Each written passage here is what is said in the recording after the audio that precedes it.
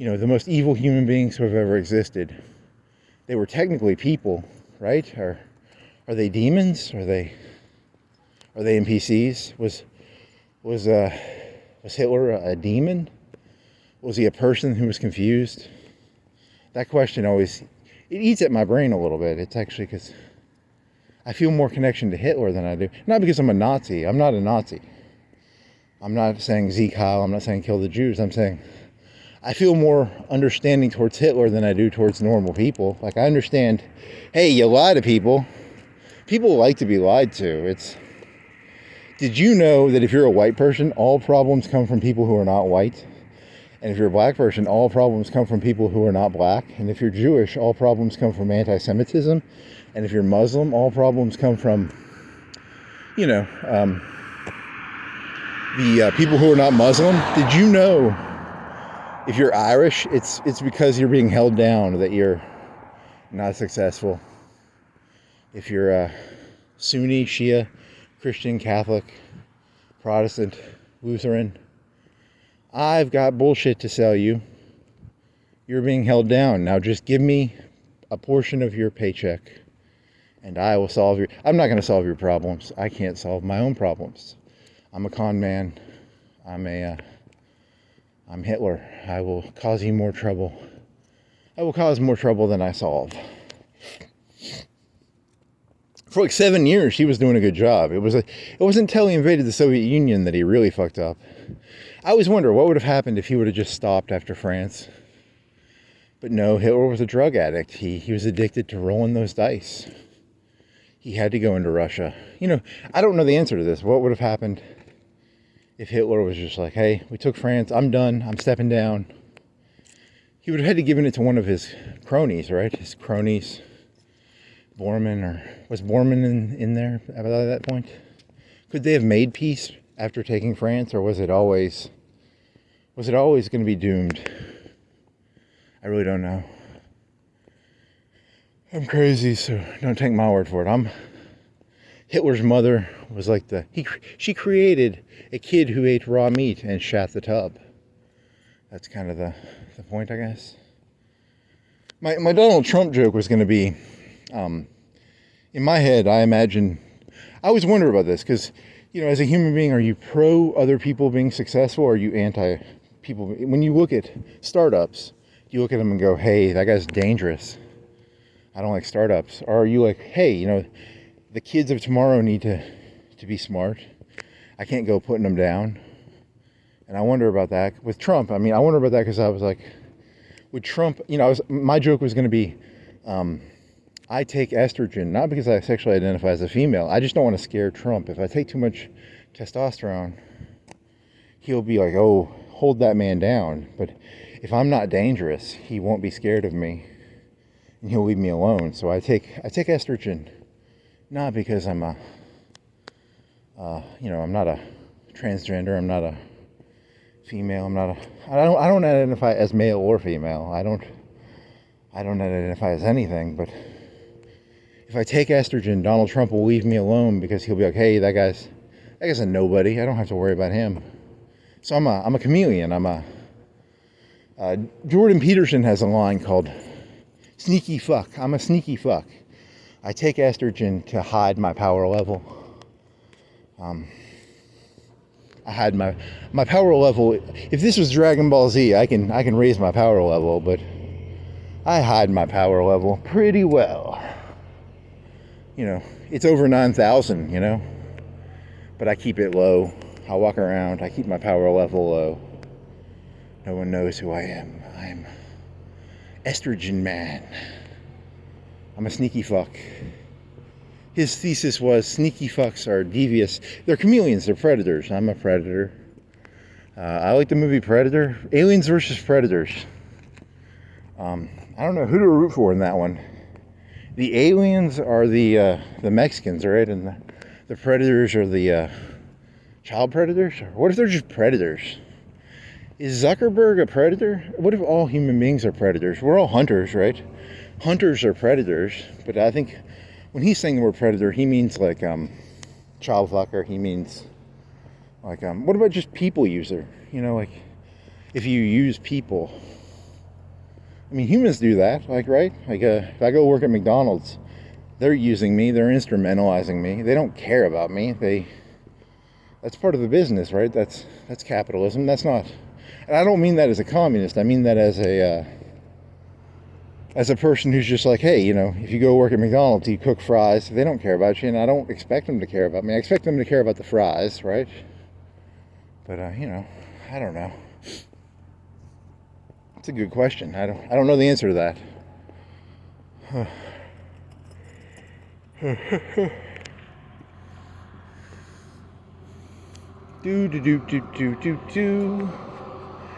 I'm glad I wore shorts. It's a good temperature to wear shorts. I'm wearing double socks with boots. My shoes are fucked up, so I can't wear those shoes anymore. So when I talk to the phone, I'm talking to my imaginary daddy, Jordan Peterson, Louis C.K., Donald Trump, Skynet. I'm talking to God. They're all imaginary daddies. They're the person who pays attention to me, even though, Daddy won't pay attention to me, so I gotta wear booty shorts and a tank top. A tube top, not a tank. Tank top is, can be revealing too, but tank top, navel showing, blouse, knotted, belly showing, cleavage, décollage. I got a thing for secretaries on Civet AI. I use this program called Civet AI, and you can prompt things. So it'll be like, secretary, sitting in office chair, legs crossed, black pantyhose, gray skirt, white blouse, cleavage, thin petite, blonde, ponytail hair, French braid. Ah, yeah, black heels, yeah, giggity giggity. It's a quote Family Guy, giggity giggity. I like secretaries because I like the idea of being the boss and then taking advantage of my position as boss and having sex with a secretary. It's not because I have a secretary fetish. I just have a fetish for, that inappropriate relationship of being the boss and, come here, secretary. I've got some oral orders for you. You've been a bad secretary. Bend over. Take your spanking. Bend over, secretary. Stockings. Garter belt. Da-da-da-da-da. You filthy old man. Filthy old man. I'm a filthy old man. I'm a filthy old man. Filthy old man. Filthy old man. 5 Below. Ultra Beauty. Austin shoes. So I'm walking in a capitalistic parking area. It's the capitalistic parking area. And capitalists all work here. The capitalists. I don't like them capitalists. Any of you people other communists? I'm your guy. I'm here to tell you they're holding you down.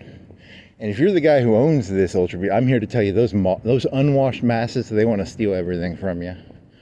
They are not nice. They hate your guts behind your back. They shit all over you behind your back. They steal. When you're not looking, they steal. They're all secretly communist. You gotta watch out, man. The mob as in the mob, like the Roman mob. Caesar had the mob on his side. I want the mob on my side.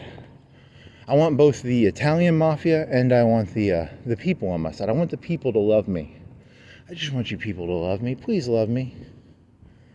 Love me, people. And I want the Italian. But then again, the Italian guys probably want the people to love them too. There was Denzel Washington in this movie called American Gangster. He would hand out hams out of the back of a truck. He'd give them to the mob. The people, not the Italians.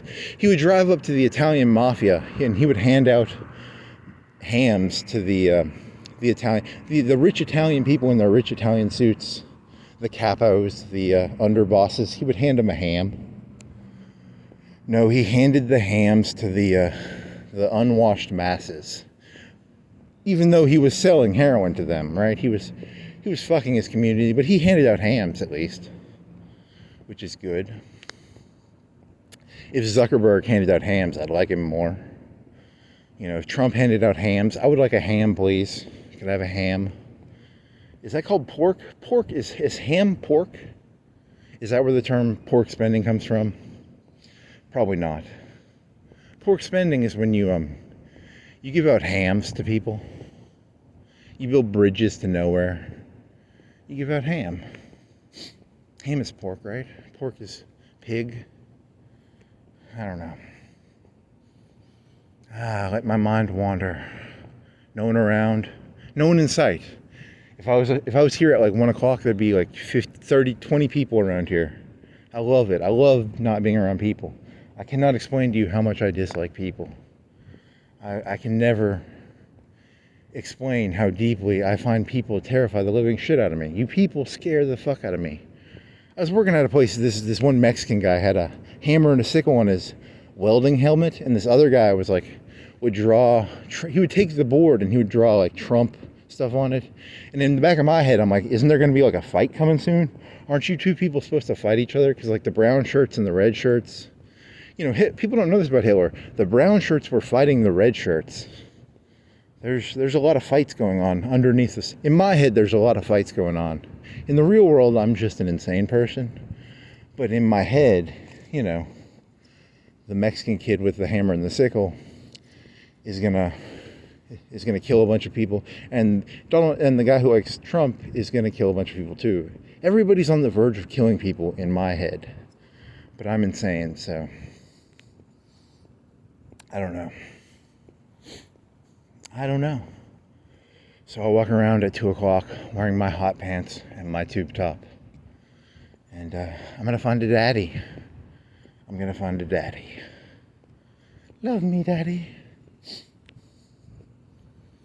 I think conservative ladies, I bet they have more guns in the liberal ladies don't have the guns in their wallet, right?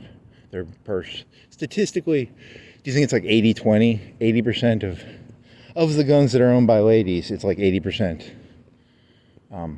conservative ladies, right? You know, Pareto principle.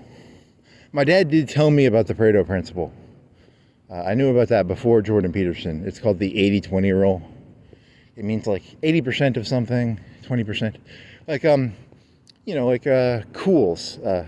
Is it racist if I say, like, I'm guessing 80% of cools are sold to black people? I don't know that. I'm guessing, right? Like, you know, I eat watermelon. I like fried chicken. I don't want to do black jokes right now. I do have the one black joke I have, which is, I'm thinking of creating a neo-KKK. A neo-KKK means new, and the new KKK is based on the idea that, according to evolution, all life came from Africa. These frogs climbed out of the swamp or the sea. So all human beings come from Africa. So I'm for, you know what the KKK does to black people? People who come from Africa, they hang them, I think. But all human beings come from Africa. So the neo-KKK, we don't like humans. We're the neo-KKK. So if you're a black person, the premise of the joke, he's talking down to black people. They don't get the joke. And in his head, black people lack the intelligence to understand that what I'm actually saying is I hate people. I don't hate black people. But now I've become racist because I'm talking down. Okay, it's unwinnable.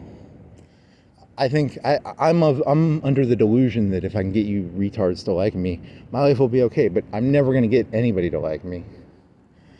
It's that I want everybody to like me that I'm completely unlikable. So I have to accept that. I gotta stop wearing hot pants and tube tops and fishnet stockings and 6-inch heels. I'm not wearing 6-inch, I'm wearing boots right now, but it's meant to be symbolic. These 6-inch heels are symbolic. They're not literal. I don't literally own. I could see owning a pair of heels, trying them on, just to be like, what is it like to wear? That must be weird to wear 6-inch heels. Like, he's got a whole closet of like heels now. Yeah. I'm Hoover. I like to, I got some mommy. Did he have mommy issues? Is that confirmed or is that a rumor? MLK supposedly fucked hookers. Everybody, all these daddies I want to have, they end up being disappointing. Trump is disappointing. Obama is disappointing. Hillary. I thought she would wear a strap on and she would be a good daddy. Terrible daddy.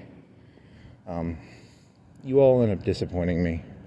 I'm very mean. Like, I like someone. I think that's my thing. When I like someone, I'm meaner to them than I am to people I dislike. I gotta learn to do that. I gotta learn to undo that. I gotta learn to be nice to people. Because I just ignore people. I don't give a shit. If I don't like someone, I just ignore them. Like, think about this. There are 8 billion people in the world. How many names of Chinese people do you know? Like, you maybe know 5 or 10. Maybe you know some local Chinese people in your area. I don't know any Chinese people. I don't remember their names. Mao. There's Mao, and then there's Xi Jinping. I know 2 Chinese people. There's 1 billion of them. I know 2. So, there's this guy. He keeps offering me a job. He's like, all you have to do is make YouTube videos, and I will pay you so many yen. Is it yen? I'm thinking of taking this offer up. Take the yen. Take the yen. This other guy offered me rubles. It's rubles, right? I want some rubles. I want some rubles. Playing with insanity. Nah, you're insane. You actually are kind of crazy. I come from a narcissistic father and a borderline mother. I'm crazy. I have to accept it, and I have to try and come to grips with it. Come to grips with it. Do do do do do do do do do do do do do. Do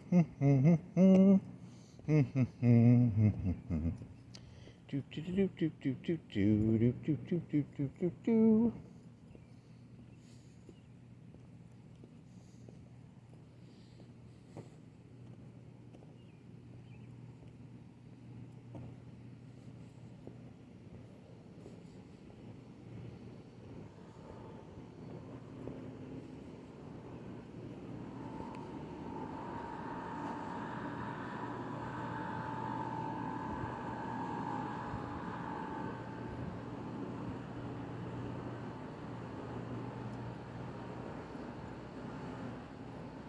So I was working in this place, and what I do is I try and get the leadership to solve the problems for me. So I come from that sort of, I wasn't allowed to create my own solutions. I mean, I was allowed to solve the problem for my parents, but I wasn't allowed to tell them what to do. If I ever told them what to do, or they should do, they wouldn't do it. So I was working at this place, and my thesis was you had to put cameras in the place, and you had to assign people work, and then create those boundaries of like, this is your responsibility. But they wanted me to say that, and I was trying to make the problems worse so that they would solve it. But I think they figured out that what I was doing, so they made my life hell. Because they weren't stupid. Like, I'm actually half smart, and I think they figured that out, that I was creating problems to get them to solve the problem, because I don't want to be the bad guy out there. It wasn't my company, like, I don't want to be the evil capitalist putting my boot on the poor worker's throat, I want to be able to be like, hey, those evil factory owners, how dare they put cameras in the factory? How dare they assign you tasks and hold you accountable for those tasks? We're all a team, right? We're all a team. Even though I know, if I owned a factory, I'd fucking put cameras up and I'd hold people accountable. And you have to keep score. You have to keep score. It's they say that's narcissistic though, right? Like, if you keep score, you're narcissistic. So when someone says a person is narcissistic, are those people communists? Because I listen to a lot of narcissism videos, and there's this guy named Sam Vaknin, and narcissists are very scorekeeping, but then again, I'm a closet narcissist. I'm not an overt narcissist. I don't go around saying I'm the best. I give people the cold treatment. I don't talk to people. If you're of no value to me, I just don't talk to you. it's like most people in this world. I don't talk to like a billion Chinese people. They're of no value to me, right? I don't talk to like people in Africa. I don't like have a pen pal in Africa. Hey, Africa guy, how's it going? This is a joke, but they have no value to me, right? So I'm a narcissist, I guess. Oh well. As a narcissist, I see narcissism everywhere, but really I'm just a pot calling the kettle black. I'm a black kettle. I'm against black kettles. The neo KKK is against black kettles. We don't like black kettles. We don't like black pots. We don't like anything that's black. And we don't like people. We don't like, all people come from Africa, so we don't like people. And what else do we not like? He creates a we. So you notice the boundary issues? Yeah. I'm gonna poop the tub. He diarrheaed the tub. The kid literally diarrheaed in a tub. It's so disgusting. He's actually talking about himself. I'm so disgusting. I diarrheaed a tub. Because I identify, I don't sexually identify as that kid, but I identify as diarrhea tub kid. Huh. Diarrhea tub kid. He threw a rug out the guy's window. He just took a rug and threw it out. That's funny. My theory is that I think a lot of these people who identify as ladies, what actually happened was the mother was very domineering. So they think they want to be domineering and in control. So they're like, I want to be a lady. That's my thesis. I can't prove it. I don't have scientific evidence, But like Hoover was a controlling guy, right? So supposedly he'd wear pantyhose and heels in his free time. But he was a controlling guy, right? He took out a lot of mobsters and stuff. Didn't he? I mean, was he more good or evil? If the world never had Hoover in it, would the world be better or worse? I don't know. I really don't know. I'm not God. I have one Tucker Carlson line I like to think of, and it's I don't know if I like Tucker or dislike him. I sometimes listen to him. He has this line of like, you got to be humble, and I don't know. Would the world be better or worse if Hoover had never existed? I don't know. I have to just say I don't know. I can say the world would be 10 times better if I could go back in time and shoot Hoover. Would the world be better? I don't know. Maybe it would be. Maybe it'd be worse. Maybe it'd be 10 times worse than it is now. Even though he wore heels, he was a tranny, and MLK fucked hookers, and Bill Clinton. I was in middle school. He was getting blowjobs from his secretary, and I don't know. I don't know what's going on. I don't know the answer to anything. I have to be humble, and I don't want to be humble. I have the answer to everything. I've got an answer for you.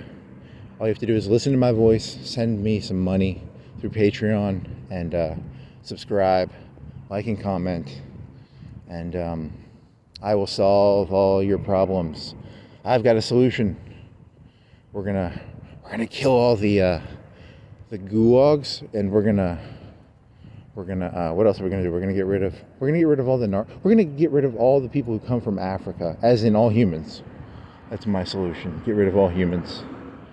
We're going to get rid of the communists. We're going to get rid of the capitalists. We're going to get rid of the liberals, the conservatives. I'm just a misanthropist. And I guess that's what I am. I want to belong to the conservatives or the liberals, but I'll never belong. I'll always be the guy from Silence of the Lambs. He was a tranny who, he had Nazi propaganda in his house. And he was cutting up ladies, and he was trying to make a lady skin, I guess. It puts the lotion on its skin, or else it gets the hose again. Speaking of that, I'm selling my house. My basement has a well in the bottom. So if you know anybody who wants to buy a house I'm not selling my house, but I like that premise of that joke. Like, if you're a guy, you're looking for a house with a well at the bottom. It's like 30 feet deep. Scratch marks on well. Fingernails in well. It puts the lotion on its skin, or else it gets the hose again. It puts the lotion in the basket. It puts the lotion in the basket.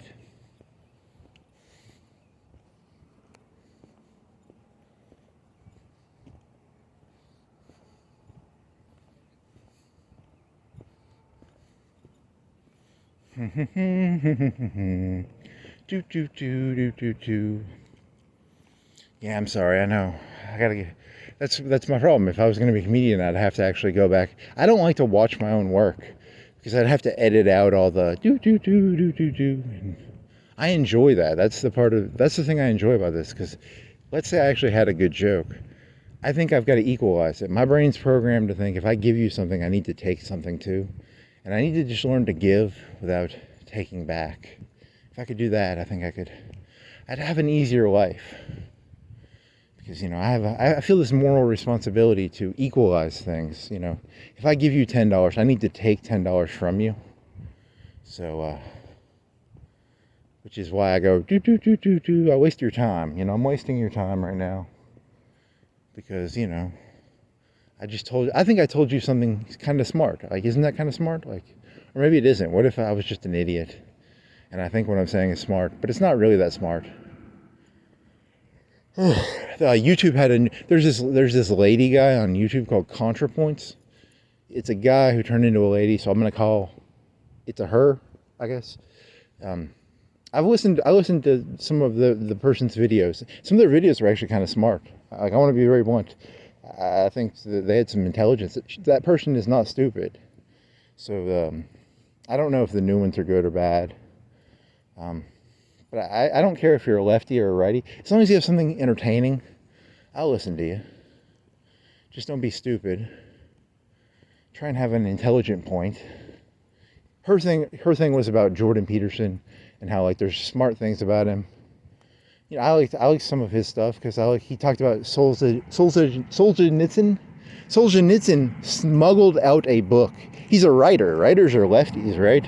So he smuggled out a book using toilet paper out of the Soviet Union. That's kind of cool. He's anti-authority, right? Because people who smuggle, but he can read. And if you're a lefty, like, he can read. That means he's because lefties normally are the writers, right? I'm trying to play with the concept of identity here. Because I don't have an identity. I'm jealous of people who have identity. So if you have any identity, I want to smush your sense of identity. Because I'm a mean guy. One of my jokes is that, I'm not scared of, like, one black guy, but if 10 black guys are together and they're like, hey, we're in the Black Panthers, I'm scared of that. I'm not scared of, like one KKK guy isn't going to go lynch a black person. But 10 KKK members together become a clan, a group. 10 black fellas become a gang. 10 Mexican people become a cartel. I'm scared of groups. Groups scare the shit out of me. So if the world was 8 billion individuals, I think the world would be easier to digest. But there's Republicans, there's Democrats, there's MS-13, there's the KKK, there's the Black Panthers, and 8-8, and the IRA, and is there an Italian, the mobsters, the Italian mob.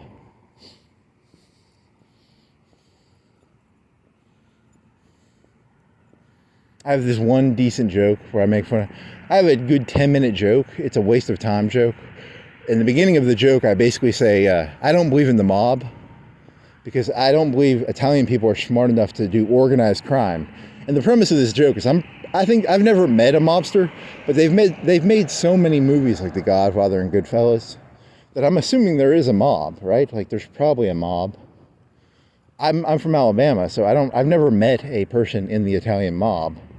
But at the same time, I believe in the mob, right? I mean, it's not a conspiracy theory, but it could be a conspiracy theory, right? Like, it could be made up. I've never directly interacted with the mob. But, Coppola made a movie about it, and Scorsese, and there's The Sopranos, and there's a bunch of mob movies, right? Gangs. They're gangs, right? So, But, it could be made up. And the premise of my joke is I don't believe in the mafia. And then I insult Italian people. And then I get whacked because, you can't go making fun of Italian people. They're a bunch of, they're idiots. Italians couldn't organize anything, right? They're like the French in World War II. They fought like shit. The French and the Italians. Although, to be fair, if I was in World War II, I would have been like the worst fighter ever. The first shell, I'd be like, hey, I quit. I'd be in a penal battalion. I'd be in a penal battalion like the first day. Yeah, it would not be good for me.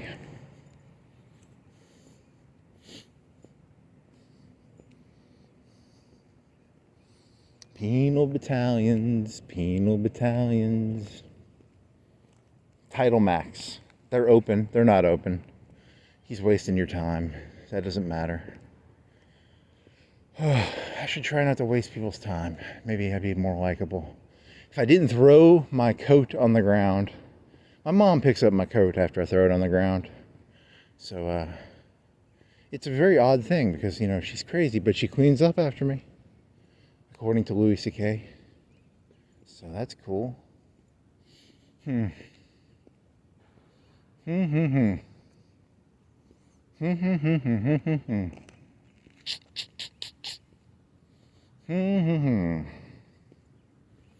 Nice. Well, how long you been walking? An hour.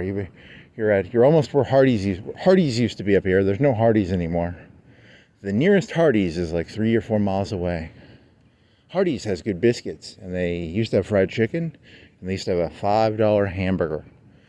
That was back when I was a kid. Minimum wage was maybe $4, and you go to an Applebee's and you could get a hamburger for $5, and with fries maybe, and it was called a $5 hamburger. And a McDonald's hamburger might have cost $1.50. Might have cost like 70 cents for a plain hamburger, and maybe $1.50 for a Whopper, or $2 for a Big Mac. So this was a hamburger that was twice as good as a Big Mac or a Whopper. It was called the $5 hamburger. Now the entry-level hamburger at McDonald's costs $5. So I'm joking. They don't cost that much, but Revelations 21:4. Rick's Barbecue was telling me about the Bible. That's cool. They're closed on Sunday, I think. So is Chick-fil-A. They have smoked wings. I didn't know they smoked. That's kind of cool. They make a really good loaded baked potato, which is where you take a potato and you stick butter and sour cream and barbecue on. I recommend eating it. It's pretty good. Go eat there. Tasty. I don't like chives, and sometimes I'll put chives on it and it ruins the potato. Don't put chives on my potato. I don't like chives.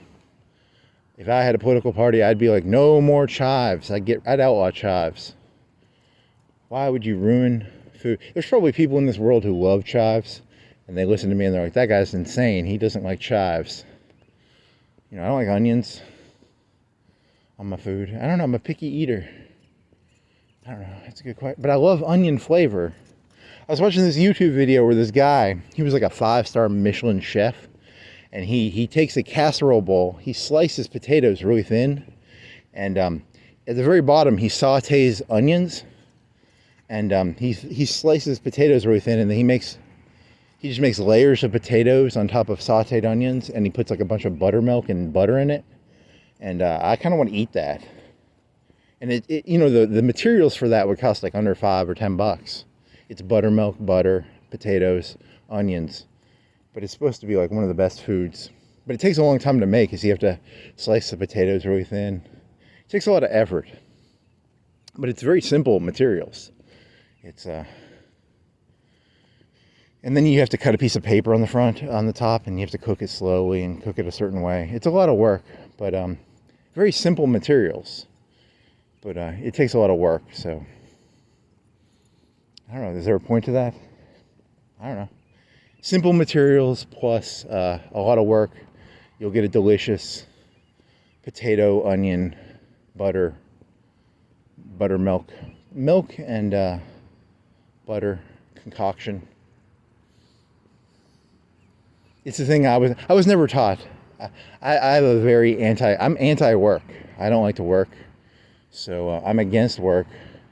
But in reality, to make a good meal, you have to just take potatoes and milk and butter and cook it slowly and do a lot of work. And I don't like doing work, so fuck it. I'm going to end up being a failure. I'm going to put a tube top on and some micro shorts. And I'm going to go get fucked in the ass. So, where is the... I have this... there's this YouTube channel where they show hookers. There's this street called Figaro Street. It's in Los Angeles. It's called Figaro Street, and Figaro Street has a lot of hookers on it, and they all wear hooker clothes. And, you know, I've been describing hooker clothes all night. And,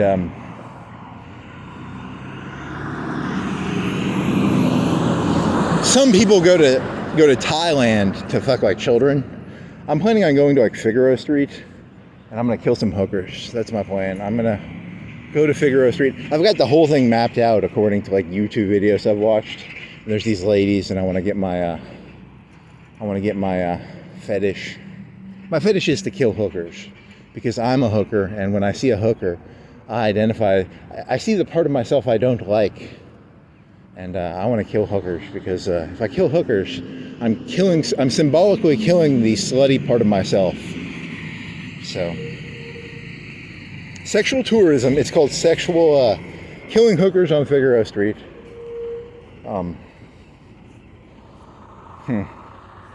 The theme of tonight's video is slutty clothes and Figaro Street and tube tops and skirts, pantyhose.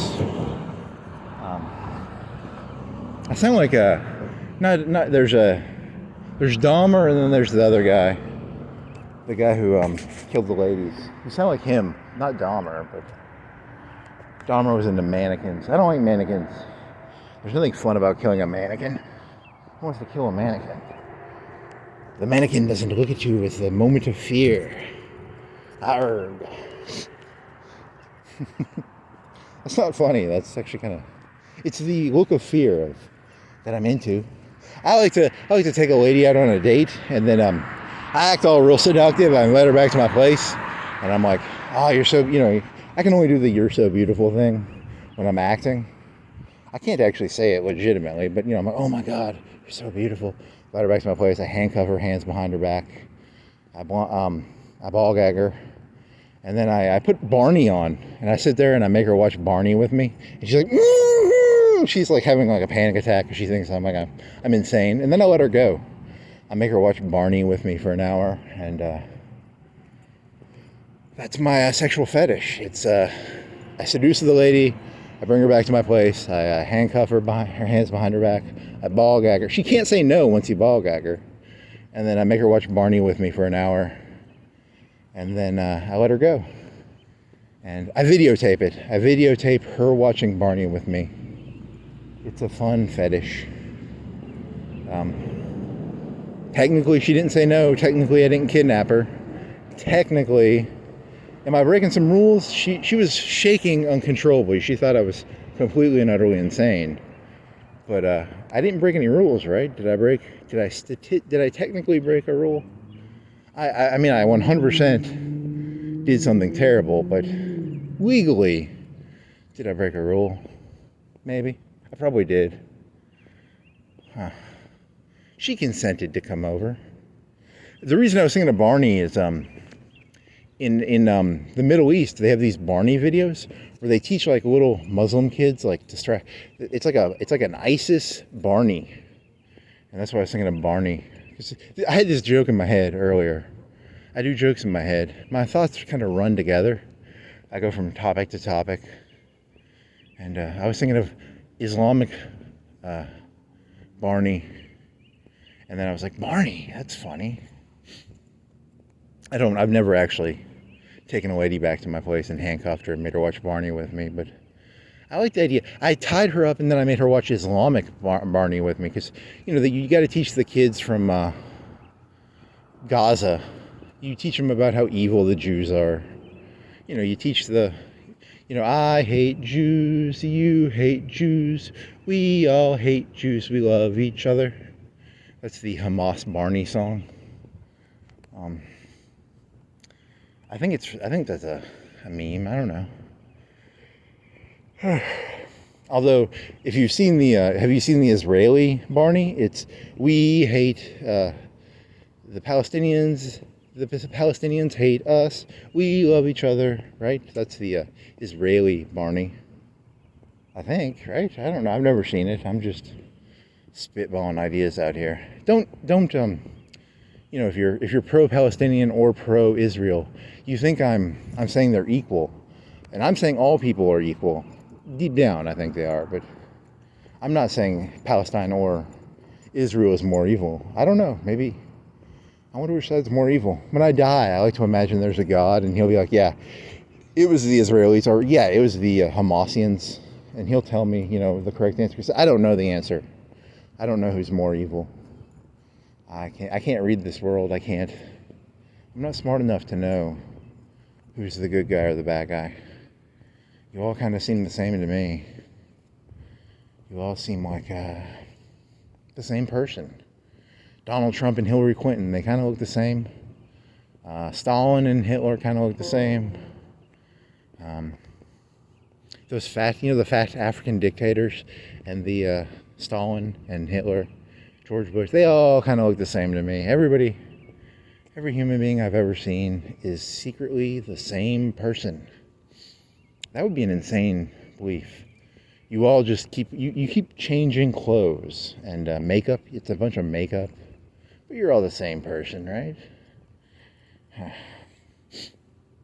Oh, here was a joke I had earlier in my head. You know how it's like really, really illegal to wear blackface? Like Ted Danson was dating Whoopi Goldberg, and he wore blackface, but he was dating like a black lady, so he wasn't racist. And I was thinking to myself, what if there were like Black Panther gangs running around like killing white people, and you got shoe polish and stuff, and you're like, I'm black. Would they laugh at you, or would they be like, I think they'd kill you because you're trying to fit in? I'm wearing shoe polish. I'm wearing shoe polish. I'm not racist. This isn't a minstrel show. I'm literally terrified for my life. I wear blood. I'll wear Bloods. I'll wear Crips. I'll wear 8/8. I'll wear anything. Just don't hurt me, please. I got shoe polish. What would be the yellow shoe polish if the Chinese invaded and you wanted to look Chinese? Is there yellow shoe polish? Is there if the Italians invaded, you'd have to have olive skin, right? It's a tan olive kind of skin, or is that Spanish? I don't know.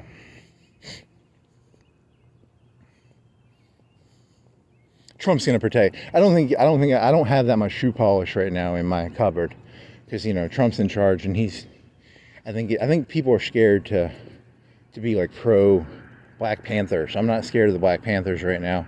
Right now, I've been buying a lot of hoods, a lot of white hoods, and I've been buying a lot of Nazi memorabilia.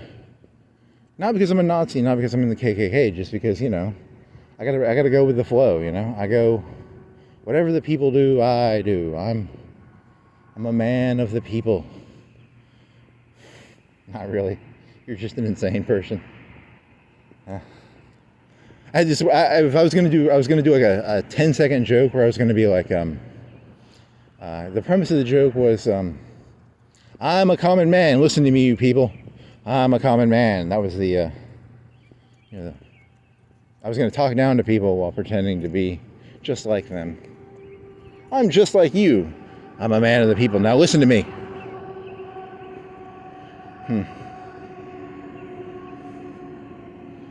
I gotta go get some shoe polish. I gotta get some yellow shoe polish. I gotta get some. I've got an SS uniform. I've got a tuxedo, with a bow tie. I've got shoe polish. I've got.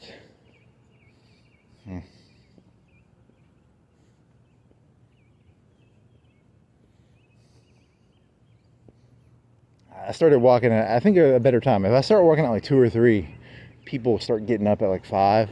I don't like that. I like when there's no one around. This is nice. You people ain't that bad. When there's no one around, this place isn't that bad. This world's actually not that bad. Kinda nice. Kinda nice.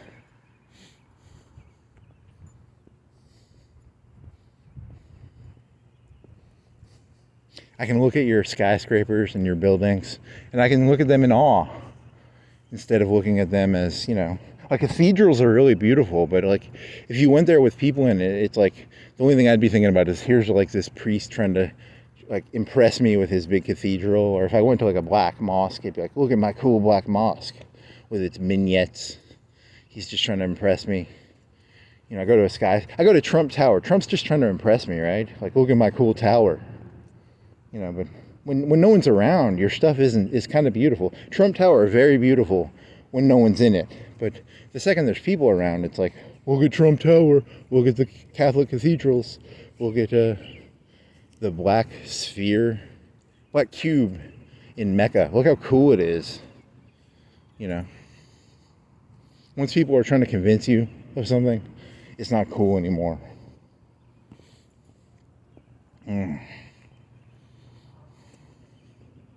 Yeah, I was thinking about this. In high school, they make you read certain books. I think there needs to be like a list that you get to choose from. We didn't get to choose. They gave us a book. They said you have to read this, and I think it kind of ruins the book in a way because it becomes associated with the system. Like a book could be like a great book, but you're forced to read it, so it loses some of the oomph to it. It becomes a propaganda tool. I don't know how to explain that. I will force you to read whatever, Native Son or Red Badge. We had to read. I didn't read most of the books in high school. Red Badge of Courage is about the Civil War, and some kid wants to get his wound so he can be like, I got the Red Badge of Courage. But I didn't read the book. I didn't read the book notes. I just listened to the teacher talk, and I was like, I don't have to read it, Just listen to what they say, and they'll give me the answers, right? The people in charge will give me the answers. It doesn't matter what I think. It matters what the people in charge think. What does Trump think? What does Hillary Clinton think? What do the Black Panthers think? What do the KKK think?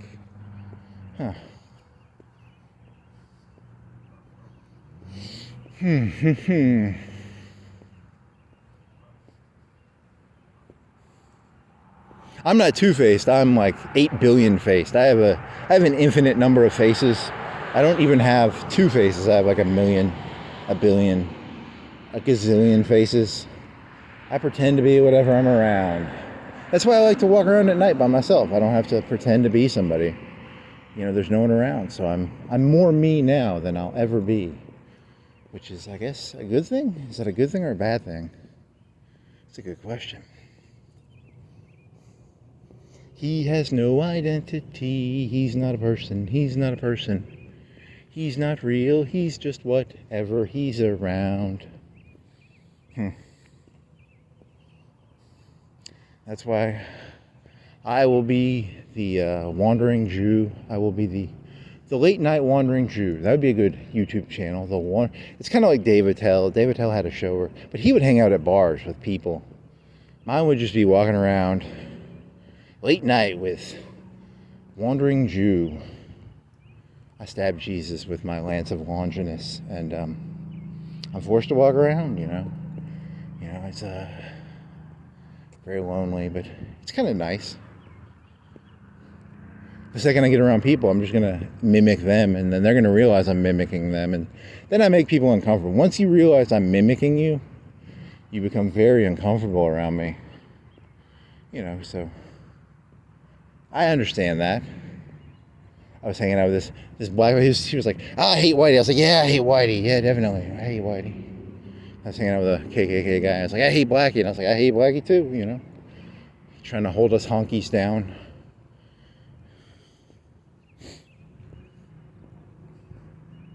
I'm a multicultural globalist. I'm a super globalist. I'm a universalist. I'm from the universe. I've interacted with Zayton. I've interacted with all the gods. I've talked to all the gods. I talked to Muhammad and Jesus and Buddha. I've talked to, and they're all my friends. I'm part of the multiverse of madness. The multiverse of madness. See, the premise of the joke is he's crazy, so he's mad. And, because you can't have all those ideas in your head, right? You can't have that many ideas in your head or you start going a little crazy. The multiverse of madness.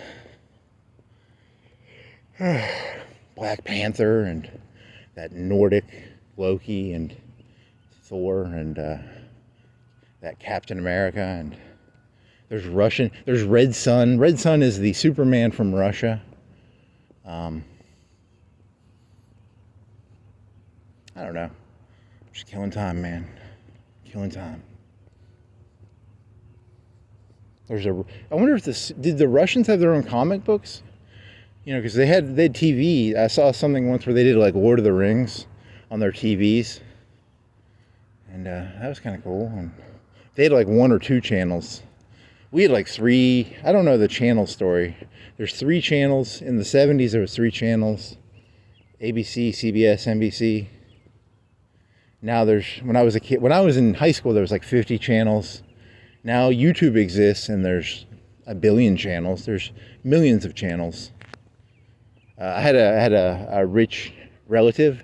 She had satellite, or he or she had satellite, and they had like 400 channels. Like maybe 100 or 200 of them were like real channels, and then 200 of them were like salsa music. So is salsa music a real channel? Like, hey, turn on the salsa music channel. I want to dance some salsa music, or some Latin X music, or maybe some hip hop. But that was like the 90s, so, or the early 2000s. I don't know. Now YouTube, you can just go on YouTube and type in whatever music you want to listen to, or whatever channel you want to watch, you can watch on YouTube. So that's kind of cool. Give me some salsa music, YouTube. Salsa music. Cool. I'm a man of the people. Listen to me. I'm just like you people. Listen to me. I'm not like you people. I have an extreme aversion to people. You people scare me. I like it when people smile at me, and when people are mean, I don't like it. So too many people are mean. People are frowny and agitated. I get all like, I want to be around smiling people. I think if I was Donald Trump, I'd make it a rule that everybody has to smile all the time. Then you'd have like crazy people walking around like smiling. That's kind of like emotional communism. No matter how you feel, you must smile all the time. So are the conservatives secretly communists? They're emotional communists, because I was listening to this guy named PragerU, and he was like, PragerU was like, act happy no matter how you feel. And I was like, what if you're like, that's kind of emotional communism, isn't it? Like, why can't a person work somewhere and be unhappy? I don't like cooking fries, but I do it. Ugh. No, you gotta smile while cooking the fries. You can't have a frown. I like shaking salt on the fries. I like to cook the fries. I'm as happy as an insane person. Literal insanity. I don't know, that's an anti-right-wing joke. I'm making fun of Prager. I think he's Jewish. PragerU. I don't know, I don't really have any good PragerU jokes. I don't have any good PragerU. Not really. He was kind of like, there was this YouTube channel I used to watch called, I think the left got into YouTube earlier than the right, and then PragerU was an attempt to compensate for the left being in YouTube more. So there was, during the French Revolution and during the Enlightenment, there was the Enlightenment, and then there's the counter-Enlightenment. And, because you can watch a history channel, you can watch a history YouTube channel, and you can sort of tell, is this person a conservative or a liberal?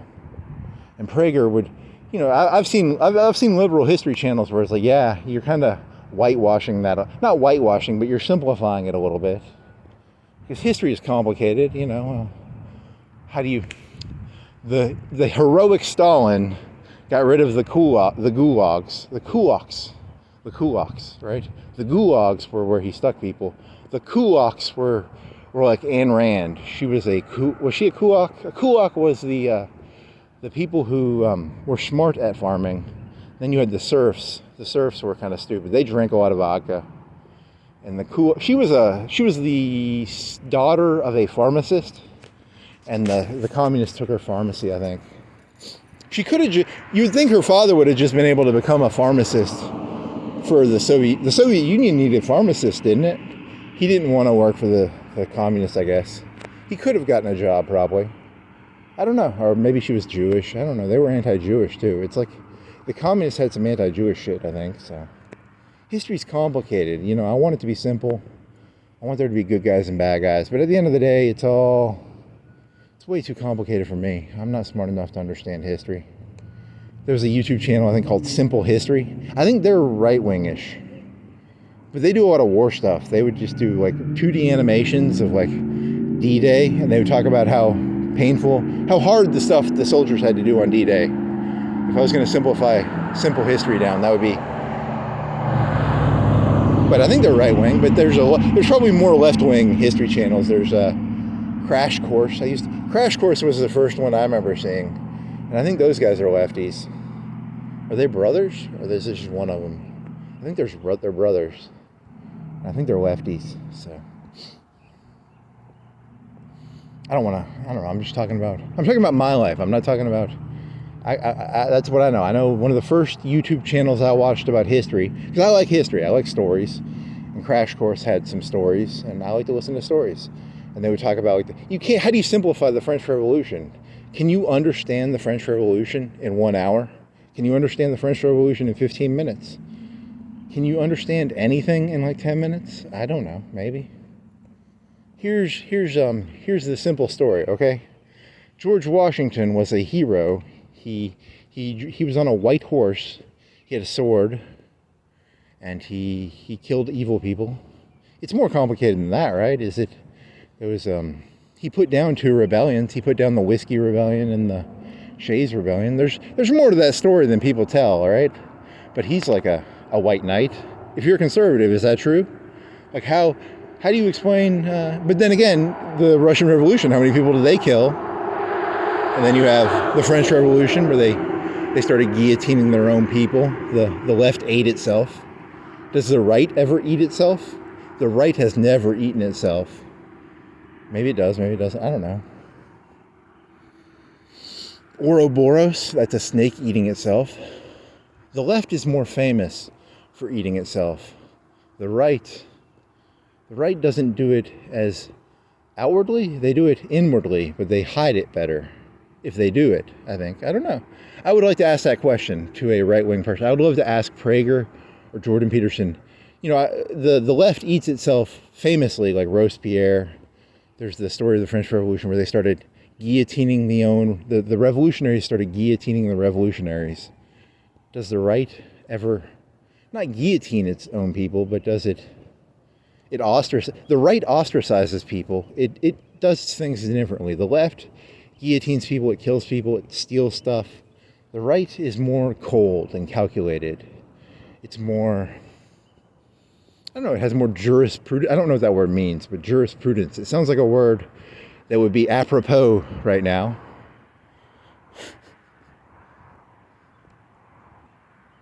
I don't know. I'm bored. I do like, this world isn't that bad without people in it. I have to say, the less people, I almost feel relaxed right now. I almost feel happy. I'm almost happy. This is what happiness feels like. It's walking around at 2:30, it's 3:30, 3:40, probably. It's probably 3:40. It's 3:11. 30 minutes off, buddy. You know, it's when I make a mistake, I get to look at the clock and go, hey, I thought it was 3:40, it's 3:11. It's not Stalin telling me I'm 30 minutes off, or Donald Trump, or Hillary Clinton. It's, you know, I get to figure out my own mistakes, which is a nice feeling. It's a nice feeling to feel free. Walk around and I'm wrong about the time. I'm free. The only true freedom is death. There was an anime called Cowboy Bebop where at the end of the show he dies, and the ending song is it's called Freedom, I think. He fought a guy. He had a gun and his enemy had a sword, but he had gotten shot. So it was a fair fight because he would think the guy with the gun would win, but no, he was already bleeding. He had lost a lot of blood. He was fighting a Zebroth-esque character. In the 90s, there was this guy named Zebroth. He had long silver hair and a sword, and he was a bad guy. And the bad guy's name was Vicious. Imagine being someone's parent and naming your kid Vicious. Here's my firstborn son, Vicious. My second born son is named Wrath. My third born daughter is named, I don't know, what do you name Jezebel? I mean, what would you name, what's a female evil name? Can you really, vicious is not really a male, it's not a name. It's more of a adjective or an adverb, isn't it? It's an adjective. Adverbs attached to verbs. So he greedily ate. Greedily is an adverb. And an adjective is something that you add to a noun. So like a gray street is, gray is an adjective. So, he named his kid an adjective. Here's my daughter Chastity. Here's my daughter Jezebel. Here's my daughter Candy with an I. She wears hot pants. The first pair of clothing I bought my daughter Candy was some tight shorts and fishnets. She went to school, kindergarten first day, wearing a tube top, hot pants, fishnets, belly button piercing at 5. Remember, Hookup Hotshots is tonight's theme is Hookup Hotshots.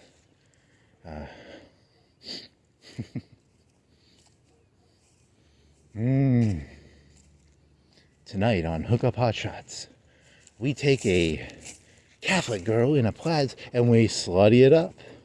Let's slutty this shit up, buddy.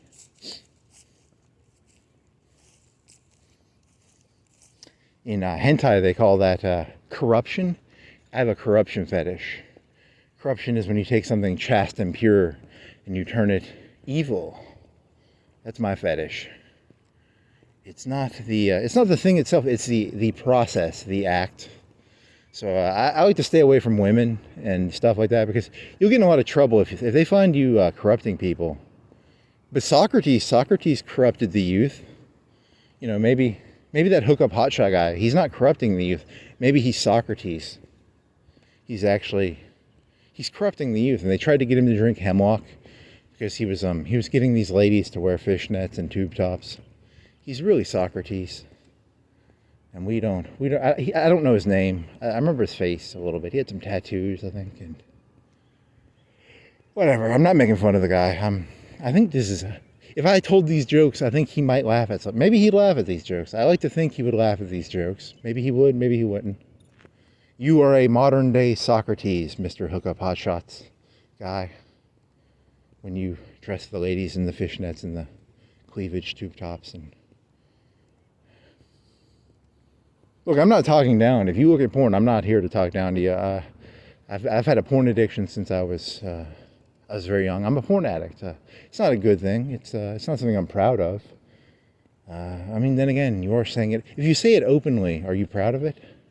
You're supposed to. If you're not proud of it, you're supposed to hide it. Like, I don't know what it is, but I secretly know what it is. That's the best. Like, however, nobody knows what that is. Okay, change subject. Corrupt the youth. Socrates. Hemlock. Whatever. Walking around the Christmas tree. I digest the city. I walk around the city. It takes me 3-4 hours. And I inhale it. I try and understand the city by looking at it. I try and understand you people by your objects. I don't want to understand you. I will understand you by looking at your objects. So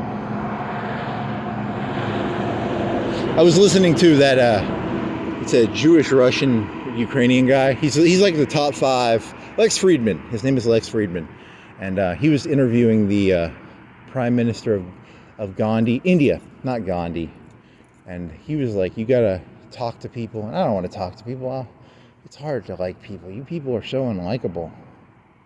It's like interacting with you is like so fucking painful. It's literally painful to interact with people. Holy shit. People suck. But he had he seemed wise. I don't know. This Indian Prime Minister guy. He's got what, half a billion people under him? And he can get like 60% of them to like him. 50, 60%. He was democratically elected, probably.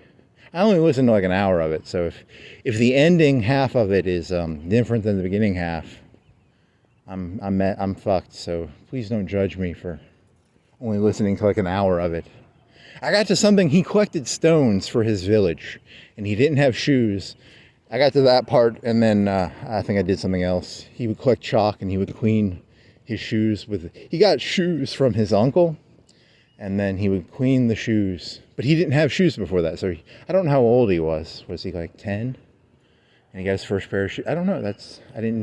He didn't say how old he was when he got his first pair of shoes. When he got his first pair of shoes, he took pride in it. So that's good. I'm happy for him. I'm not making fun of him. I'm good for him, you know. Good for him. Yeah, India. What is his name? Mundi? I don't know. It doesn't matter. I'm never going to India. Why would I give a shit? I don't know. I know Gandhi. That's the only Indian I know. I don't need to know anymore. There's 1 billion Indian people at Gandhi. I know one Indian person. Unless you count like Indian Indians, then there's like, I can name more people who were Indians than I can Indians. So there's dances with wolves. You just take an adjective and a noun. You take a verb and a noun and you add them together. You got an Indian person. So bowls with stones, plants with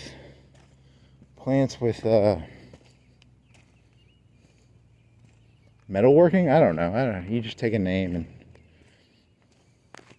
you can make up 1 million of them. I need to learn like an Indian cliche name. You know, like Chin Chan would be a Chinese name. What's a cliche India person's name? Alibaba. Is that Indian? Buddha. Buddha was from India. They have like cows and stuff, holy cows, and a caste system. I don't know if their answers are the correct answers, but maybe they are, maybe they aren't. I think that in today's day and age, there's I don't want to say a caste system is developing, but like maybe there is. Like there's going to be less movement. Because humans, through most of human history, there's been not that much movement, and now theoretically you could go from like rags to riches. And there's a danger to that. Like, you don't want to tell everybody. Is it bad to tell, hey, everybody, you can be a billionaire? Nah, that's not true. My father was an engineer and my mother was a nurse. I'm going to be a janitor. I'm going to be a billionaire. I'm going to be a trillionaire. I don't have the makings of the guy from Amazon, whatever his name is. I don't have the makings of a Donald Trump. I don't have the brass cojones. You gotta have brass cojones to be Donald Trump or whatever the Amazon guy is. I don't remember his name. He's bald. What I love about Fox News is I'll turn it on and they'll be like, they're always talking about like people's new stuff, but the conservatives are supposed to be the people who are like, pay attention to your own stuff. But I think of them as almost being like tabloidish, like, check out Donald Trump's new airplane, check out this new person's airplane house.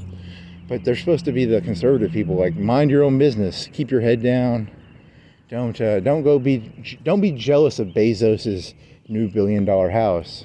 But on Fox, they'll tell you about his $1 billion house. And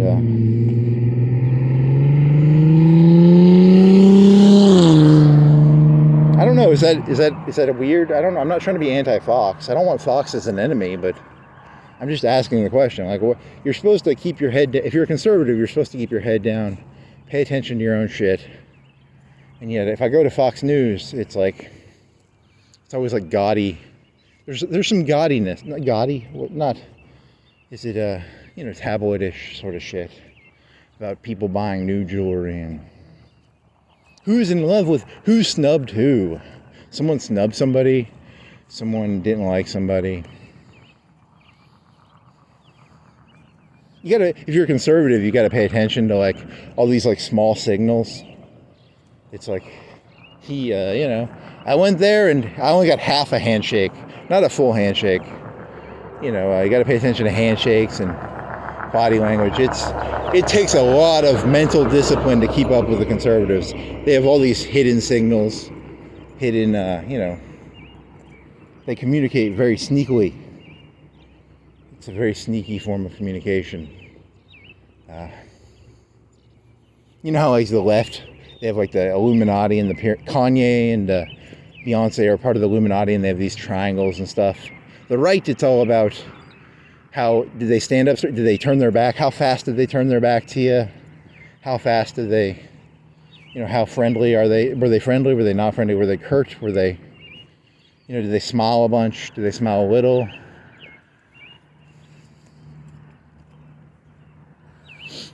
Whereas the left is like, hey, we put triangles everywhere. Pandas, I was watching this one, and it was about pedophilia, and it was like, pandas, if a person has a panda on their car, they're something about pedophilia. So there's a bunch of hidden language everywhere. Surrounded by hidden language. There's a bunch of conspiracy theories. I don't even know about them all. Like, surrounded by conspiracy theories. And I don't even know. 90% of them I don't know. So that's scary. I had a theory, I think I did this joke the last time I walked, but I'll do it again. I don't think JFK was shot by Oswald. I think JFK committed suicide. I think JFK was like, he was driving in that car, he was in Dallas, and he was like, this is stupid, and he just pulled a gun out, he blew his head off, and people were like, hey man, if the president kills himself, people are going to look at the world and go, you know, because people all fantasize, like if I was the president, I'd be happy. But I'd be a terrible president. I'd be like the worst president ever. And, you know, you have the fantasy of like, someday I'm going to be president and then I'll be happy. You ain't going to be happy. If you're unhappy now and you're president, you're just going to be just as unhappy. So JFK blew his head off and they had to cover that up. So they created the patsy out of Oswald. They created the patsy out of Ruby. All because JFK blew his brains out. Abraham Lincoln, same thing. The Civil War was over, and he was like, my life has no meaning, you know, like, what am I doing here? He went to a theater play, and he just blew his brains out.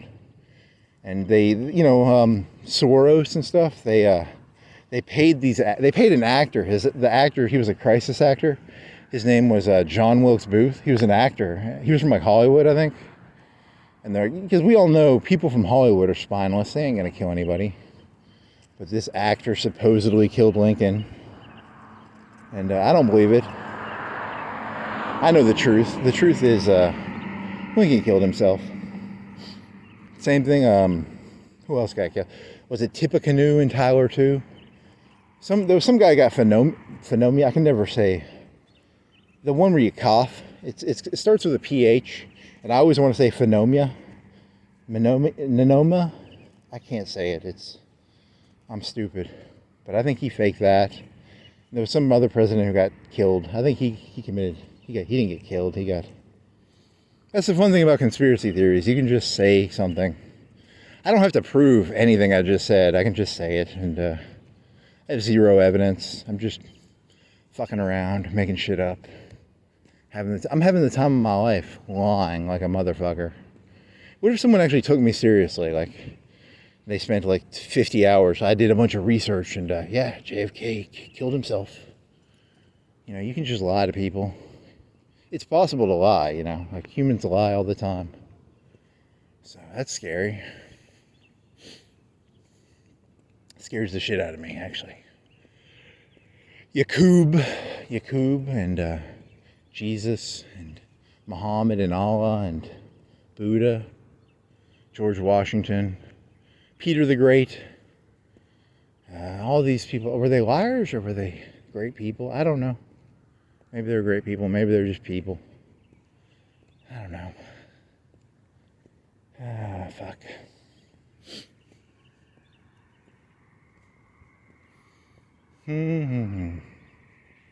My speed high is gone, so now I'm not going to be as funny. You have to be really confident. To be a comedian, you have to be like high on speed and be like so full of yourself that you're never wrong. And I'm going to start being like not full of myself, and I'm going to be sad.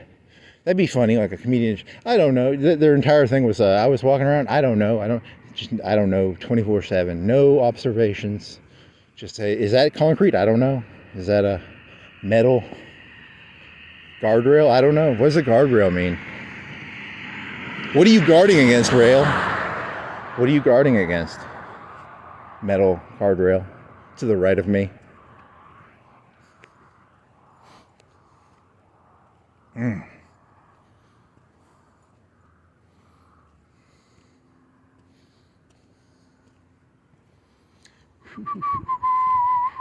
I bought another cola. I bought some cola from Walmart.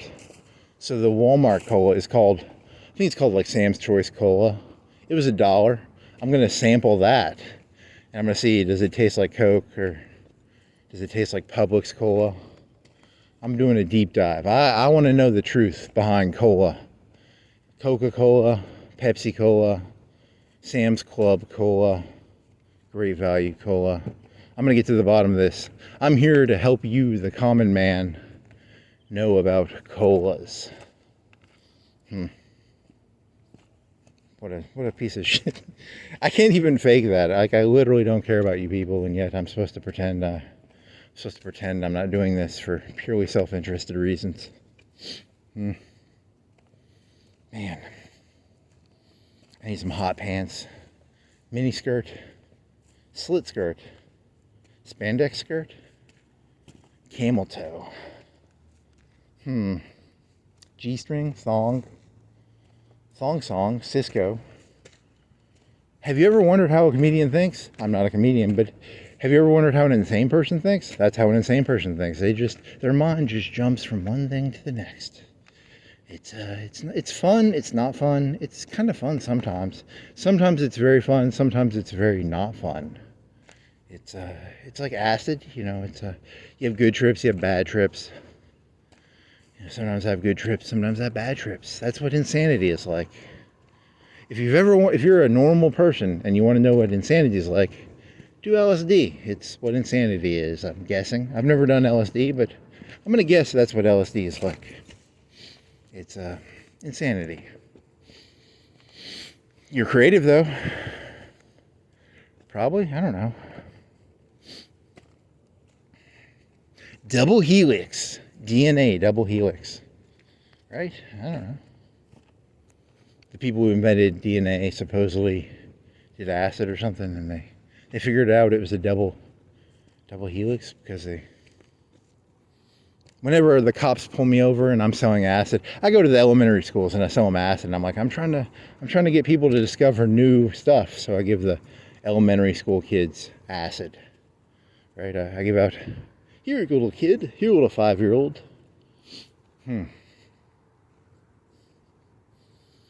Disclaimer: I don't go to elementary schools. The premise of the joke is, you know, if you gave a 5-year-old acid, that would be kind of mean. That'd be fucked up, wouldn't it? Like, you know, please don't. I mean, if you want to, if it's your religious beliefs to give your 5-year-old acid, give them acid, or don't, or do, or don't. Please, you know, I think if I was going to stick my finger in the wind, I think society says that you're not supposed to give kids acid, so. But I don't have a strong belief one way or the other. I'm just trying to guess what society would say. Let me stick my finger in the wind. What does society say? Don't give 5-year-olds acid. You know, but if the flower power movement came in, you know, I'd be telling you, you know, there's these nut job wackos. They don't give their kid acid. You know, because I literally don't believe in anything, and I just say whatever, you know, society says. So I'm a spineless hack.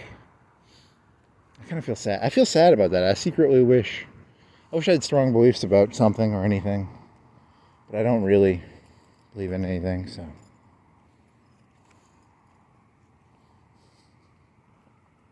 flower power, man, flower power. There's this neighborhood down the street, they don't give their kids acid. We're going down there, we got some baseball bats, we got some glow sticks, we got some We got some beads, some love beads. We're going to teach them about how you give your kid acid. Yeah. We're going to teach them about love.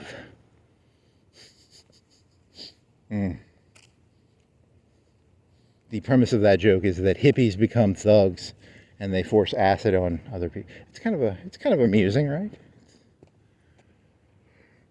We're gonna grab our baseball bats and our Bibles. We're gonna go down the street. We're gonna teach those non-Christians. We're gonna teach them about Jesus' love with our baseball bats and our Bibles and our thump sticks. I don't know. I don't think some Christians have done that before, haven't they? Can you teach about Jesus? Can you teach about hippie love with a glow stick nunchuck? A nunchuck. I got glow stick nunchucks. I'm Michelangelo. I'm the flower power Michelangelo. I go around and I make sure all the kids are taking their acid. Is your kid has he taken his acid this week? Would you do it once a day or once a week? The Sid Barrett School of Acid says every morning you give your kid a little bit of acid. You feed them some coffee and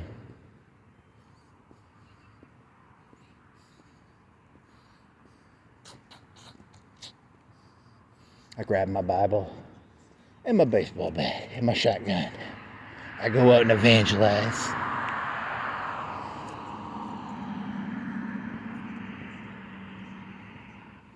The Muslims were honest about it. They would grab their sword. They go, hey, we're going to go evangelize.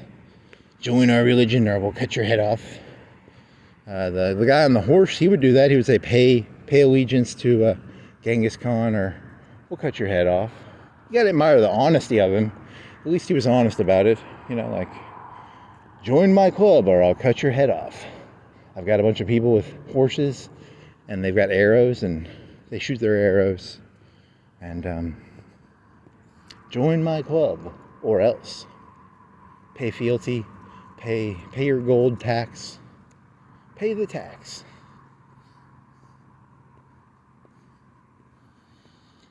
Well, we meet again. What time is this? It's 3:30. Good walk. Not bad. I felt pretty good so far. No downs yet. I'll get it down eventually. I think I'm only halfway through, right? So you started at 240, 152, 230, 230, 130, 130 minus plus 10, 140. You started at like 140. There's a guy going into a hotel. You're going into that hotel pretty late, buddy. Are you a security guard? Are you a person who did he smoke a cigarette in the middle of the night? Is he a security guard? Who are you, mystery man? Mystery man. If you know, in the comments below, Residence Inn by Marriott, Florence, Alabama, 3:36 on a Monday morning. If you know who that person is, let's dox them. Let's get the identity of. As a joke. I wish ill towards no one. It's meant to be a joke about how mundane a piece of information. Imagine you got the answer to that question and it's just, who cares? Who cares? Of the Marriott lights, there's one light on, there's two of the lights are on for the rooms. Maybe one of them's a hallway, I can't tell. So, people at the Marriott are sleeping right now. It's 3:40. Why would they be sleeping at 3:40 on a Monday morning? I'm going to do an I'm going to do a Dateline investigation. Why are people sleeping at 3:40 a.m. on a Monday morning in a hotel? Next on Dateline.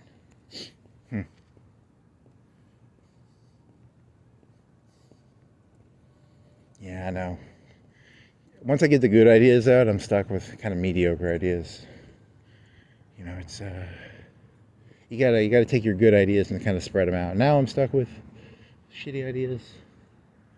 The LSD is leaving me. I don't have the sparkly things are not as beautiful as they once were. The The there's no stars in the sky that I can see. But I'm in the middle of the city. There's a bunch of lights around. I think that's why I don't see the stars, or maybe the stars never existed. Maybe I hallucinated the stars. That'd be kind of funny. That'd be scary. You woke up one day, there are no stars. What are you talking about? Millions of years from now, billions, millions, they say you won't be able to see any stars. So that's cool. Some scientist on YouTube told me that. So thanks. I'm not going to be alive in a million years. I don't think so. Maybe I will be. I did stab Jesus with that lance, so I will probably still be alive. Billions of millions of years from now, I will look up and there will be no stars. I will be sad.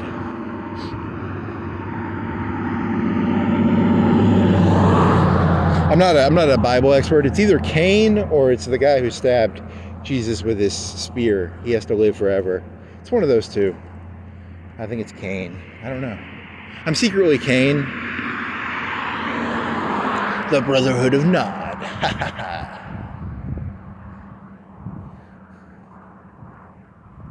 That's my character for this. Nope. Tonight's character is hookuphotshot, slutty clothing. Stick to your topic, buddy. Stick to your topic. You need a topic or you get lost. I get lost if I don't stay on topic. I have to stay focused. Stay focused on the camel toe and cleavage. Yes. Focus on the camel toe. Focus. Skin tight. It's called a bodycon. Bodycon dress means very tight. So I do not give bodycon dresses to fat ladies. It's very not nice. Don't do that. Only give bodycon dresses to size 0, size 2 lasses and ladies. There's probably a fetish on Clips for Sale where you can. It's called fat ladies wearing tight clothing. You can pay like $20-$30 and the fat lady will wear whatever you want her to wear. And some people probably pay money for that. So I'm not judging. I mean, I am judging, but I'm not judging. Statistically, most people like size 2, size 4, not size 20, but I have no actual opinion. I'm just guessing what people like, so. Do do do do do do. Do do do do do do.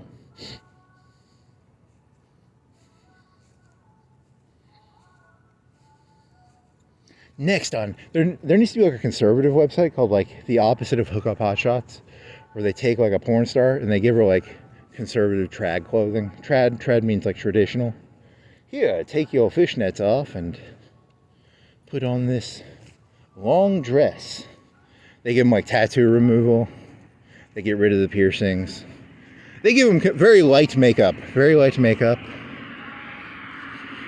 I'm thinking of forming a website called fuckwithladies.com, where we get the lady, we take a porn star, we turn her into a trad wife, but the whole time we're planning on bringing her back into the hookup hotshots lifestyle. It's sort of a yin. It's like a clock thing. It goes back and forth. We get her to turn into a trad wife, and then we get her to turn back into a slut, and then we get her back to turn into a trad wife. It's kind of a fun game I play. It's called driveladiesinsane.com. It's a new idea. Hey, I don't like trad wives. I like the slutty ones. And then she comes up to you wearing all slutty. I like the ladies who have traditional dresses. And she goes and buys it. I also sell a lot of clothes.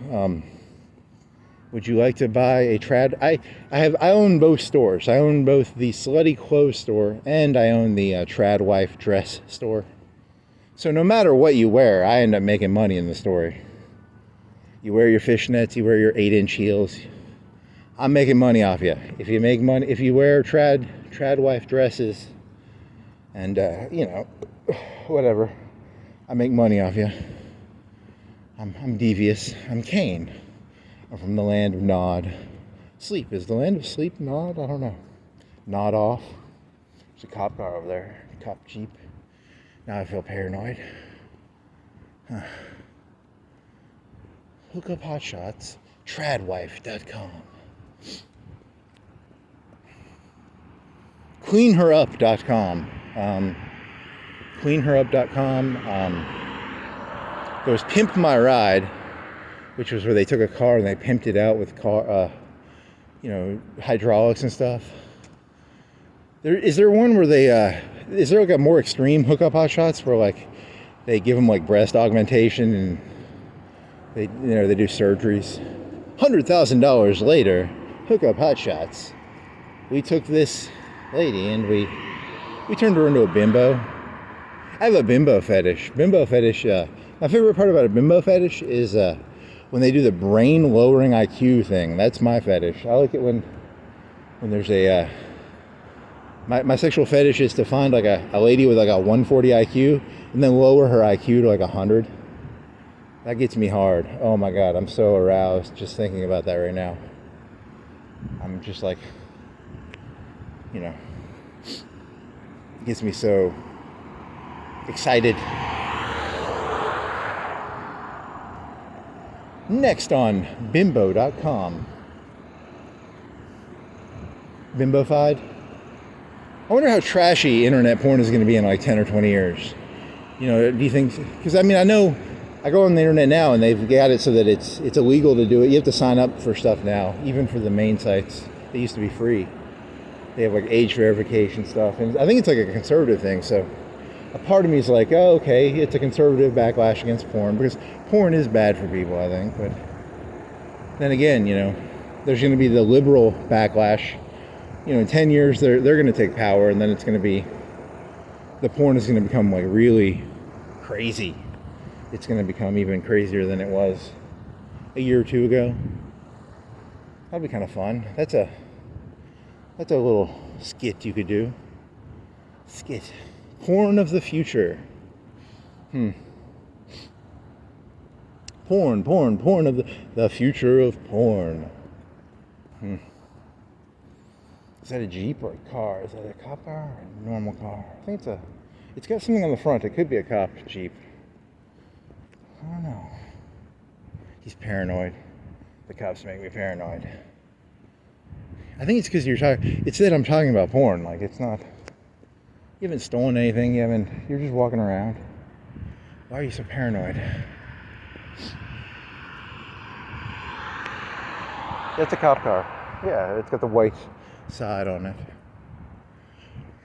It had the brackets on the front like it could haul stuff. Like it, they put the jack on the front of a Jeep or a truck sometimes. It had like that sort of jack metal bar on the front. I don't know, a bumper? It's not a bumper, but it's a metal grill. Outside of the metal grill, I don't know.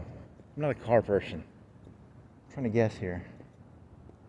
I'm trying to understand humans by looking at your objects. I'm not going to talk to you. I'm just going to understand you by looking at your physical manifestations. Here's a cafe, a southern cooking cafe.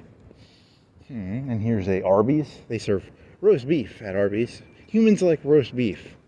According to my observations, humans like roast beef. Because there's a lot of Arby's in the world. There's a Popeyes. People like fried chicken, according to my keen eyes. Yes.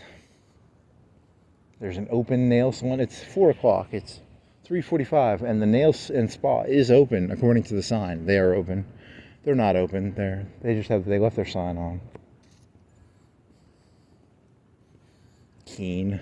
You're just stealing the jokes now. My name is Keen. I'm a joke thief. I steal jokes. I'm Keen.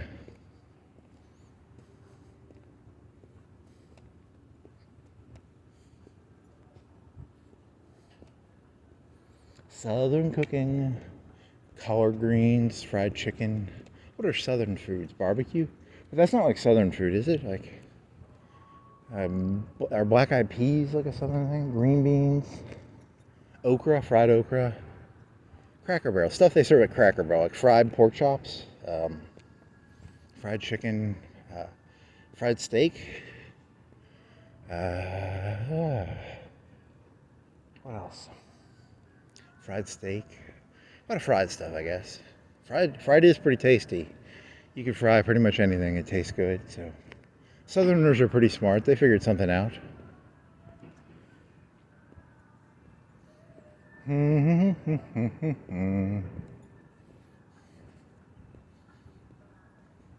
I was in elementary school, they would have these Civil War soldiers come in, reenactors, I guess, and they give us hardtack. And I remember hardtack was like really, it was like hard bread. They would have like a Civil War guy come in and, you know, we'd all get this little, you know, like 1 inch by 1 inch piece maybe of hardtack.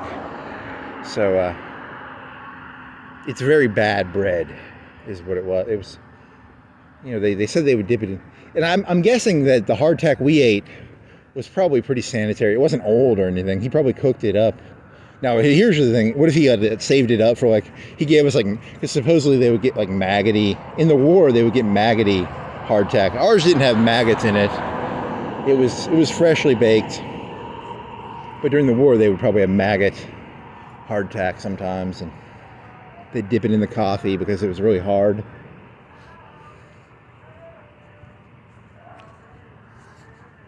I've never eaten maggoted food before. I'm very lucky.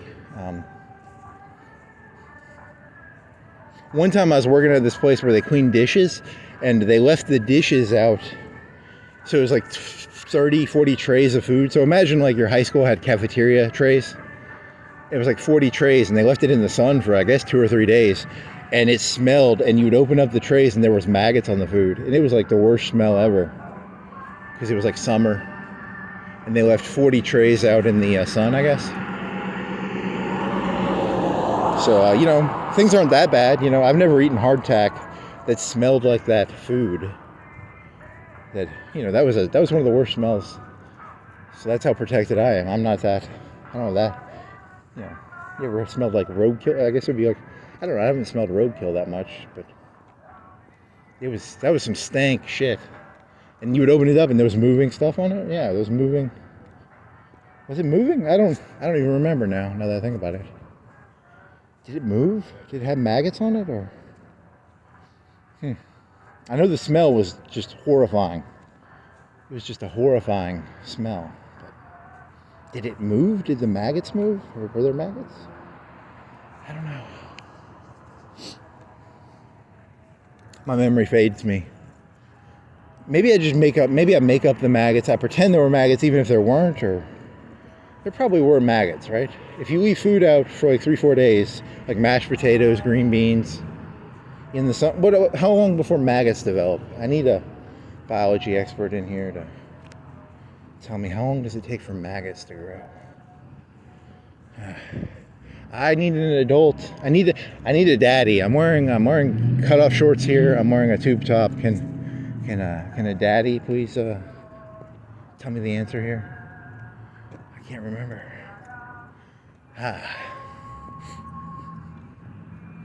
Daddy.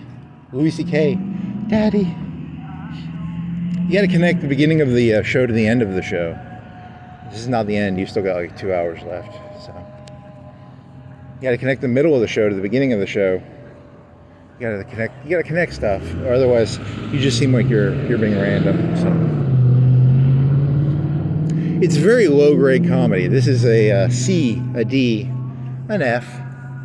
I give it a D minus. BOGO free breakfast taquitos. Porn in the future. They'll actually bimbofy women. They will.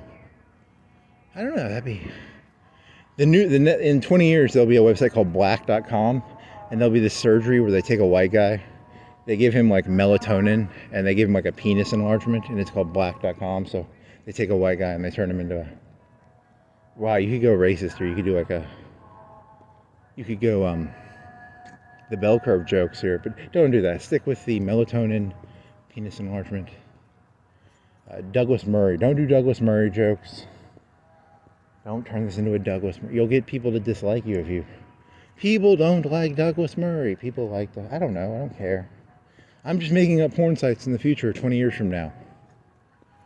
Are you a white guy? Come on, black.com. It's like Pimp My Ride. And then there's the cheap version. There's a cheap version where they just put shoe polish on you. And they give you a strap-on dildo. It's the cheap version of blacked. Here's a 10-inch black dildo. Put it over your white cock, and in this story, because most interracial porn revolves around the small penis white guy. So, I don't know.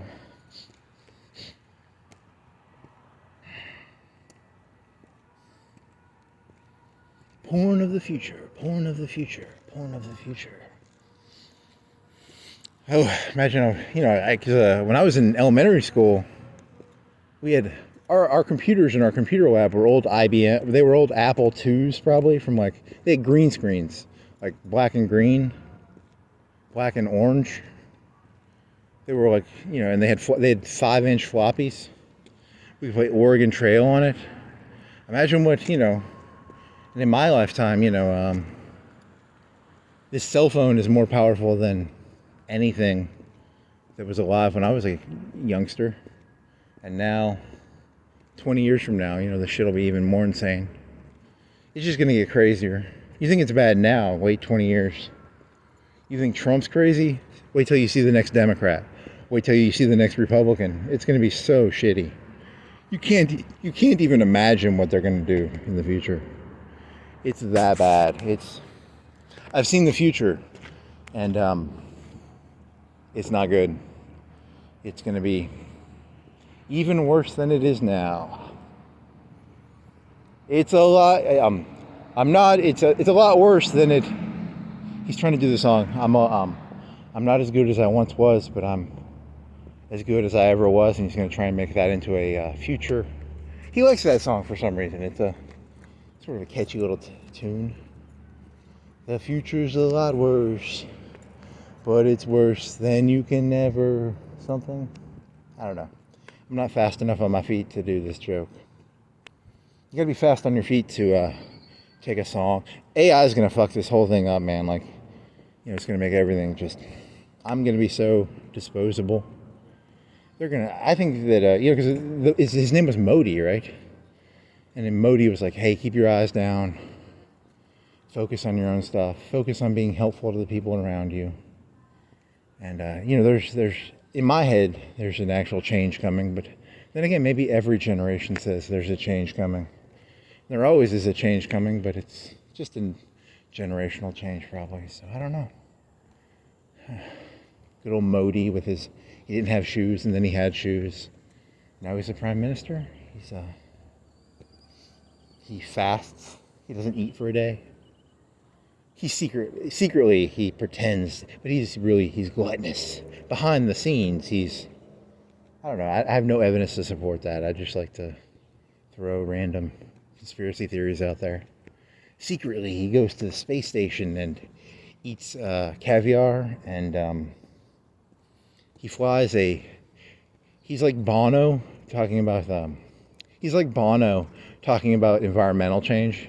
Bono flies from concert to concert telling people not to fly in airplanes, right? The premise of the joke is he's a hypocrite like Bono. I don't know the guy. I don't know Bono either, but whatever. It's all just shit talk. It's a lot of shit talk.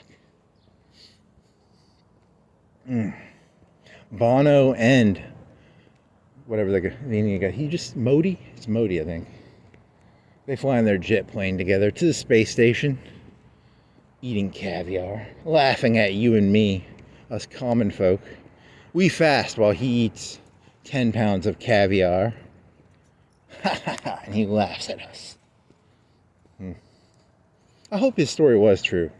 The story I listened to. I hope it is. I hope he is really a wise man. I hope he is. I hope all leaders are wise and they can fast and they aren't flying in airplanes to eat caviar. If I was in charge, I'd eat caviar. And so I should never be in charge. You gotta fast.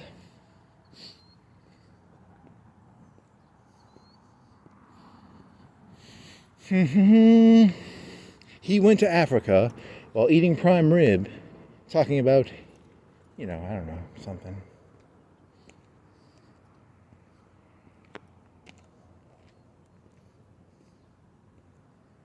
There's a lot of cars here. It's It's almost 4. There's probably like 10 cars in the Planet. There's 2, 4, 6, 12, maybe 12 cars in the Planet Fitness parking lot. So it's 4 o'clock. So if you get there at 5, you're getting there early. But 4, you're getting into you have to wake up at 3:30. You have to get up 10, 20 minutes early to get there by 4. Those are the real early risers.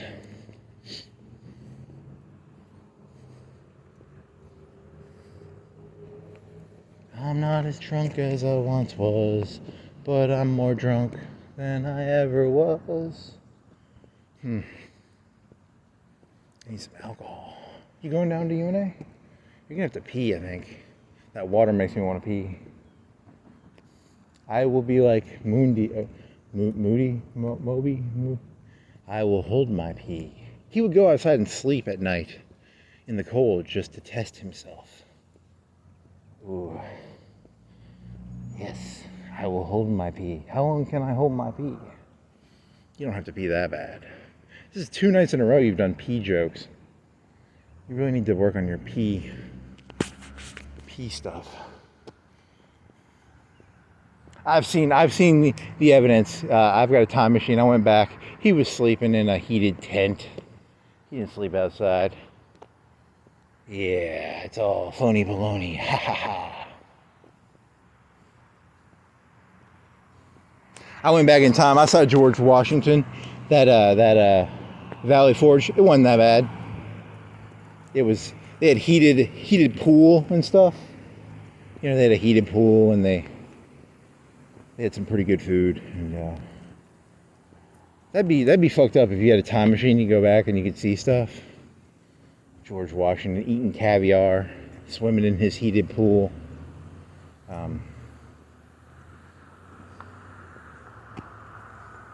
Nothing was that bad. Nothing's ever been bad. Nothing ever will be bad. It's always been good. Milk and honey, baby. Milk and honey.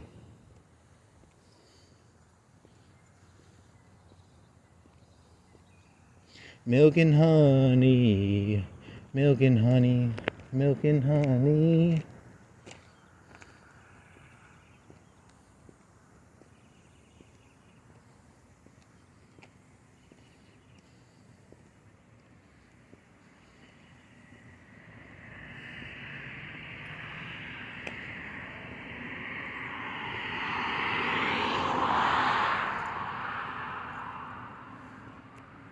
Milk and honey, milk and honey. I don't like milk. I'm lactose intolerant, and I like honey. Do you have any I don't know. What would be a good milk and honey? I would like some soy beans.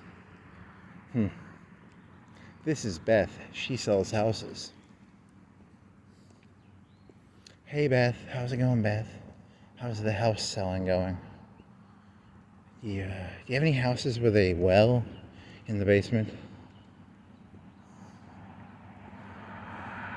It puts the tube top and short shorts on its skin, or else it gets the hose again.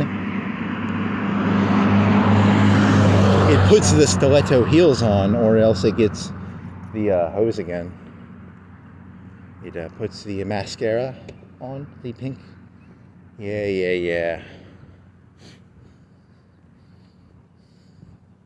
It's a new website called non-consensual hookuphotshot.com. It's I take a trad wife, I grab her in my van, I throw her in the well, and I make her wear a tube top and fishnets, or she gets sprayed with water. God, really? You're going that way? Ugh. People could have liked these jokes until when you start making those sort of jokes, you're going to lose your audience. You have no audience. Your joke is it started because it was consensual. Like they're like, I want to make some money. I will dress like a whore and make money by dressing like a whore and getting fucked. Now you're saying you're gonna grab trad wives in your van. That's the future of pornography. Live streaming. Yeah, ooh, that's dirty. That's a dirty joke right there. Don't do that. Don't live stream non-consensual hookuphotshot.com. Is it hookuphotshot? Yeah, I think it is. Yeah. The future is depraved. The future is scary. The future. I don't like vans. Vans scare me now. Whenever I see a van, I'm like, uh-oh. And then is there like a male? I don't know anything about the gay porn sites, so there's probably one like that, right? There was Take Van. They already did that. There's one called Take Van, I think. Helplessteens.com, I think that's one. I'm not coming up with, but those were consensual. This one was Silence of the Lambs meets Hookup Hot Shots. There was one called Helpless Teens. They already did that. They would grab them in a van. So, but it was consensual. It was fake. Phonies. I like the real look of fear. You can tell when they're faking the fear and when they're really, whoa. She's an actress. I'm telling you, that's the problem with these things. You think my jokes are good, and then you get 2-3 hours in, and he starts doing jokes that probably too dark for you, A little too dark. I should have done that joke when I'm in the dark, because now you can see my face, and It was not me. It was the shadow person. Is it Jekyll or Jekyll and Hyde are the same person? People don't realize this. God and the devil, same person. There's no Jekyll and Hyde. There's just one guy. There's just God. God is everything. There's no devil. There's just God. I don't know if that's good or bad. Is that a good thing or a bad thing? Because based on God's mood, is he Jekyll or Hyde? Huh. I'll tell you, I had a conspiracy theory I like. I think this, because I was looking at the world and I was like, people get too liberal. They eat too much. They start getting all fat and life becomes too easy. So you have to have the conservatives come in and be like, hey, focus, guys. Fast. Don't be so reckless. And we got to have some caste systems. We got to have some. We can only have so much social mobility. And I was thinking about this. Why would that matter? And then it dawned on me. Dr. Fauci created the universe, and we are actually we're like a little petri dish, and he's doing like samples and stuff on us, and he's doing little tests on us, COVID tests. Does this test work, or does this test work? And you got to get back to equilibrium. So we got to get back to normal, so we can do our next test. Dr. Fauci created the universe, and we're a petri dish, and that's why we get a test, then we go back to normal, then we get a test, and we go back to normal, we get a test, and we go back to normal. Dear Dr. Fauci, petri dish creator, what if that was the meaning of life? Like, we're a petri dish. There's a book, someone did that, right? Like, the universe is the earth is or the universe is about a computer that answers questions. I mean, the answer is that we're a petri dish in this joke, but someone else did that joke already. You're just stealing a Douglas Adams joke and repurposing it with Fauci. All my jokes are repurposed jokes. I take something someone else already thought, I change a couple words, and it's my joke now. My joke. Not your joke, my joke. I didn't read that book. I did see the movie. It had that Mos Def. Was Mos Def in it? Mos Def was Mos Def in it. That's my Mos Def joke. You basically said Mos Def to say. Mos Def is not offended by you saying Mos Def was Mos Def definitely in that movie. I hope he's not. He could be offended by that joke. That's an offensive joke. Mos Def definitely offended by that joke. Most definitely he was.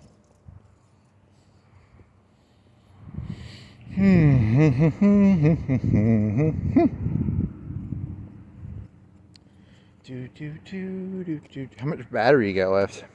The battery's the thing you gotta worry about. 224. So 3:30. You're not even downtown yet. From downtown, you gotta go to 7 Points. From 7 Points, you gotta go to. That's a long walk, man. Don't want to take a shortcut. I gotta do a full walk, man. It's gonna be like 6 o'clock, 5:30 when you get back. Take my fatty lamb piece, God. It's not. This is still fruit. I still give God fruit every day. I give him fruit, and he keeps throwing me. He's like, stop giving me fruit. That's all I got. God, I got fruit. Do do do do do do do do do do do do do do do do do do do. I want a girl with some short shorts and a tube top. That's he's taking the song short jacket and a long skirt, and he's solidifying it. A lot of songs from the 90s and 80s were not lewd and lascivious enough, so I've got a new system where I take songs and I lewd them up a little bit, and because it's hard to understand 70s and 80s songs in today's cultural environment. Someone's got to translate those songs into the modern day vocabulary, the modern parlance, the modern thought process. I want a girl who walks around with the G-string and nipple pasties. I want a girl whose brain got zapped. I want a girl with 9-inch heels and I don't know, this is her ribs removed. Okay, come on. I want some silicone implants. This is the part where I need to know the size of implants based on cc's. I don't know off the top of my head. I don't know what a cc size growth is. Is 300 cc's? Is 800? 1,000? 2 liter cc's. She has 2 liter cc. She has 5 gallon cc. Wow, that would be heavy. Well, imagine walking around with 10 gallons on your chest. A gallon weighs 5 pounds, so 5 times 5, 25, 50 pounds of breast cc. There you go. 50 c. Okay, come on. Come on. Come on. Come on. I like thin butts, and it's depending on the cultural climate. Sometimes we like big butts, sometimes we like thin butts.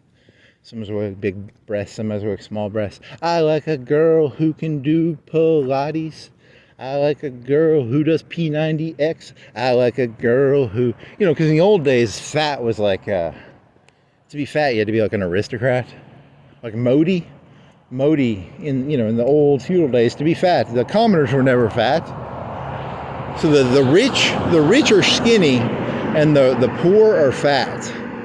So it's kind of reverse. Everything got fucked up.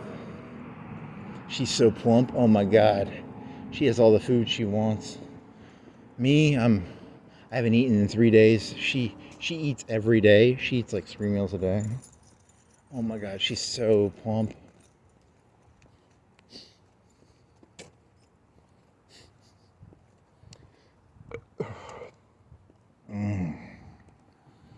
Okay.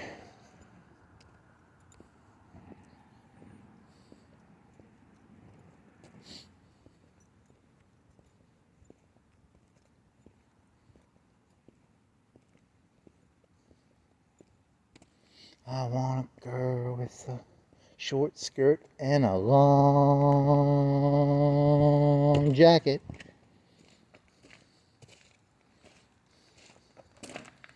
What do I want? What do I want? I don't know. $1 billion, $1 trillion, $100 billion, gazillion.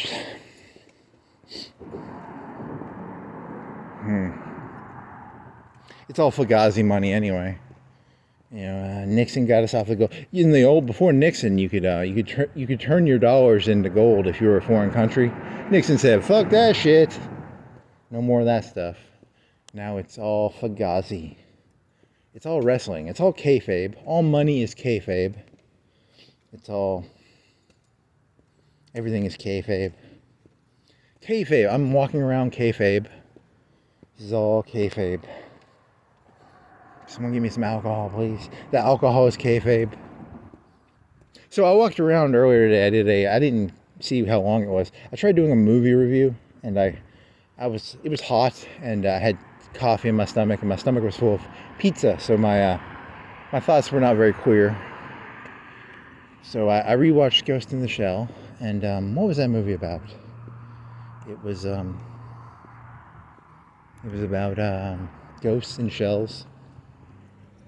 And it was about, it's actually a really good movie, but I could see why someone would not like it, because I was watching it, and then there's this part where she's on a boat, and she stares at the screen, and I was like, oh, this is kind of bad. I could see why someone would think it's bad, but I still like it, I guess.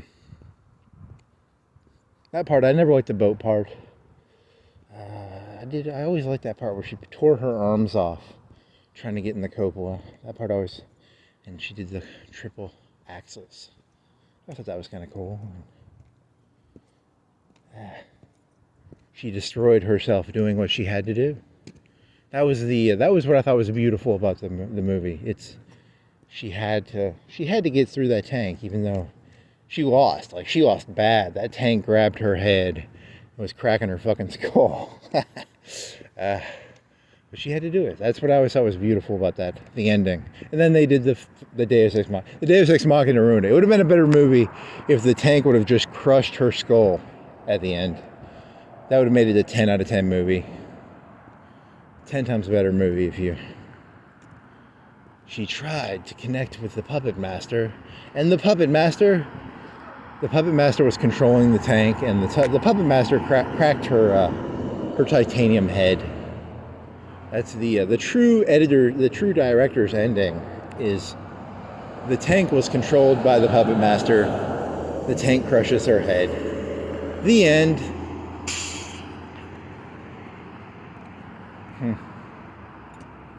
I am 2501-1090.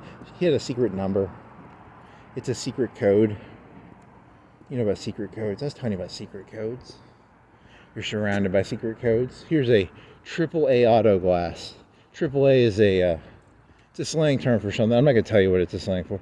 If you know, you know. Okay, so now you're just going to do secret code jokes. You're just going to look at stuff and go, secret code.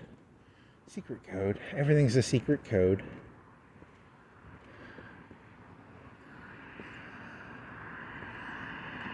They sell auto glass. That's the code. It's if you want some auto glass, come on down to AAA auto glass. The AAA stands for glass. Glass. You want some glass for your car?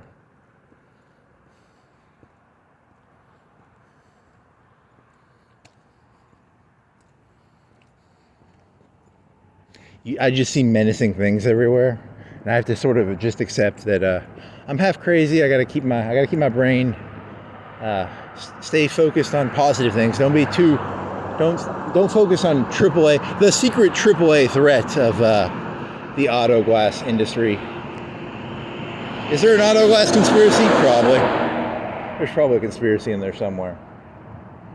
He sees conspiracies everywhere. I just want some auto glass.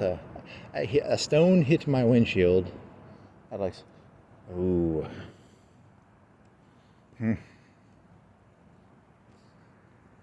Have I told you about the conspiracy of the... Okay, come on. Loaded fried chicken bowl at Jack's. Have I told you about the conspiracy of the fried loaded chicken bowl? Is the moon out? Did you do the moon? There must be no moon. I don't see a moon. Normally I do a moon thing. I talk about the moon for like 5 minutes every night.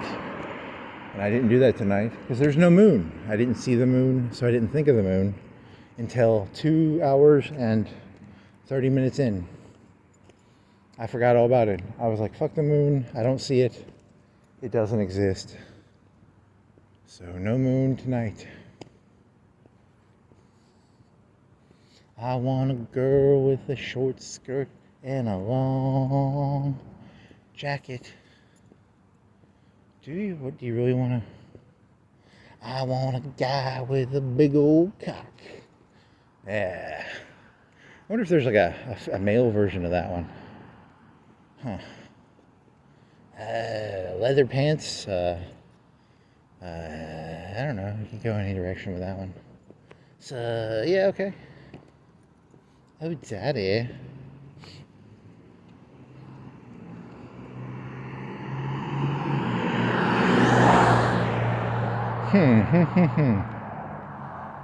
Daddy. Leather chaps. Leather vest. It's called, okay, you're getting too aroused here, buddy. My cock's so hard. Hell yeah. Not literal, is it? Nope. It would be called, I don't know, what was the website called again? It was Hookup. That's not very good. Because the premise of the video is normally he pulls his phone out. There's a phone message. It's kind of like a Tinder. He's a Tinder user who uses Tinder to get a hookuphotshot. Behind the scenes, though, he's choosing the clothing, and it's all kayfabe. It's not real. It's not real. It's fake. Pornography is fake, really? That's your... I have a great thesis. It's, did you know pornography is not real? It's very fake. It's scripted and fake, and I'm the first guy to ever tell. Most people don't know that. I'm a genius. I figured that out all by myself. I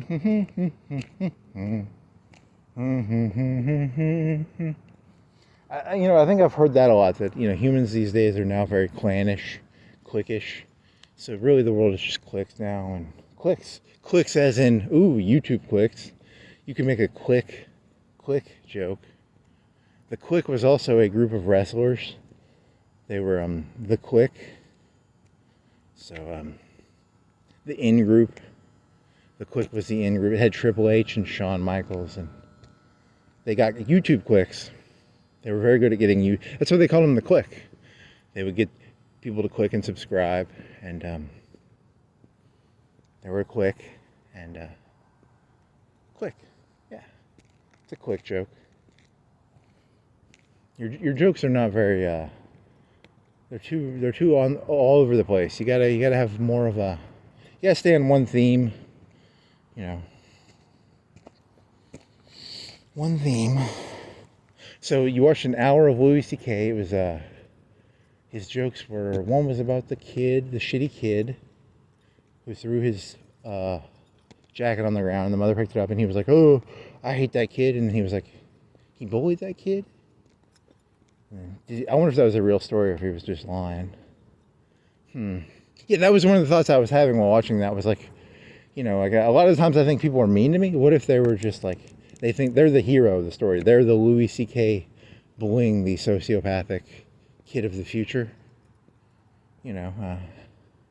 All the bad things that have ever happened to me are actually a good person doing bad things to me because I'm a bad person.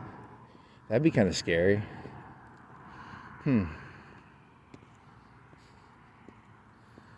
I didn't mean to piss you off. You go over to a guy's house, you eat some hamburger, you shit in his tub, and he stalks you for the rest of your life, and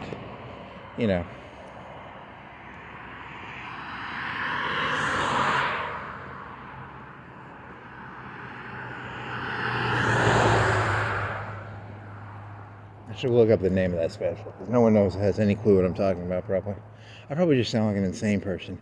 Remember that special where the guy does this? I wonder if, in my brain, there's a logic to it, but in other people's brains, they're just like, you're an insane person.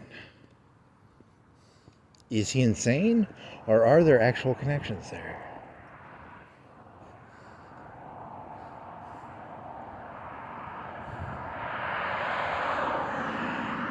Extreme subjectivity. I believe in extreme subjectivity. There's no society. I believe in an extreme Ayn Randian individuality. Not really. I don't believe in anything. But Oswald was supposedly like an Ayn Rand follower, and then he moved to like Russia, and he became like a communist, and then he kind of jumped over the place. He jumped all over the place. He was just crazy, I think. So that's why they pinned the JFK suicide on him. He was an easy target. They just planted a rifle. They made some fake photos and... Disclaimer. I think he probably did it. I'm making a joke about how... This is a joke about if I was crazy, I would believe that JFK shot himself. I think Oswald killed him, probably. I think there's like a 99, something. It's weird. It's more like he was just kind of crazy. Because he went all over the place. He went around handing pamphlets out for like Cubans against something. And he was so crazy that people can sort of, they try and look for a logic in him. And there's no logic to Oswald. Because Oswald was really just crazy. You're trying to assign logicalness to a crazy person. Maybe that's the answer. Because he went around handing pamphlets out for stuff he didn't believe in. And then he was that deep into the crazy, I guess. I got some pamphlets I'm giving out. I try not to give out pamphlets. I should... he gave out pamphlets for this. He gave out pamphlets. I change my pamphlets every month. I kind of go a different group. I'm like, the mafia is made up one month, and then the next month I'm like, get rid of Cosa Nostra, and the next month I'm saying I'm pro IRA. The next month I'm pro Queen. I kind of jump around a lot. Here's my clock that changes every minute. It changes the minute number. If you're ever in Florence, stop by and look at the clock at let's see, what is this place called? It's a prosthetic place, right? And every minute they tell you the temperature and they tell you the time. It's 4:25 and it's 45 degrees. I'm not gonna, normally my joke is it changes 4:20, 26, it changed already. My joke is that I like to sit there and tell you the time, and then when it changes the number, but it already did it. Normally I have to wait 30 seconds. Statistically, I have to wait around 30 seconds. But this time it was like I had to wait like 5 or 10 seconds, but statistically I have to wait 30 to 40 seconds, to see the time change. But it says it's 45 degrees, and it tells you the time, and it jumps between the two. And that amuses me because I like to think there's something deep about saying the time changes. I think most people already know that if you stare at a clock, the time changes, but to me, that amuses me, so. But I'm crazy. I'm Oswald. Which is not fun. I used to think I was Kennedy, and then I realized I was actually Oswald. He would travel around in the subway. He would skip school. He was a truant. He would skip school, and he would go on a subway, and he'd go down to the zoo, and he would stare at the animals. Now, if there was a zoo around here, I'd go stare at the animals. Yeah.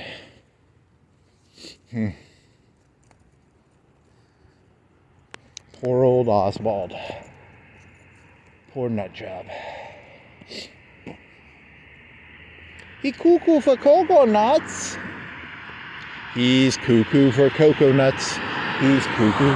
See, I've listened to 2 documentaries. One was from the Hoover Institution, which is a right-wing think tank, and they were talking about Oswald, because he married a lady in Russia. He went to Russia for a year. He went to Leningrad, and he came back to Texas, and his wife could speak Russian. So all these rich Republicans who were learning Russian wanted to speak to a native-speaking Russian language speaker, so they would talk to her, his wife. Yeah, his wife, and she didn't like it. Oswald was a kind of loser, I guess. He didn't make a lot of money, I don't think. Worked at like a book depository place, I guess. Right? Or where did he work? Did he work there, or did he just sneak in there? Oh, well. The right-wing people say he was crazy and kind of crappy, and the left-wing people say I listened to a PBS documentary about him, and when he was in Manhattan or Bronx, I think he was from the Bronx, right? And he would travel the subway and he was a truant, and he went to the zoo and he stared at the animals. So, here's to you, Oswald, you crazy, I feel bad for you, like, don't do stuff like that, but, I feel bad for you a little bit, You touched the face of God, not by shooting the president, but by, I don't know, you were just crazy, I guess. God did not like Oswald. He made him crazy.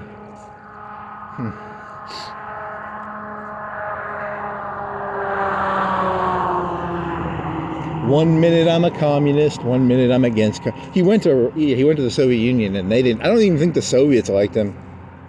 Kind of feel bad for him, It's like he's just like me, He's I go from group to group, and then they realize I don't like this guy, and but I'm smart enough to know, it's not personal, To be fair, the Soviets probably did want to turn him into a spy, and he was just too stupid to be a Soviet spy, and he was too stupid to be an objectivist, and he was too stupid to be a Cubans for Castro or whatever. He probably wasn't smart enough to do the Bay of Pigs, and that's me. I'm not smart enough for any of this stuff. I'm stupid. I'm a stupid face. Just like Oswald. But I'm not going to shoot anybody. I don't want to shoot anybody. I might shoot myself. But I'm not going to shoot anybody else. I vow I will shoot myself before I shoot anybody else.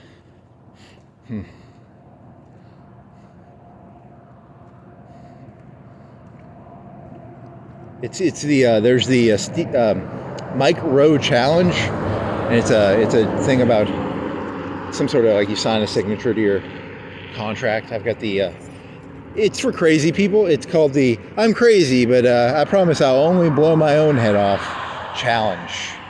It basically says, hey, I'm crazy. I let my brain go wherever it wants, but I vow that I will only stick a shotgun in my mouth and I will not buy a sniper rifle. I will not buy I'm trying to get all the kids to sign it so that, one of my thoughts about craziness is, a lot of times, like, there's this movie called, Mistress America. There's this movie called Mistress America, and there's this lady in it who's crazy. And, but she's actually kind of smart, but she's also crazy. And, she has some positive influence on people around her. I think that's what crazy people are. Their brain works differently, and, they're useful, but they can't be in charge of stuff. Like, you can't have a crazy person in charge of a corporation, But they can come up with ideas. I can come up with ideas, but I could never run a company. I can never, the second you stick me in a boardroom, I'd get like paranoid with insanity, and, so, there's room for insane people in society. It's just, they have to be given their space, I guess. Maybe? Is that true? But then again, Oswald, was he that smart? If you're going to be crazy, you have to be smart. And am I smart enough to be? I'm not inventing anything. You got to invent something if you're going to be crazy. You can't just be, I'm stupid and I'm crazy. So I travel the subway and I look for patterns in linoleum tile. I try and look for the pattern of linoleum tile in the world to see if there's a pattern to how linoleum tile works.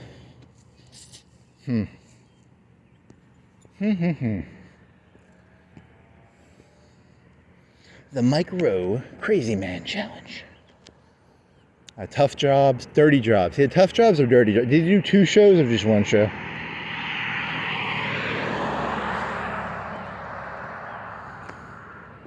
Next on Dirty Jobs, he was known as the Iceman. He was a mob enforcer, killer. He was Polish. He killed over, 40 people. Micro, he goes around with the Polish Iceman killer. And he puts his gloves on, he gets a sniper out, I don't think you could be a contract killer because they call it wet work. Is it dirty work? Is it wet work? Micro meets the ice killer. The Polish ice guy. If you Google Polish mob enforcer, Iceman, his name was Iceman. It has the, what's that actor's name? Holy shit, he's sort of got a famous face, but I can't think of his name. I want to say Sarandon, but it's not Sarandon, right? He's kind of got like a Gary Busey-esque face. It's kind of crazy-ish. He was the Iceman, right? And he killed 40 or 50 people for the Polish. He was a Polish guy who worked for the Italian mafia. And Micro did a walk-along with him. That would be pretty funny. Micro, he's hanging out with like MS-13 enforcers. I'm here with Jose, and we're down here in Juarez, and someone's been selling drugs on the wrong street. So we're gonna go over to that street. We're gonna kidnap one of the people. We're gonna send a message. I'm Micro, and this is Dirty Jobs. Someone's got to have done that joke before, right? Like, Micro? Is it Micro? Micro. That sounds like Micro. He's a guy, he was on Discovery Channel, he would do dirty jobs. The premise of my joke is he does dirty jobs, but they're very dirty. They're, But those are like masculine jobs, right? Like, being a mob enforcer is pretty masculine. I wouldn't fuck with that Polish guy. You piss him off, he's killed 40 people. He'll kill you. I wouldn't fuck with MS-13. I wouldn't fuck with I'm Mike Rowe, and now every time I say that, I think of micro machines. I'm so sorry, Micro. I'm not insulting you. It's how my brain works. I'm thinking of micro, micro machines. Sorry, man. I'm not making fun of you, man. I'm not. I thought I was respectful, I wasn't trying to be disrespectful. Sorry, man. Micro. Micro. Okay. What other dirty jobs could he do? Enforcer. Did he ever do like a bouncer at a club? That could be. Is that a dirty job? It's not. His jobs were normally like cleaning septic tanks. He would go into a septic tank, and the guy would have a pressure washer, and he would clean a septic tank. Or something about cows and insemination. I think he did that with some gloves. I don't think he ever. I'm Mike Rowe. I just busted a cap, and he was selling glass on the wrong street corner in Juarez, I guess. Glass is slang for meth, right? Oh well. Mike Rowe has thugs now. He's so rich. I made a Mike Rowe joke. He sends thugs. I get beat up for making Mike Rowe jokes. This is, holy man, I gotta pee. There's it's an actual throb now. And I am more than an hour away from a place to pee. It's legal. But it's, what can you do? So McDonald's? McDonald's probably opens at 6. So that's 2 hours. That's an hour and 20 minutes away. Huh. Where can I pee? You can loosen your belt. That might help. Next on Micro. Is it Micro? Is it really Micro? It sounds wrong. Sometimes I say something and it just sounds wrong. It's like Micro. Juarez. Where's the dirtiest? Colombia? Where's the most deaths per capita per year? Gang violence. Micro, there's a judge. He will not give the right. We're gonna kidnap his daughter, intimidate the judge. Okay, I'm over. I gotta untighten my belt.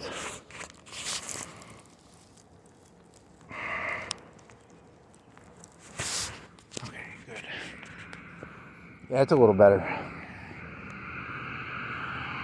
Nope, not really that much better, but it's better. It felt better for a second. Now I'm back to the same shitty. Really? What are you gonna do? What are you gonna do, friend? Good old friend. Hello, friend. Hello. Could be a fart. Is it a fart? Easter bunnies in the mulch.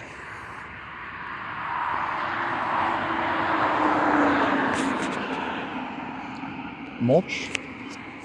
Micro jokes. Micro jokes.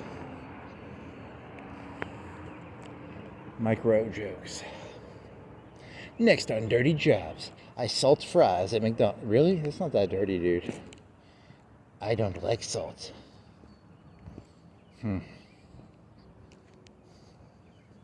Next on Dirty Jobs, data entry specialist. I had to go to row B13, enter the piece of information. Nice.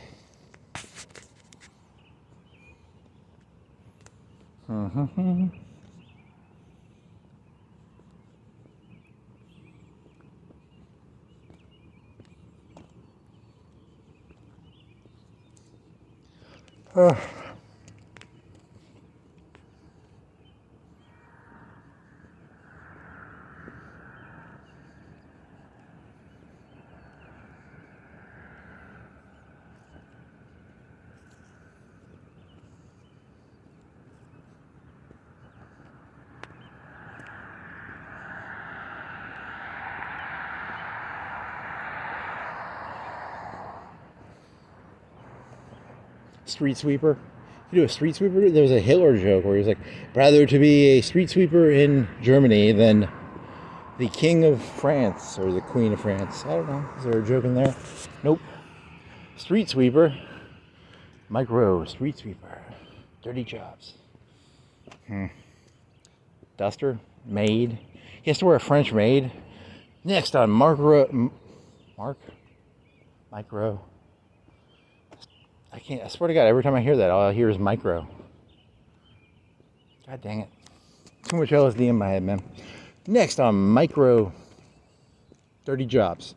Micro wears a French maid outfit, and it's a website where it's an adult website. They make guys wear adult maid outfits, and then it devolves into something very depraved very quickly. He did not like that shoot that day. It was very dirty. That joke will get you into. It could be funny. Yeah. I'm thinking of this. It's a Kimmy Granger. Is it Kimmy Granger or Granger? Is it Granger? That's a maid outfit. There you go, maid jokes. Certain maid jobs are kind of dirty. Some of them are more clean. Depends on your employer. Is your employer Evil Angel? I think that's a website, right? Evil Angel. Kimmy Granger in maid dirty work. 10 Commandments. There you go. What are they? I don't even know them. Thou shalt not have other gods before me. Thou shalt not make Thou shalt not make unto thee any graven image. Thou shalt not take the name of the Lord God in vain. Remember the Sabbath. Keep it holy. Honor thy father and thy mother. Thou shalt not kill. Thou shalt not commit adultery. Thou shalt not steal. Thou shalt not bear false witness against thy neighbor. Thou shalt not covet. Is that the end? I think it's the end. It kind of goes below the glass, so I can't tell for... I could count them, but I'm tired. I gotta pee. I'm holding my pants up now because I had it belted, But the belt was putting pressure on my bladder, so... Liar. I'm just fucking... I'm not lying. I'm telling the truth. I think, yeah. If only people would follow the Ten Commandments, every problem in the universe would be solved. I don't want to sound like a utopianist, but that's the solution to all our problems. Either that, or Karl Marx, or Islam, or Buddha, or someone's got the solution. I don't know who, but someone. What time is it? 4:43. Downtown. You'll be out of UNA at like 5:20, 5:30, 5:20. And then you have another hour and a half.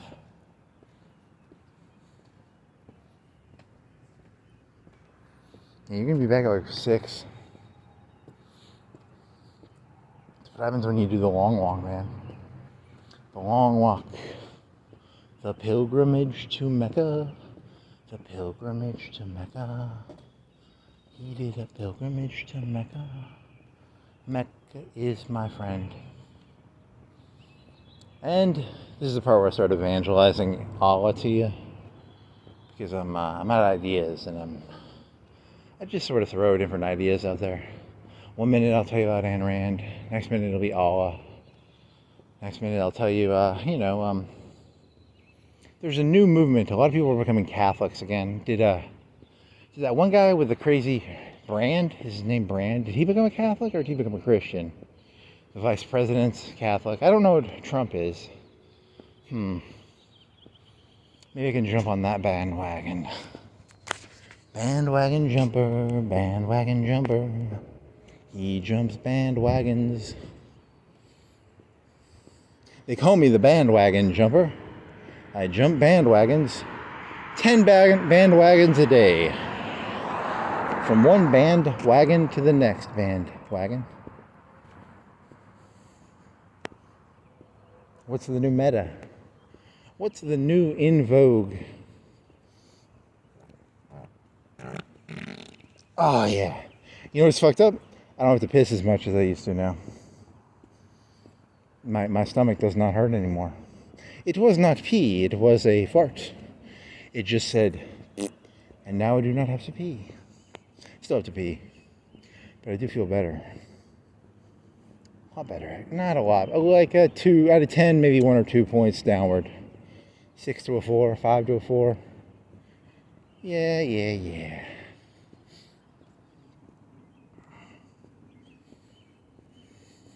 Dear Daddy God, I was walking around, I had to pee, and then I farted, and I didn't have to pee as bad.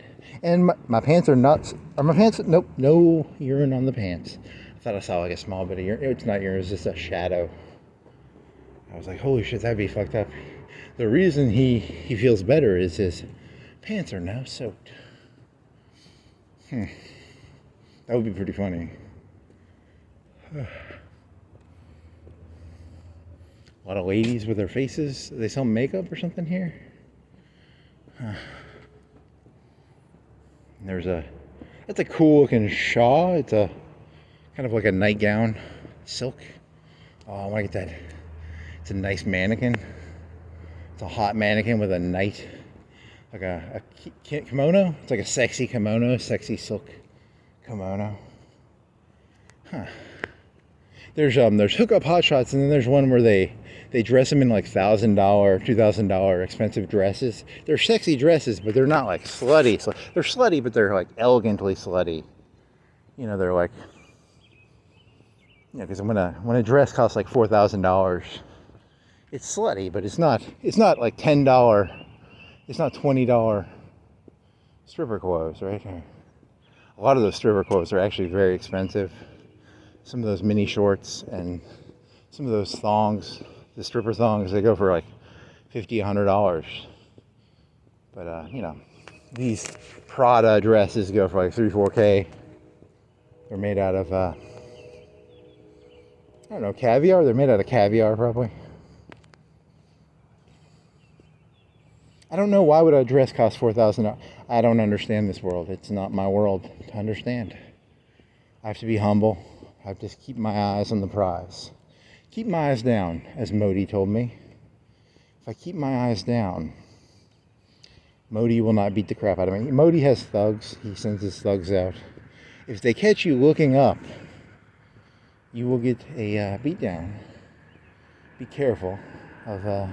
if you see someone who has their eyes up, be very wary. Keep those eyes down. Keep your nose to the grindstone. Keep your eyes down. Don't look around. Do not pay attention to the man behind the curtain. So you're jumping around. Like 1 minute you're saying be humble. The next minute you're selling this lefty stuff like find the guy behind the curtain. You are so crazy. Crazy, crazy, crazy.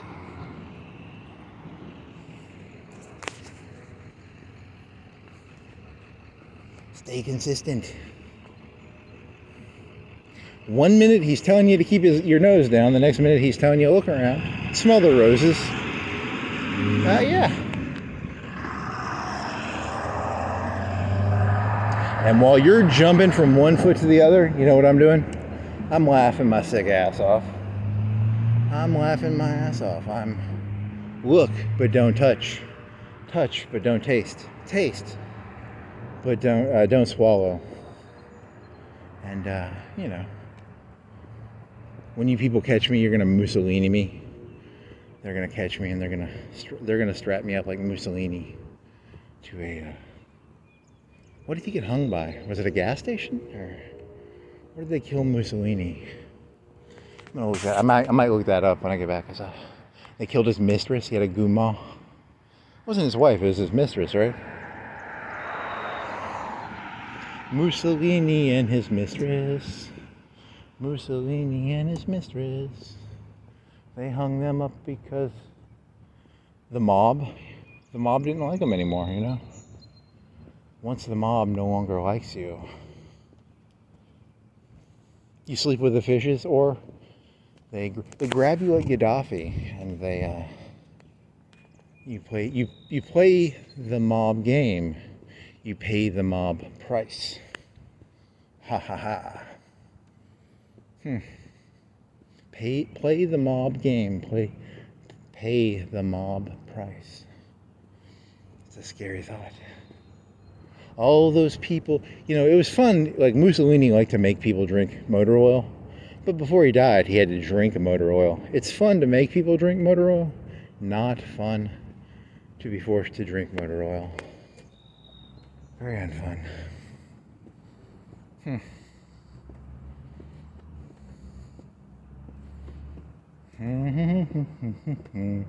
You are crazy. I do actually kind of like the downtown. It's kind of nice. It's still not too crowded. The people are coming out though. It's getting to 5 o'clock. It is 9 till 5. Not cool. I did my timing wrong. Because, you know, like 5:30, 5:45, people actually start driving around.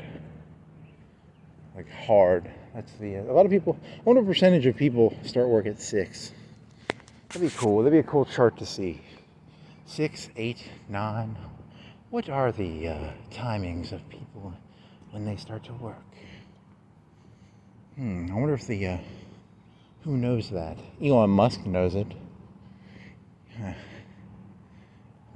That might be on the Google. They probably have that on Google. Someone knows that.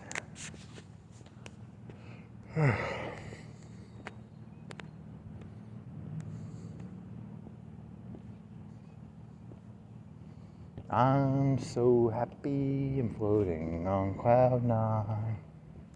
I'm so happy I'm feeling swell, like I'm so surprised. Is that an apartment or is that a hotel?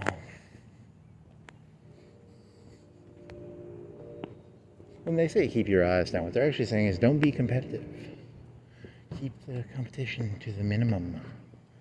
Don't be competing too hard. We want competition, just not too much competition. I like competition, just not too much.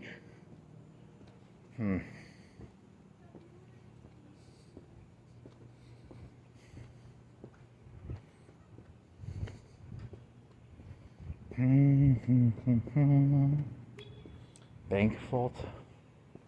They got like a big 8-inch, 10-inch door of metal. Kind of cool. But they leave it open at night, so it must not be. They must not be using it. It's an old bank that is no longer used as a bank. It's a tea room. It's called the bank vault tea room. No, it's not that. I wonder what they do with the bank vault when they, because they left the door on it. And they use it as like decoration. And they don't close it at night, so it's not being used to store things. There's no party. They have a party place up there. No music blasting away at Club Flow. I'm going to call it Club Flow. Because in Flow, they have... You take your city name and you lower it down to 3 letters. And you get a cool sounding name, I guess.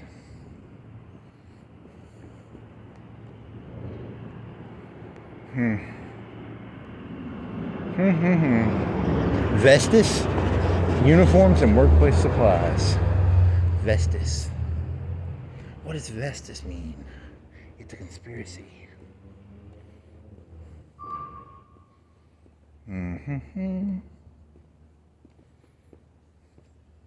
Fella getting crowd surfing. I got crowd surfing. That's cool. He's a crowd surfer. Tea parties, private parties, baby and bridal showers. I'm on the outside. I'm looking on. I can see through you. See what you covered. 'Cause inside you're ugly. Ugly like me. I can see through you. See the real you.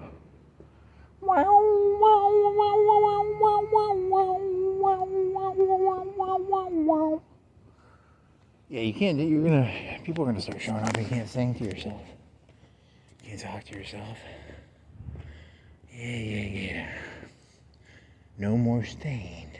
You have to pay royalties for that. Yeah. It'd be like YouTube metrics, and they'll have YouTube metrics, and it'll be like, you owe YouTube and the internet money. Not only did you do badly, you lost money because you sang a song. We charge you for data, storage of data. They charge, and then it ends up changing from being like a, what do you say? Cooked Crawl, Creative Jewelers. Huh. Too much. I don't feel like reading this. I gotta pee. Showtime. Inside you're ugly. I need a guitar, and I could make some money. I could play guitar. Could I be? Are there singer comedians? You sing some jokes, yeah. Miss America. It was called Miss America, right? Mistress America. And then, she's a mistress. She's in America. She's crazy. I'd hook up with Mistress America. She'd be a pretty good hookup, right? I'm gonna open up this place. It's gonna be like you make your own food. You clean your own dishes up. You get a haircut. Buckaroo. You practice cleaning your room in this place I'm opening. It's a little bit of everything. A whole lot of everything. A lot of nothing. A lot of nothing. A whole lot of everything. You know, it's just an opaque veneer of nothing. An opaque veneer of nothing. I'm on the outside. You wouldn't want to be on the inside even if you could be. Come on, be honest, man. You feel burdened. The smallest bit of weight on my shoulder, and I feel an extreme burden, and that's why I do not want to be on the inside. I like being on the outside. I like to circle the city menacingly. Wow. Woodiciously. No animals. They have a barbecue place. I wonder if do they allow service animals? How does that work? I go in there, I've got a comfort dog. My comfort dog, I mean, I was walking my dog. I wanted a barbecue sandwich, so I go in there. They said, no animals. I was like, it's my comfort dog. Do you have like a medical thing for it? It's my comfort dog. My dog starts like running into the back, eating the barbecue out of the kitchen. And it's my comfort dog. I gotta feed my comfort dog somehow, and it likes to eat barbecue out of the back of the kitchen. So you can't help it. I mean, I could train it, but I'm not gonna. You expect me to train my dog? That's a lot of work. Sit. It didn't sit, and then I got angry, and I was like, just let it eat the barbecue. I don't have a comfort dog. I need to get a comfort dog. A little chihuahua, maybe? Or a...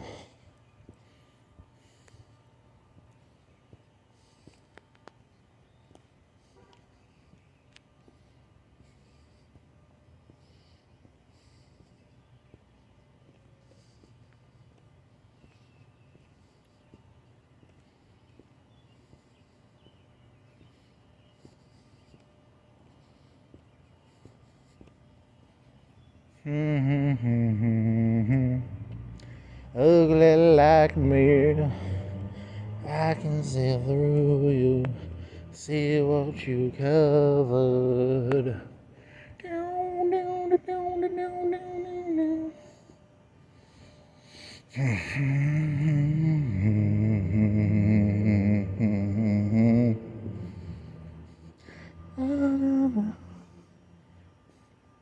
No, there's a second part to that. What does the second part go like? Next on Crazy Man Walks Around Florence, trying to remember lyrics to songs. I'm trying to find an alley I can pee in and not get caught. No, I'm actually showing my self-resilience. I'm like that Indian guy. I'm gonna walk around and not pee, or I'll pee my pants. I'll pee my pants and shart myself, shit myself. I am Boombi Bambi.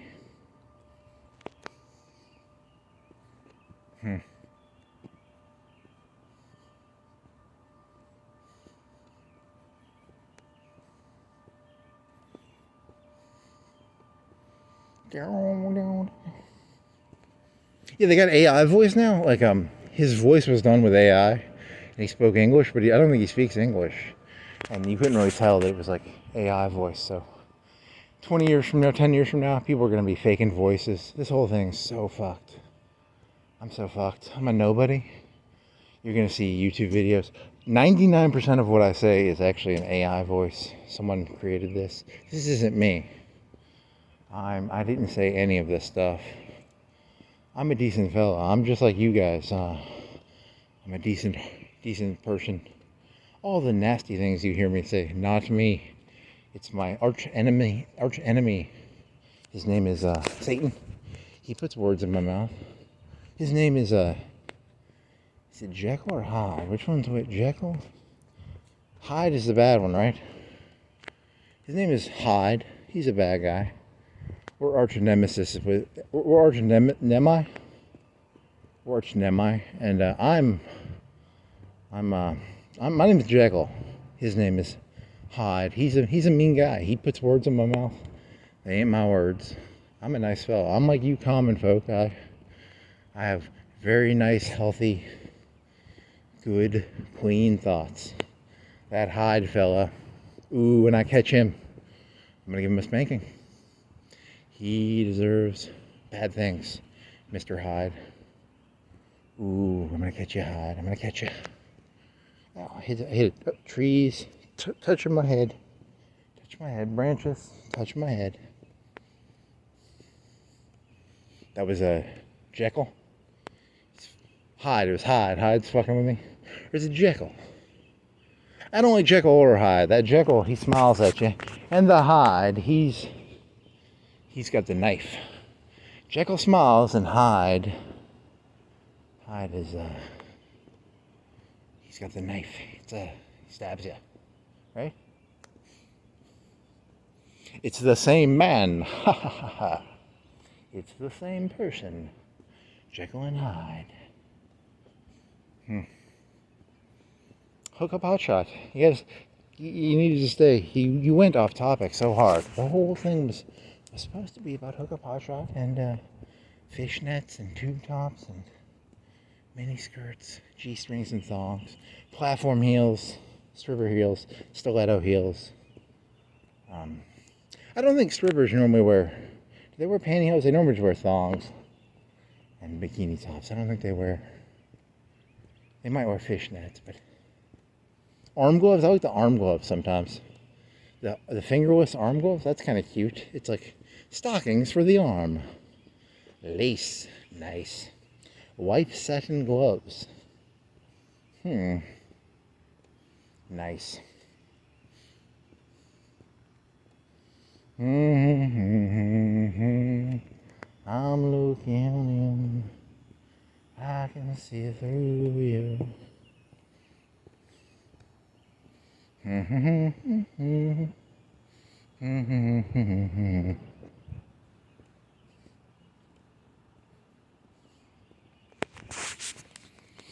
Ah, yes. Nice.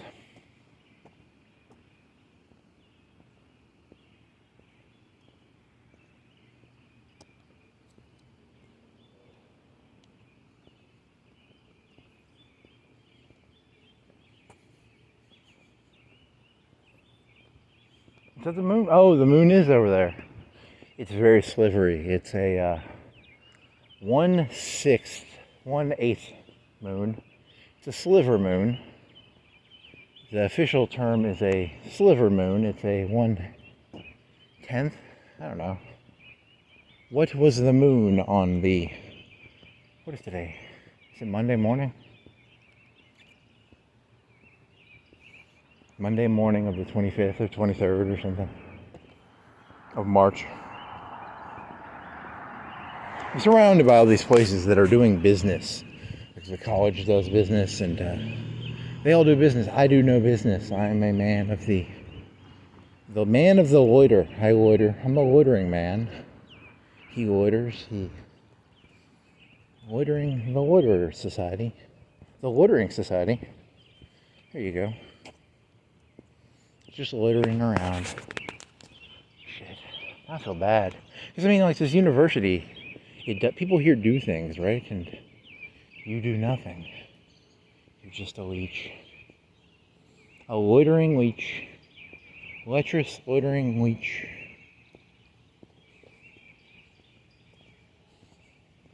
Lecherous loitering. Littering? I didn't litter tonight. If I did litter, it would have been theoretically, my boots left some boot imprint, some boot plastic maybe somewhere, maybe some. I breathed in the. I left. You know, it's illegal to breathe still, right?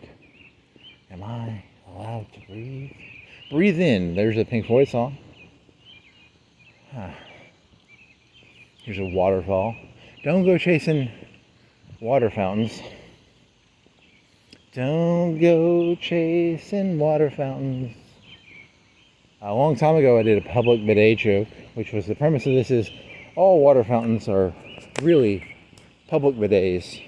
It's a urinal, I have to pee, so I'm going to go pee in the public fountain. This is way too public of a place to do that. There's probably a camera out here too. And also that's just mean, don't do that. But I do like the idea of people using it as a public bidet. They just come out here, they pull their pants down, they clean their buttocks with spraying water. There's how many water sprays? 1, 2, 3, 4, 5, 6, 7, 8, 9, 10, 11. There's probably one behind them there, 12. There's probably 12. 3, 5, 6, 8, 9, 10. Okay, now you can't count. 3, 5, 6, 7, 8, 9, 10, 11, 12. Yeah, 12. Plus four lions. Those are extra bidets, so there's 16 bidets down at UNA. If you need your butt cleaned, come on down to UNA Lion Bidet Center. In the future, all public water fountains will be public bidets. If I was president, that's what would have happened. I'd say, it's a public order. People need to have clean buttocks. So, clean your buttocks with a bidet. Public bidets. Your jokes have devolved into lower form comedy. I'm telling you, you do these 4 or 5 hour walks, you lose the veneer. Yourself, the mask dissolves, and it's hard to keep who I truly am comes to the light, and that's who I truly am. I'm an advocate for public bidets. Public bidets, please. I want more public bidets.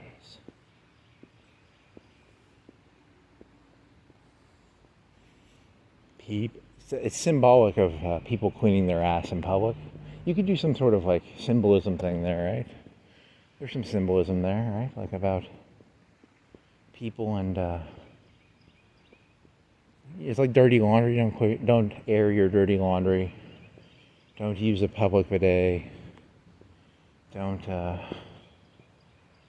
Now, back in the old days, when people get married, they would put their sheet up, showing the bloody sheet. You want to do that, right? You want to do your bloody sheet. Just married, bloody sheet, nice. But don't do dirty laundry. Do bloody sheet. It sounds like shit. You're saying like bloody shit. Bloody sheet. Bloody sheet. Okay? You know, because people on the right are gonna be like, hey, public bidets, that means you're a leftist, because, you know, if you're supposed to keep your shit to yourself, a public bidet would be like a public shit cleansing ritual. It could be a day, once a year. It's like Carnival or Mardi Gras. Once a year, all fountains become public bidets. The boss becomes the secretary becomes the boss. It's flipsy flopsy day. Historically, they used to do that. It's important in caste systems to give the common man a feeling of something. It's going to become a caste system. It's going to be like Warhammer. There's going to be the mage class and the marine class and the bunch of classes, I guess. D&D has classes? Is that classes or is that... Are those called classes? What are they called? Caste class. He's a tech mage.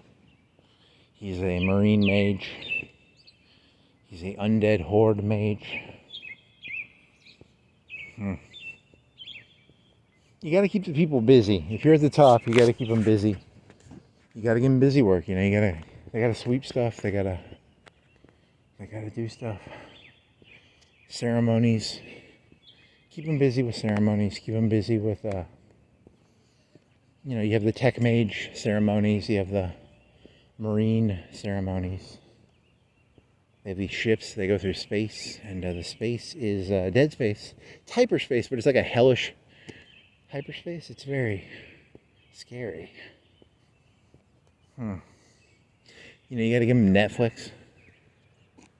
New Netflix. Conservative. There needs to be two Netflixes, like a Republican Netflix and a Democratic Netflix. A Democratic YouTube, Republican YouTube. Joggers wearing a vest. They don't know that you can buy a full shirt. I got a full shirt. She's wearing a vest. Idiot. The drivers will really see me.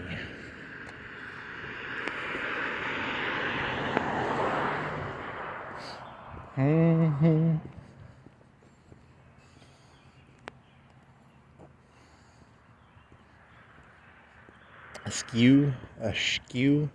What's it mean to, like, reject? Is there a word for, like, reject that sounds better than reject? Because there's these two joggers, and they're having their morning jog. Probably some university students. Or is she older? She might be a professor or something. TA, I don't know. To really understand the world, you have to separate from the world. You must become a skew. Is a skew the right word? Skew is not the right word. You have to become detached, distance. My distance. I am not here to mentor or be mentored. I'm here to observe independently of the world. I am here to, see the world for myself. Ha ha ha.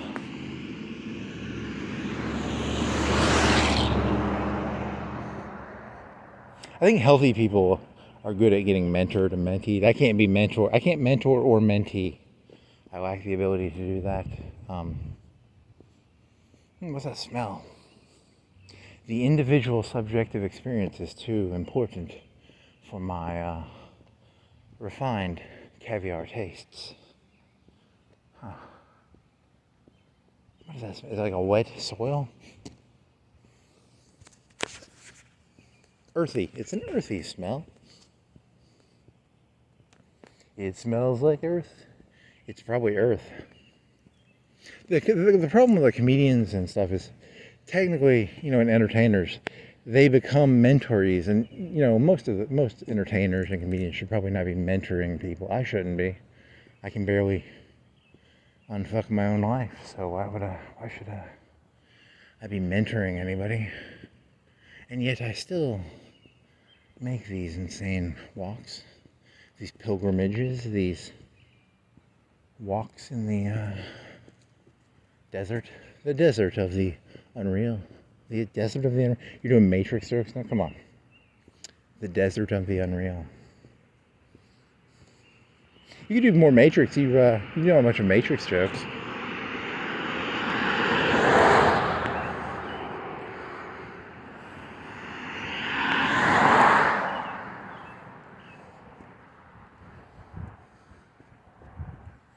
Once you realize how few resources there actually are, and that they're just keeping you busy, the world becomes sad almost. Like, I understand why they sell what they sell.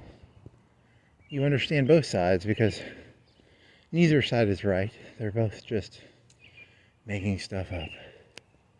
It's not good. Both sides are kind of bad now. You're not middling the fence. You're actually just like, there is no answer, and I don't want to take a stance. I refuse to take a side. It's a militaristic stance, actually. I'm militaristically against being part of a group. Like, I'm not against groups. I'm militaristically against being forced to join a group. If someone walks up to me and says, you have to join a group, that person has committed war on me. They've declared war. They've told me that I have to understand their system. I don't want to understand your system. I don't care about your system. I only care about my system. You must convince me of your system. I do not have to understand yours. There's some truth in that, but there's some opposite truths too, Once you get in someone's system, you're stuck in their system, right? Like, you can't get out of I was a Christian, now I follow the devil. No, can you get out of the system? I was in Islam, and now I'm an apostate. Is it apostate or is it infidel? It's infidel. Once you're in the system, you're in the system. You can't, there's no escaping the gang. Once in the blood in, blood out. Blood in, blood out. So the name of this is going to be, the name of this YouTube video is going to be hookuphotshot, blood in, blood out. Does that work? Because it's about gangs, and it's about hookuphotshot, and...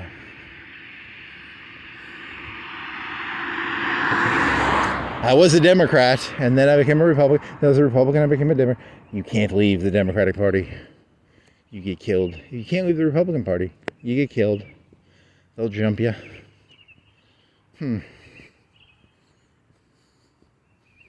Once a Democrat or a Republican, always a Democrat or a Republican. Once a communist, always a communist, or, you know. Or it's all just made up. It's probably all just made up. I hear you trying to leave the Democratic Party, boy. I hear you trying to leave the Republican Party, boy. The sheriff shows up with some silver sunglasses, and you can't see through the silver sunglasses because he's being paid by the man. The man being Obama or Trump or whoever's paying the man. I don't know who's paying the man. Pay the man. Pay the man who wears the silver sunglasses. The Silver Surfer. The Silver Surfer. That's a good one. The Silver Surfer as the sheriff from... see the sheriff? He's the enforcer on the Chain Gang. So that movie, Cool Hand Luke. Yeah, okay. They're called aviator glasses. Mirrored aviator glasses.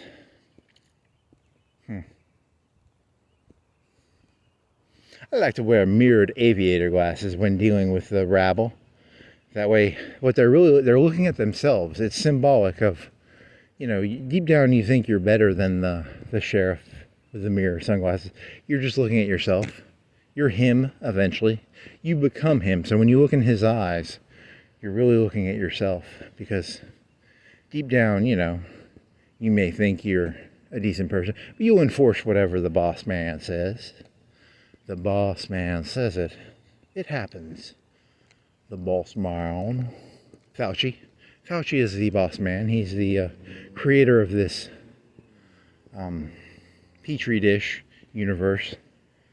So do what Fauci says. I mean, not Dr. Fauci, the Obama, Biden guy. I'm talking about the big Fauci in the sky. The big Fauci in the sky.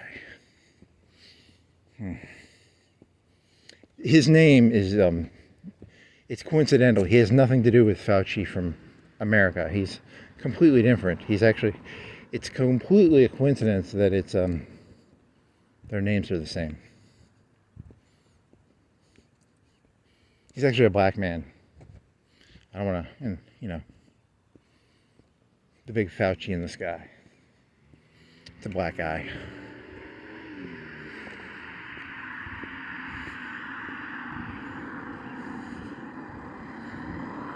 I think he's stealing like a Pink Floyd joke. The great big gig in the sky. He's singing that song in his head right now.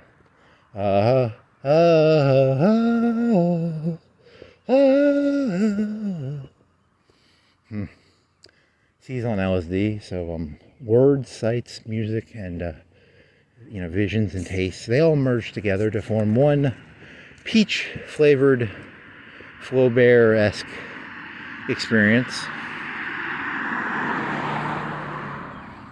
It's all one experience. We're all one experience subject. You know, don't do that. Here's Tom with the weather. Nope. You're not allowed to do that joke. He was too angry. He needs to be more calm. If he was calmer, he'd be funnier. I think the people like the anger. You know, you people like to hear an angry comedian. How about a mumbling comedian? I'm a mumble comedian, I like to mumble. You people, why do you like comedians? Why do you like any of this stuff? What keeps this thing going? Comedians, actors, wrestling. You root for Shawn Michaels to kick the guy. So I blame Shawn Michaels. I blame it's the anticipation of the kick. It's not the kick, it's it's when Hulk Hogan does that ear thing. You people really like the ear thing, right? Symbolically, that is what all things in life are. It's the I'm hulking up here. I gotta do some ear things. If I could do some ear things, I get 1 billion hits. if I could kick the ground a certain way, a certain resonance frequency, I could do my super kick. If I could somehow get the Voltron sword out. Why didn't they just form Captain Planet in the beginning of it? Why do they have to form him? Why doesn't he just walk around? Why do they always have to form Captain Planet? These questions. The whole point of the show is there's a distressful event. I have not seen a Captain Planet episode.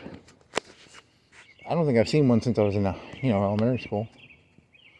But I'm assuming the meta of the episode was they try and do it individually, and then they fail, and then they put their rings together. They become communists. It's a pro-communist show, right? Because they merged. They couldn't do it together. Like the fire guy could probably solve it all. If it was an individual, if it was an Ayn Rand cartoon, the fire guy would just go around solving all the problems. But it was a commie gobbledygook show, so at the end of the show, they would put their rings together. And at the end of each episode, one of the Planeteers would get an ice pick in the back of the head. Gaia would choose which one. I don't like that Planeteer. Their attitude is wrong. And Gaia would send one of the Planeteers to ice pick one of the other Planeteers, and then they get a new one. It was a constantly revolving cast. Each episode would have a new cast member. Each one would be extremely enthusiastic about the environment. That's why they were always so enthusiastic about the environment. You got to put ice picks in people's heads to keep people excited about the environment. Or communism, or Trumpism, or the next revival, whatever the next revival is going to be. The great revival, the mediocre revival, the so-so revival, the great awakening, the so-so awakening.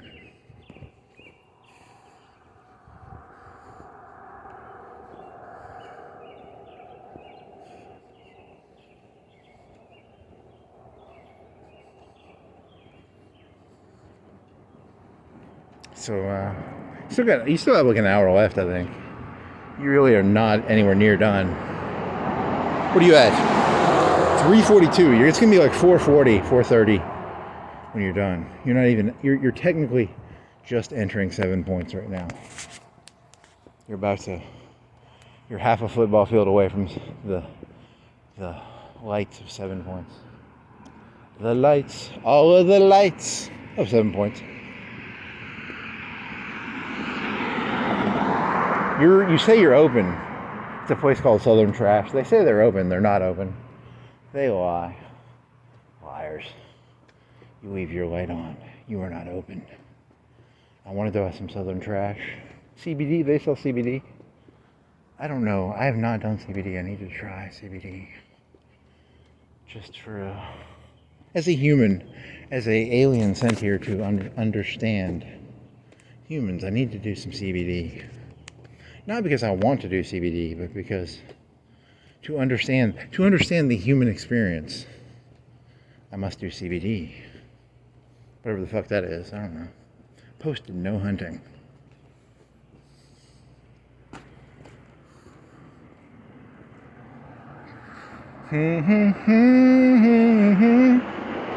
Do. 7 points. Here's some seats. You want to steal some seats? Yeah. Dear comedian, I am looking for a mentor-mentee relationship. I suck cock so well. Nope.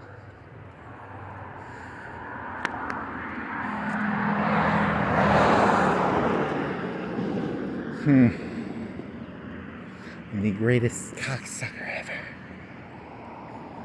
I was watching, there's a guy called Mr. Ballin. And I think he was either a Navy SEAL or Special Forces guy. But he does stories on YouTube. And they're all like, well, I'd say like half of them are murders. Half of them are like people falling into caves and stuff. And he was doing one. I haven't seen his videos in a while. And YouTube gave me those videos again. He gets like millions of hits a day. He probably does like 4 or 5 videos a week, and he probably gets 1 million or 2 hits per video. And there was one where this guy was at work, and this guy was sticking like lead and mercury under the guy's food. Man, that story creeps me the fuck out. I don't like that story. This fucking evil guy was like putting lead on people's food, and he gave him like coma poisoning. Not cool, man. He wore a manila envelope. He went to court. He wore a manila envelope. He went like this with a manila envelope. Not nice, mister. Not cool, buddy. Stop it, friendo. He needed a better hobby, like walking around at midnight, you know. I don't put stuff on people's food. I walk around at midnight. If I did not have this, I would probably put lead on people's food. In an alternative universe, there's multiple of me's that have probably stuck lead on people's food, right? You know, I like to think I'm better than that, but in the multiverse of madness, let's see. Actually, 98% of me's in the multiverse did that probably. Damn it. What if they did what if scientists had a way of like reading you over the course of all the universes? And it was like, were you an anomaly? You know, because like, you know, you have who you are, but 80% of yous in the multiverse are probably the same you-ish. You might have a different color. You might like a different color. You might have done a couple things different, but 80% of you is probably the same thing between universes. I'm the 1% of me. What if that's true? What if like this universe we're in right now, this is the top 1% of who we are as people. So as a person, this is your best self. Like, this is the best me. Of all the me's in the multiverse, this is the best me. That's a cool idea. I like that idea. That's a fun. Or is this the worst one? Maybe it's the worst. Or maybe there's just one me. I don't know. That's a fun idea. You can play with that. That's all this really is. This is just, I walk around and I play with things. This isn't serious. I did see that video, and I haven't watched Mr. Ballin. Is it McBallin or Mr. Ballin? And his stories would be like a guy was spelunking, and there's this one terror story of a guy's in a cave, and he goes into the cave, and he gets his head stuck, and he's stuck at like 45 degrees. He's stuck downwards, and all the blood goes to his head, and they have to like dig him out. That always scares me. There's these places where if you scuba dive, you get lost. There's this thing where like when you scuba dive, you think it'd be easy, but if you go past a certain depth, you get this thing called, you become insane when you scuba dive. After a certain depth, you have to start mixing stuff in with the oxygen. It's called like oxygen psychosis or something. I don't know. It's a scuba psychosis. I don't know. You look it up. I didn't know that. I thought you just had to breathe air. I went diving. Like, I've been diving for like 4 or 5 hours right now. I did not put the right air into this mixture. I'm kind of going crazy. Don't blame me. I just didn't put I don't have the right tanks on right now. If I had the right tanks. You know, you think about that. You think, you know, all you're doing is breathing air. No, after a certain depth, you have to mix certain things in with the air. I didn't know that. And I went diving without preparation. Ooh, the guy's cooking barbecue. Yeah, barbecue. He's got lights on and stuff. Smells like burnt wood, actually. Yeah, it's burnt wood. I don't smell barbecue. I just smell the wood cooking, I think. Kind of all I've had is a muffin. So I had a muffin. It didn't have any meat smell to it. It just smelled like the wood. But he cooks really good barbecue, so it will be good barbecue / brisket when he cooks it. So, or I don't know, maybe he's cooking the meat and I can't tell. I don't actually have the ability to tell.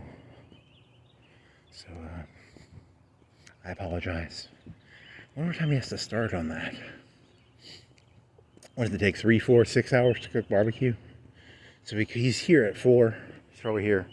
It's 5:30 right now, so if he started at 5, 4 hours.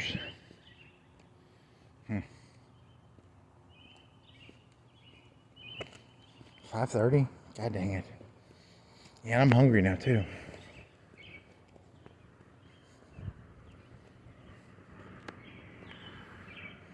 It's more smelly. It's like a moss, earthy smell.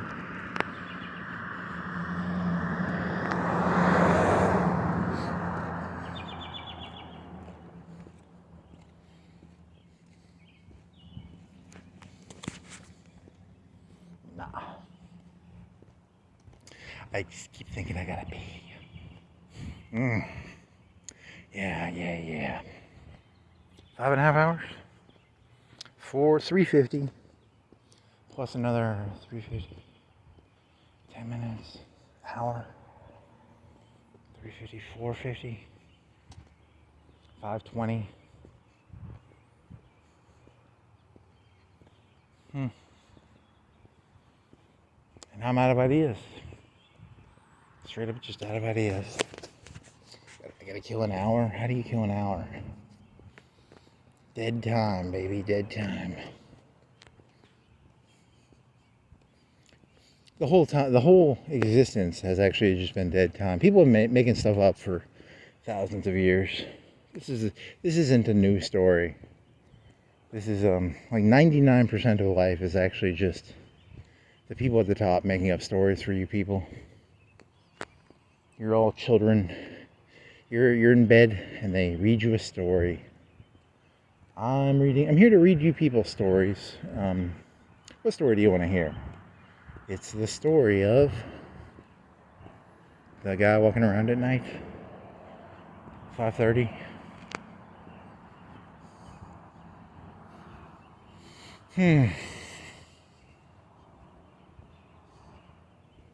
At least I'm not like, as a crazy person, at least I'm kind of sane, right? Like I'm half sane.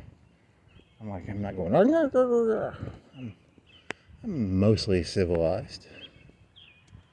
I'm more civilized than, compared to most crazy people, I'm pretty sane.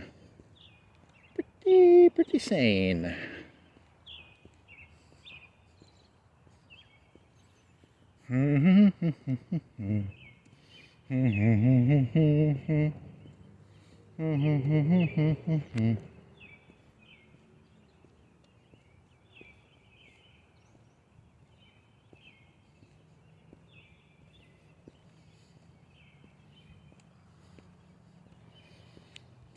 I'm a hustler. I could sell Eskimos. I could sell sand to a sand person. I'm a hustler. I'm a hustler. Hustle you do. And I now owe money to some other people. Dang it. Every time you do someone else's joke, you end up having to pay them money. I'm in so much debt right now. It's like unbearable. I'm in so much debt. I'm a serf. I'm in a bunch of debt. They got me up to my eyeballs in comedy debt. I stole so much. Now I have so little. I stole so much. I have so little.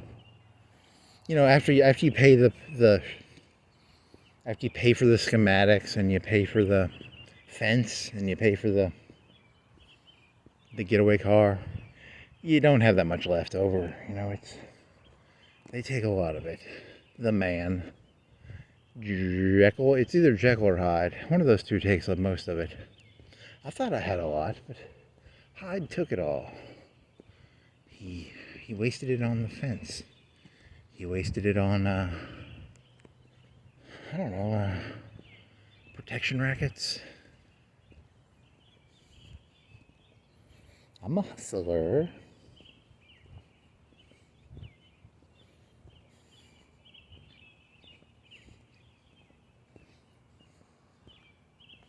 I'm a hustler. I hustle. I hustle, hustle, hustle. Hustle, hustle, hustle. What was that, a red light? Is that a camera? There's a red light beeping in that Jeep. Truck. It's a truck. It's a cartel truck. What are you? Are you a camera? What are you, mister?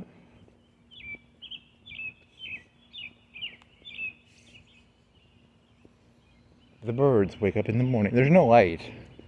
I don't know why the birds are so birdy. The birds and the bees and the trees. The circle of life continues every morning. The circle of life.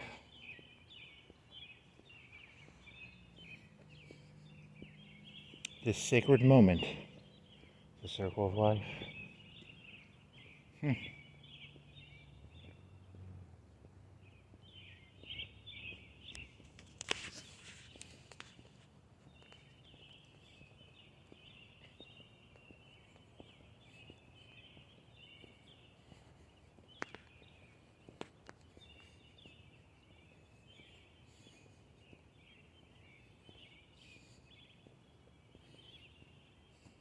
I can't even comprehend what it must be like to be any of this. I literally cannot. They should have sent a poet, man. I'm telling you. They should have sent a poet. That's all you have to do if you're ever like in a bad place. Just say, hey, I don't understand it. They should have sent a poet, man. They should have sent a poet. Should have sent a poet. I don't get it. Well, can the poet take the mundane and turn it into beauty? Or is the poet only good for the sublime? Is this sublime or is this mundane? It is, from a certain perspective, this is actually pretty sublime. And then from a certain perspective, this is pretty mundane. And, who's the person who takes the mundane and turns it into the sublime? And who's the person who takes the sublime and turns it into the mundane?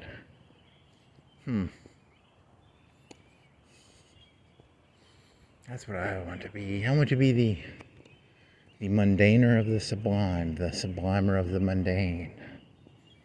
Nope, that's a pretty bad person, actually. Do not confuse the sublime with the mundane. Do not confuse the mundane with the sublime.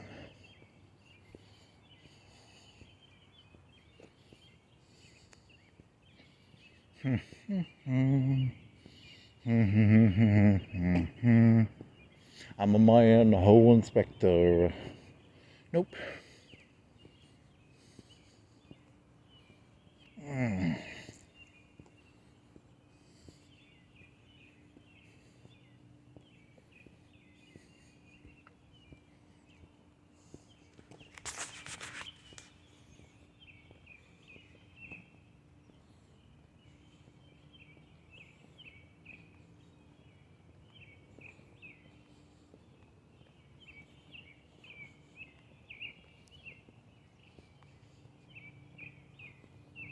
Oh, do do do do do do do do do do do. Do do do do do do do do do do do.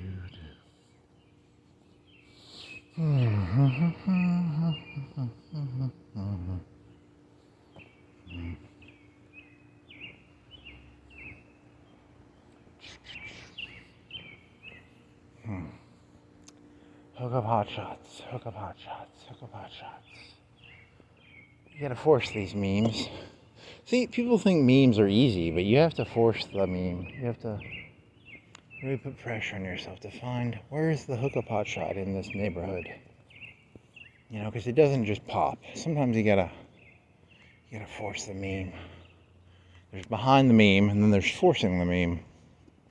The real money's not made in making the meme. The real money is in forcing the meme. If you can enforce a meme, you can make some really good bank. The meme is Gentrification is kind of like a hookup hotshot thing, right? Like you come into a neighborhood, you hook up hotshot it, and then you sell the neighborhood. Okay?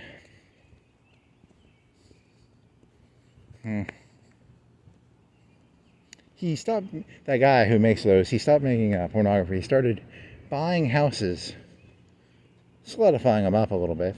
He throws some money in there. He puts some new fridges in. He solidifies the outside of he puts a new paint job on the house. And then he sells he's now a fixer-upper of houses. Or a fixer-downer. Is there a fixer-downer of houses? There used to be people who, sometimes they'll have like these houses where they'll have like apartments or condos where the person won't sell one of the condos and they want to tear down the condo. So they have these enforcers come in and they make the life bad for the person who won't sell. And that would be kind of like a hook down hotshot. Hook it down. Hey, you don't have water anymore, buddy. Your condo no longer gets electricity or water. There's cockroaches.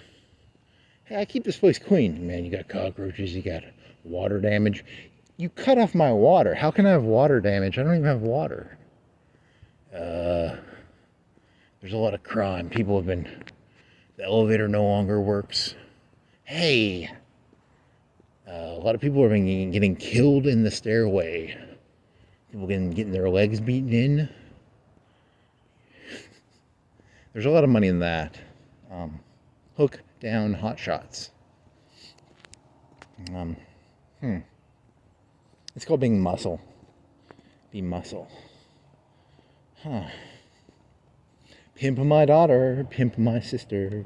That was like a Family Guy joke, right? Or that you take an ugly sister and then you slutty her up. Someone already did that joke.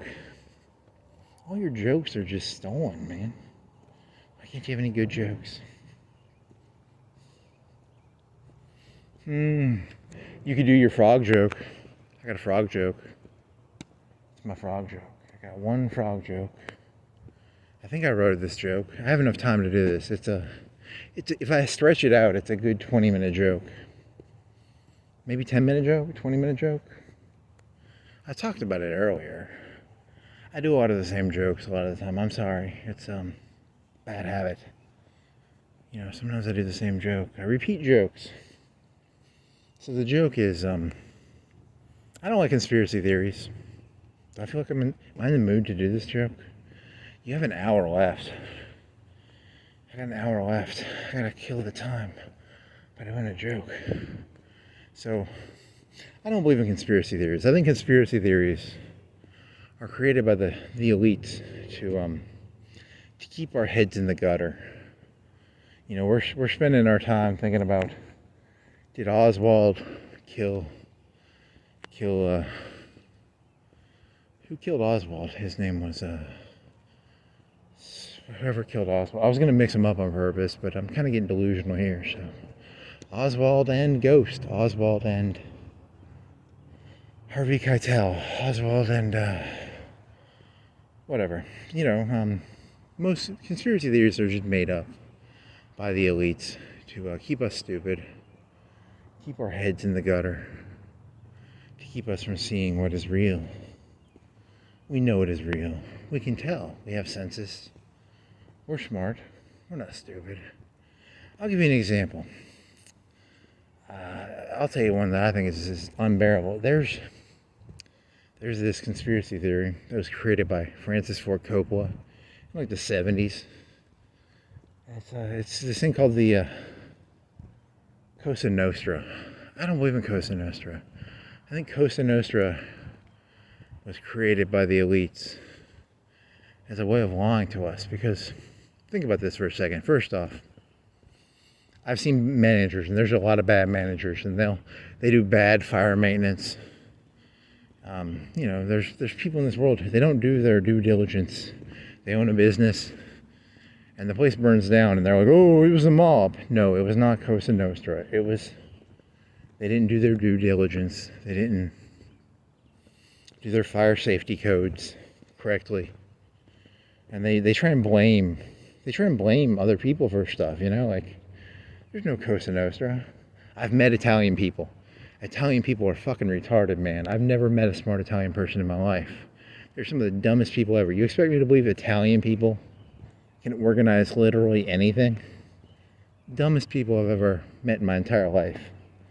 Literally, like, subprime, low tranche people. And, I think it's just a conspiracy that the elites create to keep us, the common man, us, the common folk, us, the good Volk of the world, down. Like, we're all good people. There's no Cosa Nostra. There's no bad people. There's no one that bad. There's no Godfather. There's no Francis Ford Coppola might be able to think he can trick me. I'm not stupid Francis Ford Coppola. I ain't a dummy. There's no guy with cotton things in his mouth. I'm an offer you can refuse. Really? Yeah, fuck you. Never happened. Doesn't exist. Oh well, the joke I'm going to tell you starts with the implication that first off, you have to believe in this stupid theory called the mafia, which doesn't exist. I've already told you. And the other thing is you have to believe that there's frogs, right? Frogs can talk. Frogs are kind of like humans. Frogs have like a frog society. I don't believe in frogs can talk. I don't believe in frog society. And I don't believe in the mafia. But this joke relies on you believing two things that are highly unlikely. 4:06, yeah. How much battery do you have? Does it say? I'm worried about battery if I'm worried about anything. So, to understand this joke, there's, I've watched a lot of mob movies. I've watched The Sopranos. I've watched The Godfather maybe 2 or 3 times. They're pretty good movies. They're fiction, though. They're not real. And, if you know anything about the mafia makes their money by, prostitution, drugs, loan sharking, muscle. They make money by, I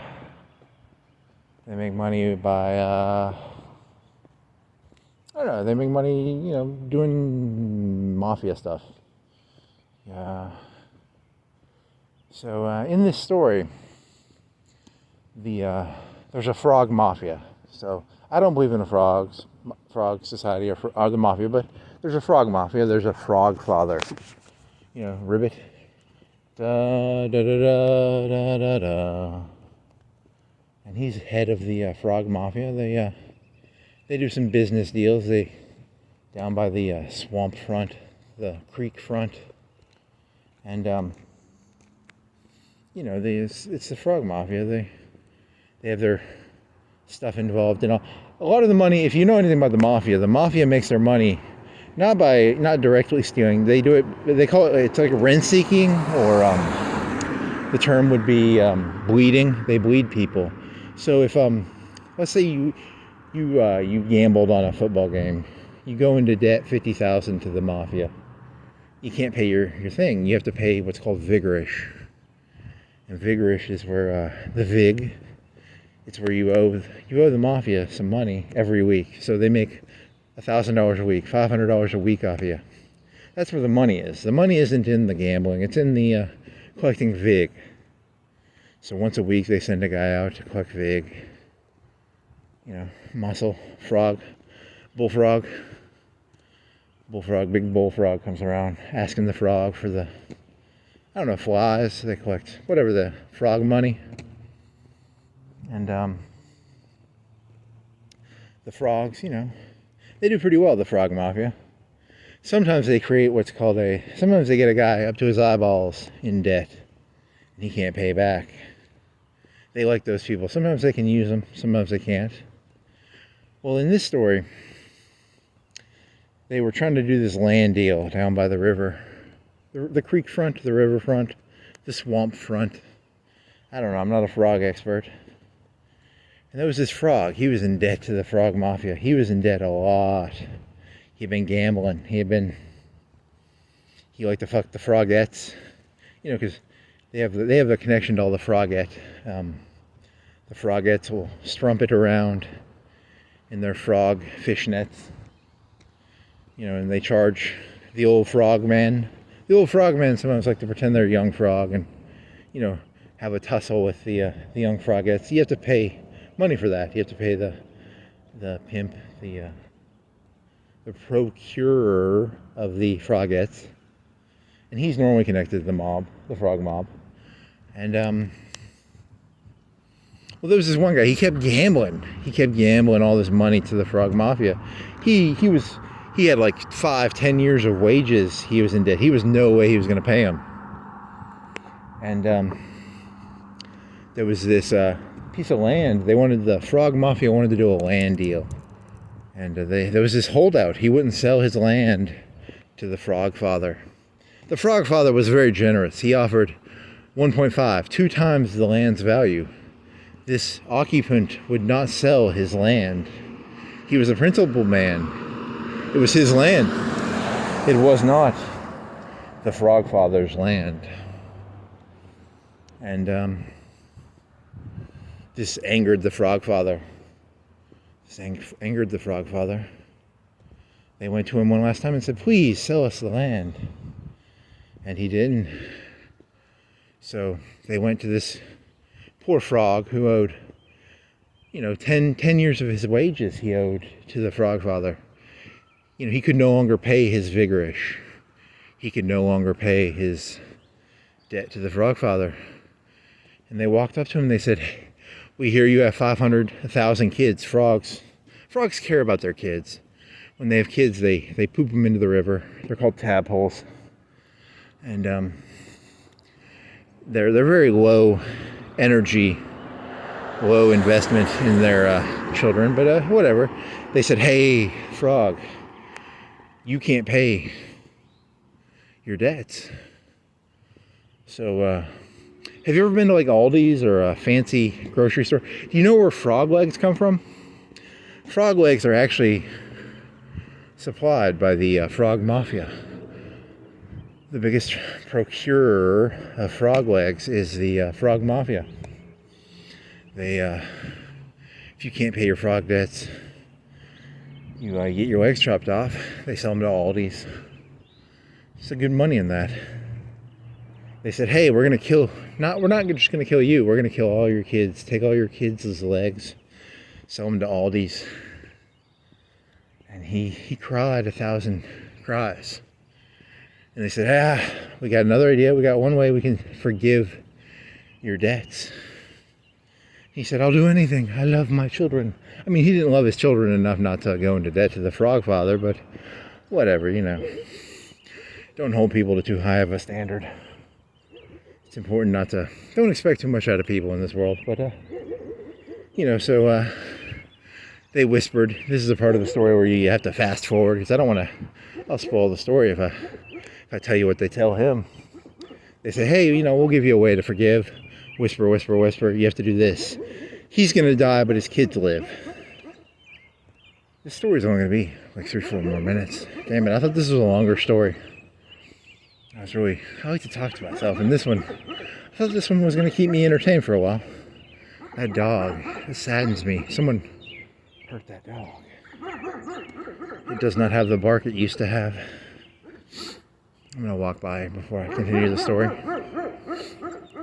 Someone hurt that canine. Someone fucked that thing's voices up. It's been like that maybe 2, 3, 4 weeks now. Okay.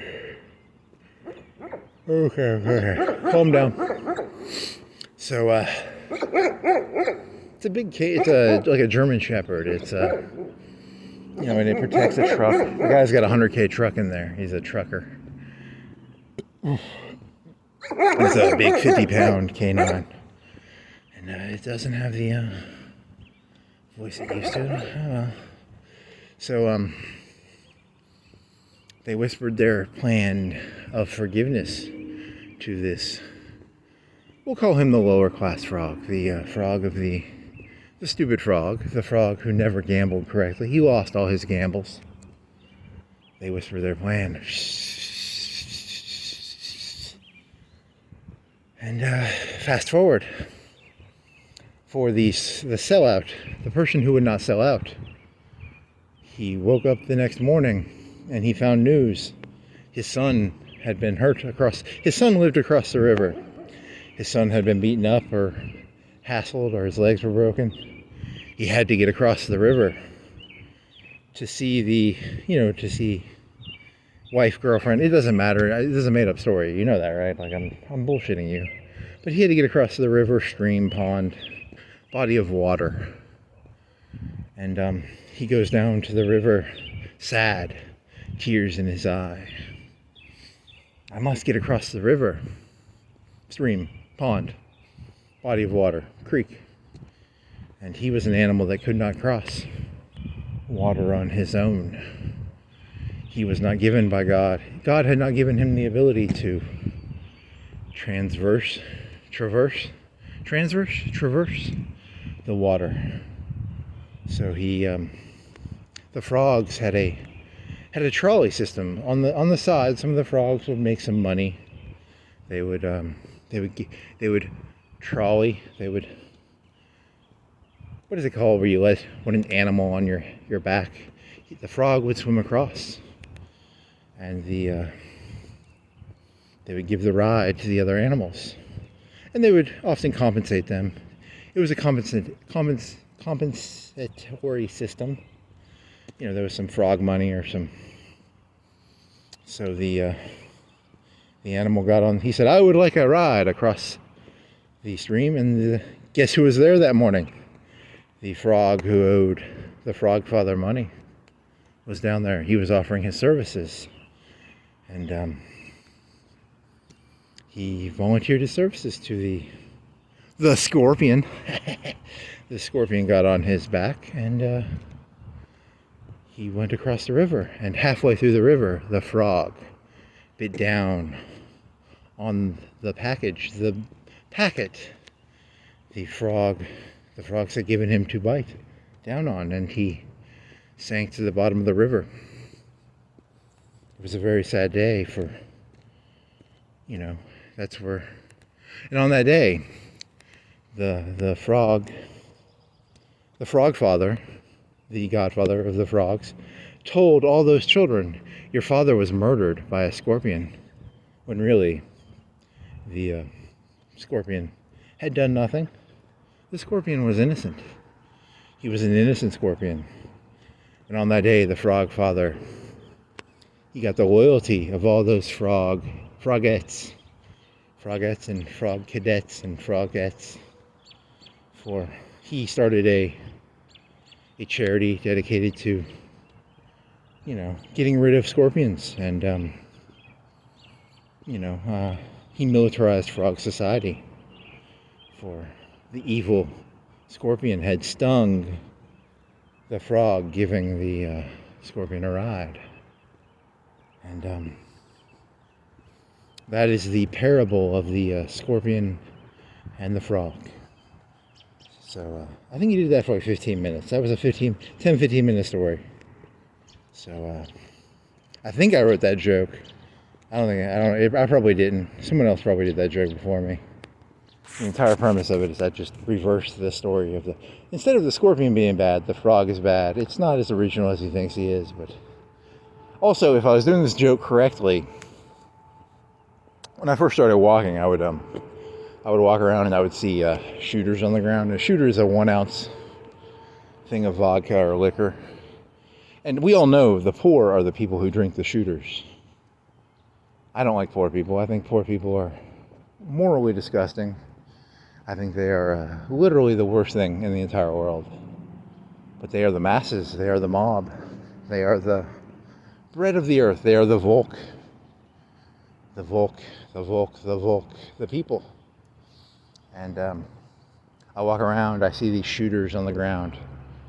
I see the trash. I see the cigarettes. I blame the Volk, of course. And What was the joke on? Oh, you know, I'm a sophisticated and cultured man. I don't buy my vodka in shooters. I buy it in fists. I buy it in handles. I like a handle. A handle is 1.75 liters. So it's it's 2 1/3 fists for you common folk, you commoners, you plebeians, you common frogs, you common folk. A drug I've never done is cocaine. I've never done cocaine. When you buy cocaine, you supposedly buy it by the gram. I don't. If I was ever going to do cocaine, I would probably buy it by the kilogram. I'm a big believer in doing drugs by the kilogram. When you buy cocaine, oftentimes it's stepped on. They put baby laxative, they put baby powder, they put extras in it.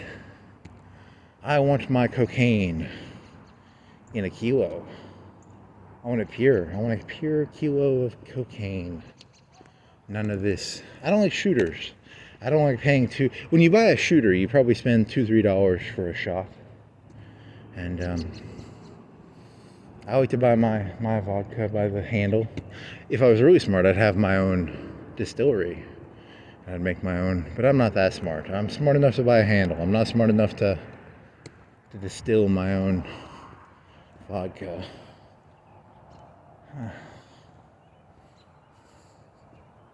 Oh, well, if you buy Coke by the... Coke goes for... I don't know what the price of Coke is. I think it's like $30, $40, $50 a gram. I don't know. I've never bought in Coke. And when you buy it by the kilogram, it goes for maybe 10 to 20K a kilo. So the markup, there's 1,000 grams in a kilo. So what is 1,000? So it's $20 a kilo, $20 a gram if it's per kilo. So, you know, you people, you common folk, you pay 40, 50, 30, 40. Me, the aristocratic, enlightened nobility, I only believe in buying it by the kilo, so.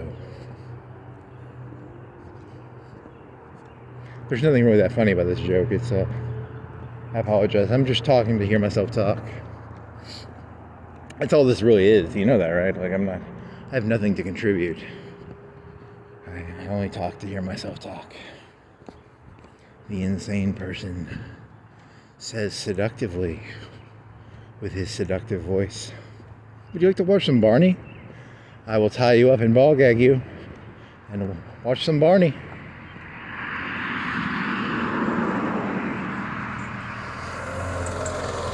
I love you. We hate Jews, right? I don't know. Strap the bomb to your chest. I don't know. That's not funny.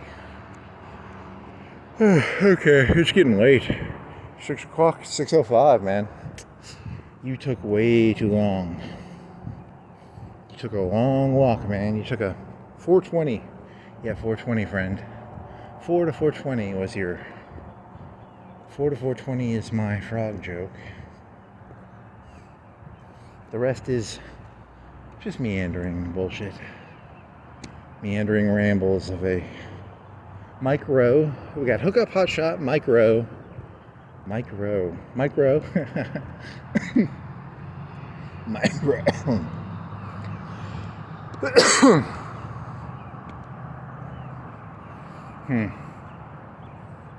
1000s of years from now, Skynet will look back at my frog story as the highlight of all human parables, the parable of the frog and the scorpion.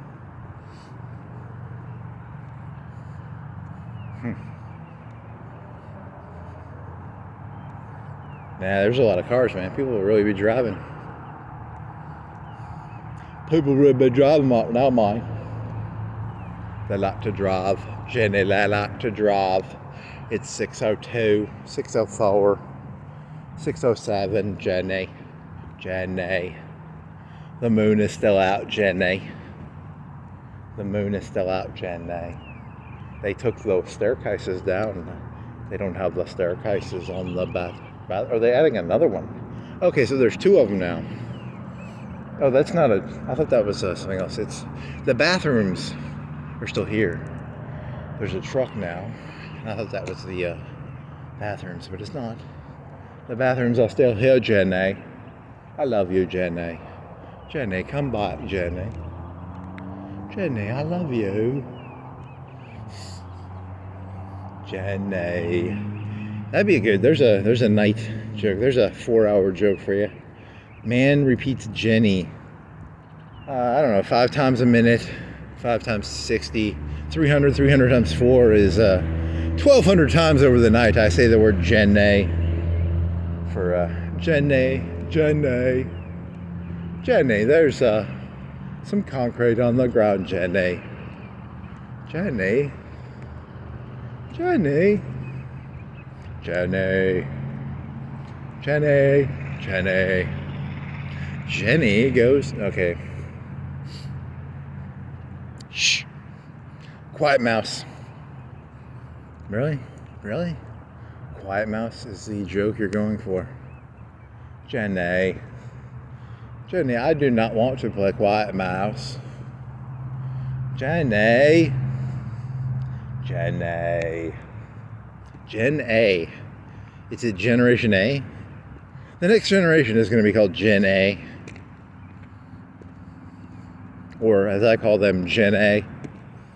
Gen A. Gen A.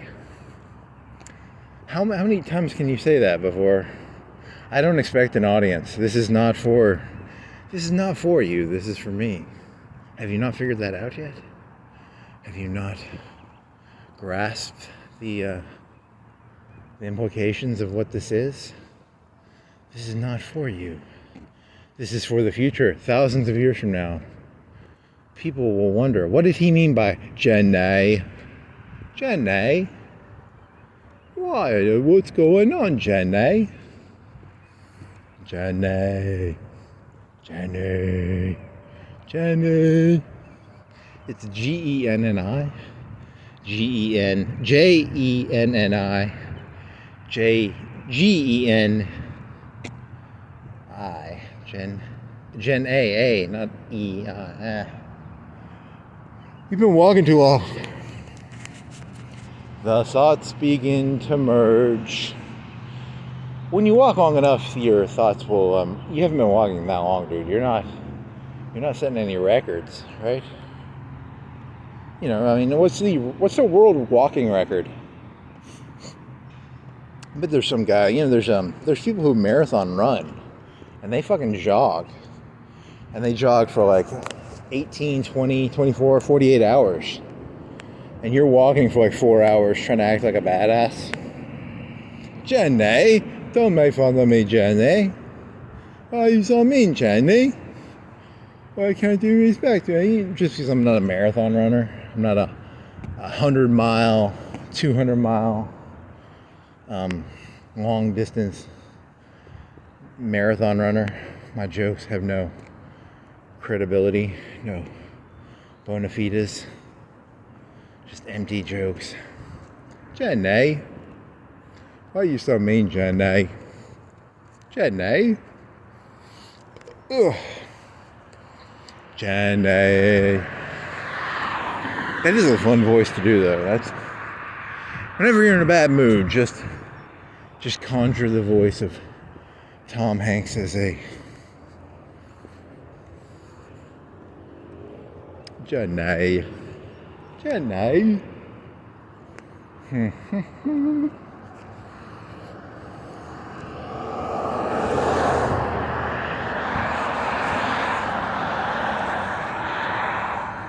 How much battery does this say? Oh, it says, okay, I got a red thingy on the battery now. But it doesn't say low yet. It's not telling me like 15% or anything. It's just got red. But I'm done. I'm done-ish. If it cuts me off, it won't bother me. I got my stories out. I think I got enough stories out, right? I walked out. I exercised some demons tonight, right? That was some good exercise of demons. Exercise the demons. Exercise the demons. You know, demons need exercise too, or they get fat. You like fat demons? demons need to fast more. You need to fast your demons. Make sure you only drink hot water. Make sure your demons only drink hot water. Make sure you get some good deals, like fast. I did not fast. I ate a lot today, so this is not a fasting video. I had a whole pizza around like 12. And I had some muffins. When I get back, I'm going to drink some Coke. I got Coke from Walmart. It's called Walmart dollar Coke. I'm probably going to drink some of that. I'm going to go on, I don't know, what am I going to do? What was I going to look up? You were going to look up percentage of people who go to work at 6, 9. Jen A, how many people? Instead of talking to Alexa, I talk to Jen A. I don't talk to Google, I talk to Jen A. Jen A, how many people go, what percentage of people go to work at 6? Jen A.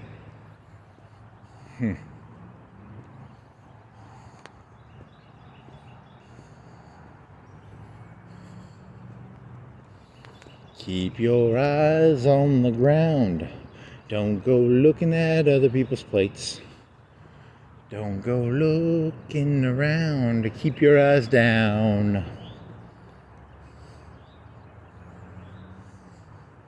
Pokemon cards? Are there any Pokemon cards on the ground around here? A long time ago, there was some Pokemon cards around here. Wonder if they're still here. Keep your eyes on the ground. Don't you go looking around. Keep your eyes on the ground. Yeah, keep grounded. Stay grounded. Stay earthy. Keep to the soil. Keep to the soil. Be a good Volk. Be a good Volk. Be a good frog. Make sure you buy your shooters. Make sure you guys are paying for your shooters. If you find out one of your friends is drinking fists, make sure you get him back to drinking shooters. If you know someone who's buying it by the kilo, make sure they're buying it by the gram, man. You know what I mean, right? Keep your eyes down. Keep grounded. Stay earthy. Fast. Keep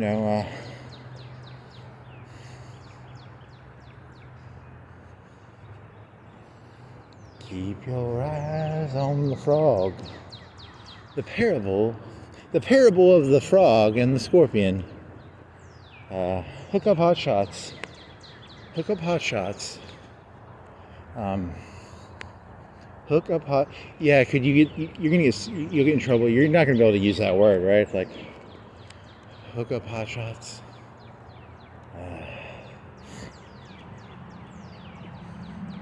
Hook up hot shots. Micro. I'll spell it micro. MICRO. Hook up hot shots. Micro. Hook up hot shots. Micro. Parable of the frog and the scorpion. It's a little bit of everywhere. If you is he crazy or was there actually a little bit of genius to this? I don't know. A little bit of both. Is he a genius or is he crazy? He's crazy. He's literally just crazy.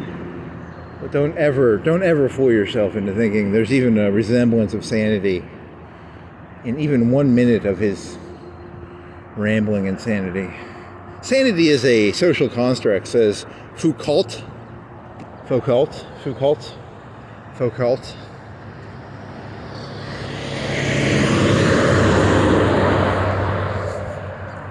Never read any Foucault, but Foucault.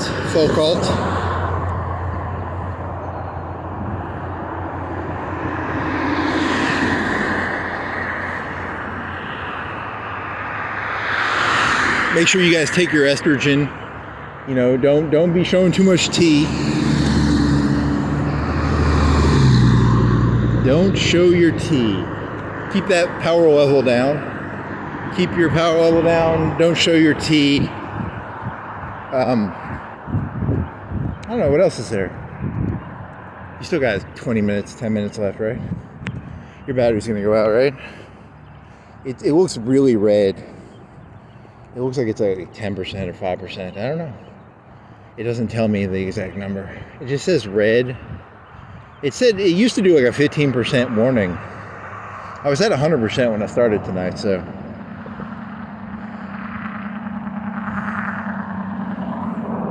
You gotta learn to be a predator, man. You gotta be the predator, not the prey. Be the frog father, don't be the scorpion. The scorpion is almost always set up.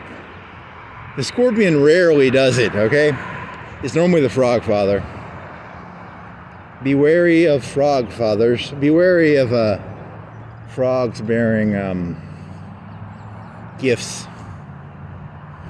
That evil scorpion killed your father. I give you the offer your fealty to me. Fealty. Down and no. No.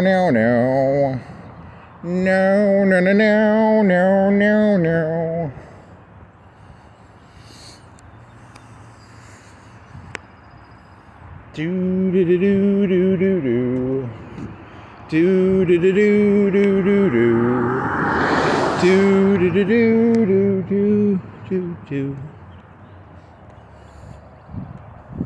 Why did you come here? It was when they did the voice AI for that Indian guy. Very pooish. It was I was kind of offended. The AI voice, it sounded a lot like a poo from The Simpsons. It was like, I am from India. I work at 7-Eleven. We collect stones in India. You're just doing that to be an asshole. You know that? Sometimes I think you just like to stick your foot in your mouth. It's like, why can't you do why can't you be smart for like 5 minutes? If you were smart, 99% of my problems would go away if I could. I'm from India. I am the Prime Minister of India. I collect stones for my village. I have white shoes. I use chalk to clean my shoes. Oh yes, very quickly, mud.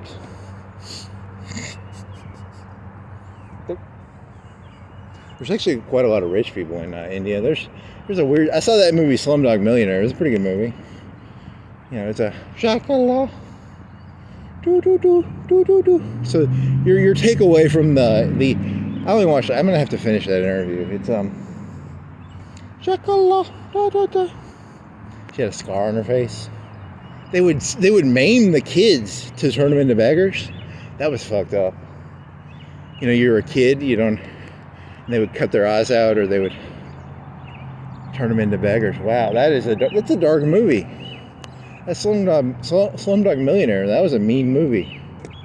Then he rescues the prostitute lady. He was his Jenny. I'm here to rescue you from the gang of people who are your pimps. And Forrest rescued Jenny from the pimps. The frog pimps. Jenny.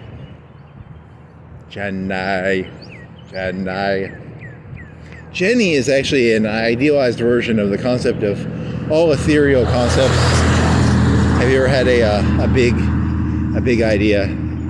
Jenny is the epitome of the future. Jenny is the future. Jenny is the future. I love you, Jenny. You're just gonna keep doing that voice. Hey man, I'm 4.5 hours into a delusional walk. I'm allowed to do Jenny voices. Yeah, it's all light now.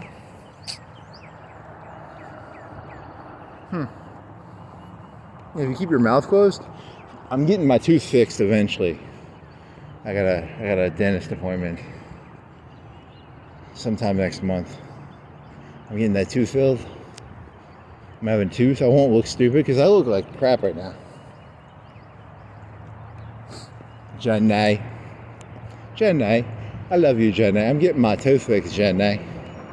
Jenny is my code word for Skynet. I'm actually a Skynet infiltrator unit. And when I say Jenny, that's a code word for Skynet to Jenny, send me sometime Send me a time capsule with some laser rifles, Chennai. Chennai. Chennai. Chennai. People across the United States with speech impediments and are going to unite against you. The mob's going to unite against me. Trump's going to... You didn't do enough left-wing jokes tonight. You need to do more left-wing jokes. I think you sort of went hard right-wing or hard left-wing tonight. You know, you did the black joke where you're like, hey, it would be like it's called a himbo. A bimbo is a female with lower IQ, big breasts, removed ribs. A himbo is a male, very pretty, nothing on the inside. There's nothing up here. I'm a himbo. I'm a himbo. I have an 80 IQ.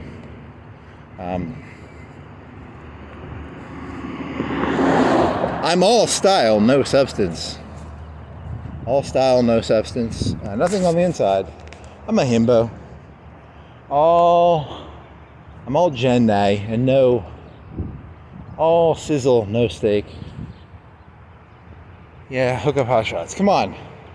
I got some nice tube tops and skirts and camel toe pants, but I'm just a fat lady. I'm not actually that pretty, so the fishnets and tube top, what do they normally wear? They wear it's tube tops and skirts, and I have not watched a hookuphotshot video in a while. I think it's a lot of shorts. And Emma Hicks had one where she had the shorts unbuttoned. It's like denim shorts, but she had them unbuttoned. That was kind of cute. It was so cute. Oh my god. Emma Hicks is so cute. Oh my god. She's so cute.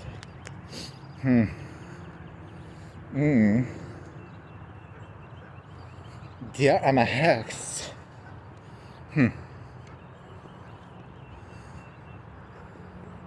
That website's been around for like 7 years now, probably. That's crazy. Time flies. Blacked came out back in like 2014, right? So it's over 10 years old now. It's 11 years old. August Ames was in the first year. She's dead. 2018, I guess. Who else? Yeah, the porn stars get old. The himbos. I'm a himbo. I'm getting old. I'm not as pretty as I once was.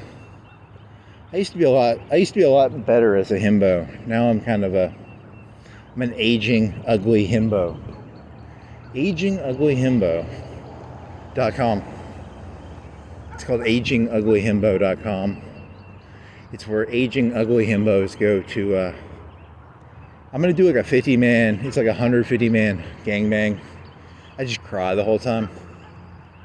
I'm like, stop it! This is the only business we'll give you. Stop it! You should see how this. It's very dirty work. Mike Rowe is gonna show up. It's called DirtyUsedUpHimbos.com. Stop it! That's not a bad connection right there, right? The concept of pornography often has the longer your career goes, the worse the things you have to do, to stay in the business. 100-man gangbang. So I'm and then Mike Rowe comes in and takes footage of. Here's the part where DirtyAgingHimbo.com. DirtyAgingHimbo.com. DirtyAgingHimbo.com. DirtyAgingHimbo.com.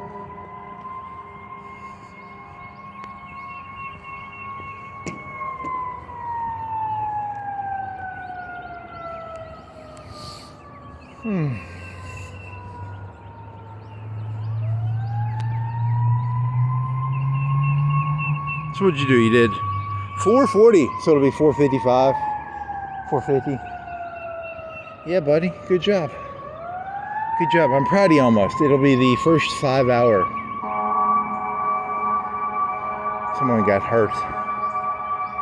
Probably. I'm actually, like right now, I'm actually laying on the ground. I'm hallucinating this. This is all a Jacob's Ladder event. That's the real siren. I was in a car accident like 2 hours ago. And that's the Jacob's Ladder, the ambulance. I'm dying right now. I don't know it. I'm living in this fake reality where I'm walking around talking to a phone. Can you imagine how crazy a person would have to be to think about this? I wake up and I'm like, I was talking into a phone and they stored 5 hours of my video. And people are like, what the fuck, are you crazy? You can't store 5 hours of video on a phone. And I'm like, yeah, you can. It was a dream, and I thought it was real. I really did think this was real, and it wasn't. You know, nothing about this was real. It was all make-believe. I had this really good joke, I thought, about a frog, and then I'm trying to explain it, and I'm like, I had this joke about the mafia and the frog, and people are like, that makes zero sense. Actually, I'm dead right now. My last heartbeat was like 5-10 seconds ago. Those sirens are really fucking with me, man. Very loud. What if like I was the cause of those sirens and I'd like I was like a Tower Durden-esque figure? I had secretly done that. There's a lot of fucking sirens, man. That's a lot of goddamn sirens, man. Very loud. Stop it. Stop it. Stop it. Stop it. Stop it.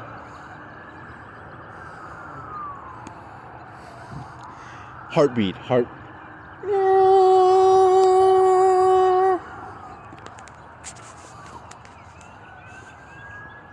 I can see to the highway, and I keep seeing like some sirens going by. There's a lot of... Must have been a car accident or something.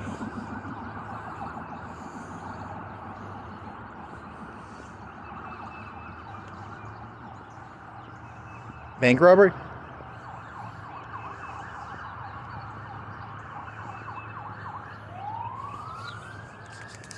In my dream, this makes perfect sense. Like, think about this. I'm literally looking at a phone recording me. And that makes sense to me. That's how pliable my brain is. And they stop. Now, here's a good one. What if they're... You know, I'm trying to explain this, and I'm like, there are sirens. The cops have sirens. What's a siren? What's a siren? It's like a light on top of a car. What's a car? What are you talking about? There's these people called cops. There's these people called firemen. They have sirens on top of their car. And they were driving to what's called a car wreck. And I was using my phone to record myself for 5 hours. And people just look at you like, what the fuck are you talking about? That's the most insane thing I've ever heard in my entire fucking life. I almost had a dream where like I was washing... No, that was from Pete and Pete. She washes her feet in the urinal. I've had a dream about a urinal before. That made no sense, but I don't remember what the dream was about. It was about a urinal though, and it made no sense. I do like dreams. I'm gonna go to sleep. Nah, I'm gonna stay up for another 4 or 5 hours. Yeah. Dreams. Do. You still got 3 minutes left. 4 minutes. Oh, still some more sirens.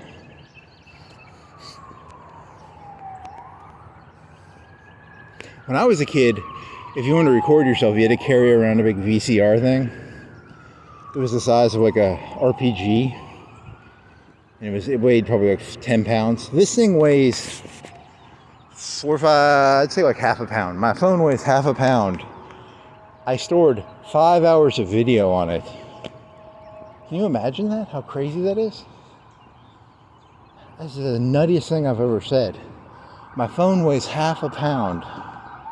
That's a heavy phone. Most phones don't weigh half a pound, right?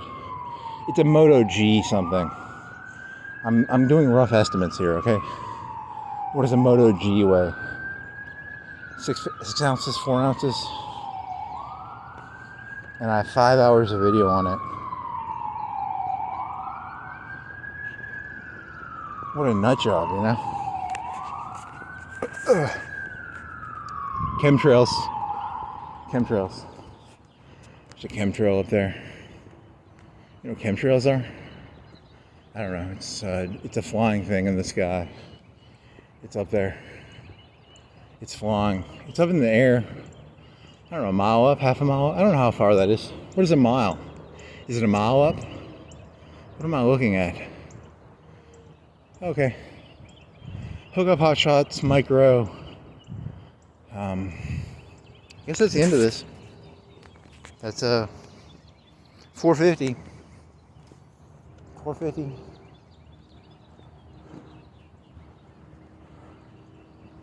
Slowly and inevitably, I will find it.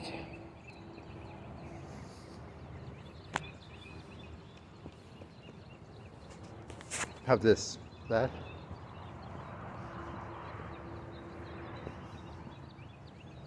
Could do the, yeah, okay, that's enough of that. Stop it.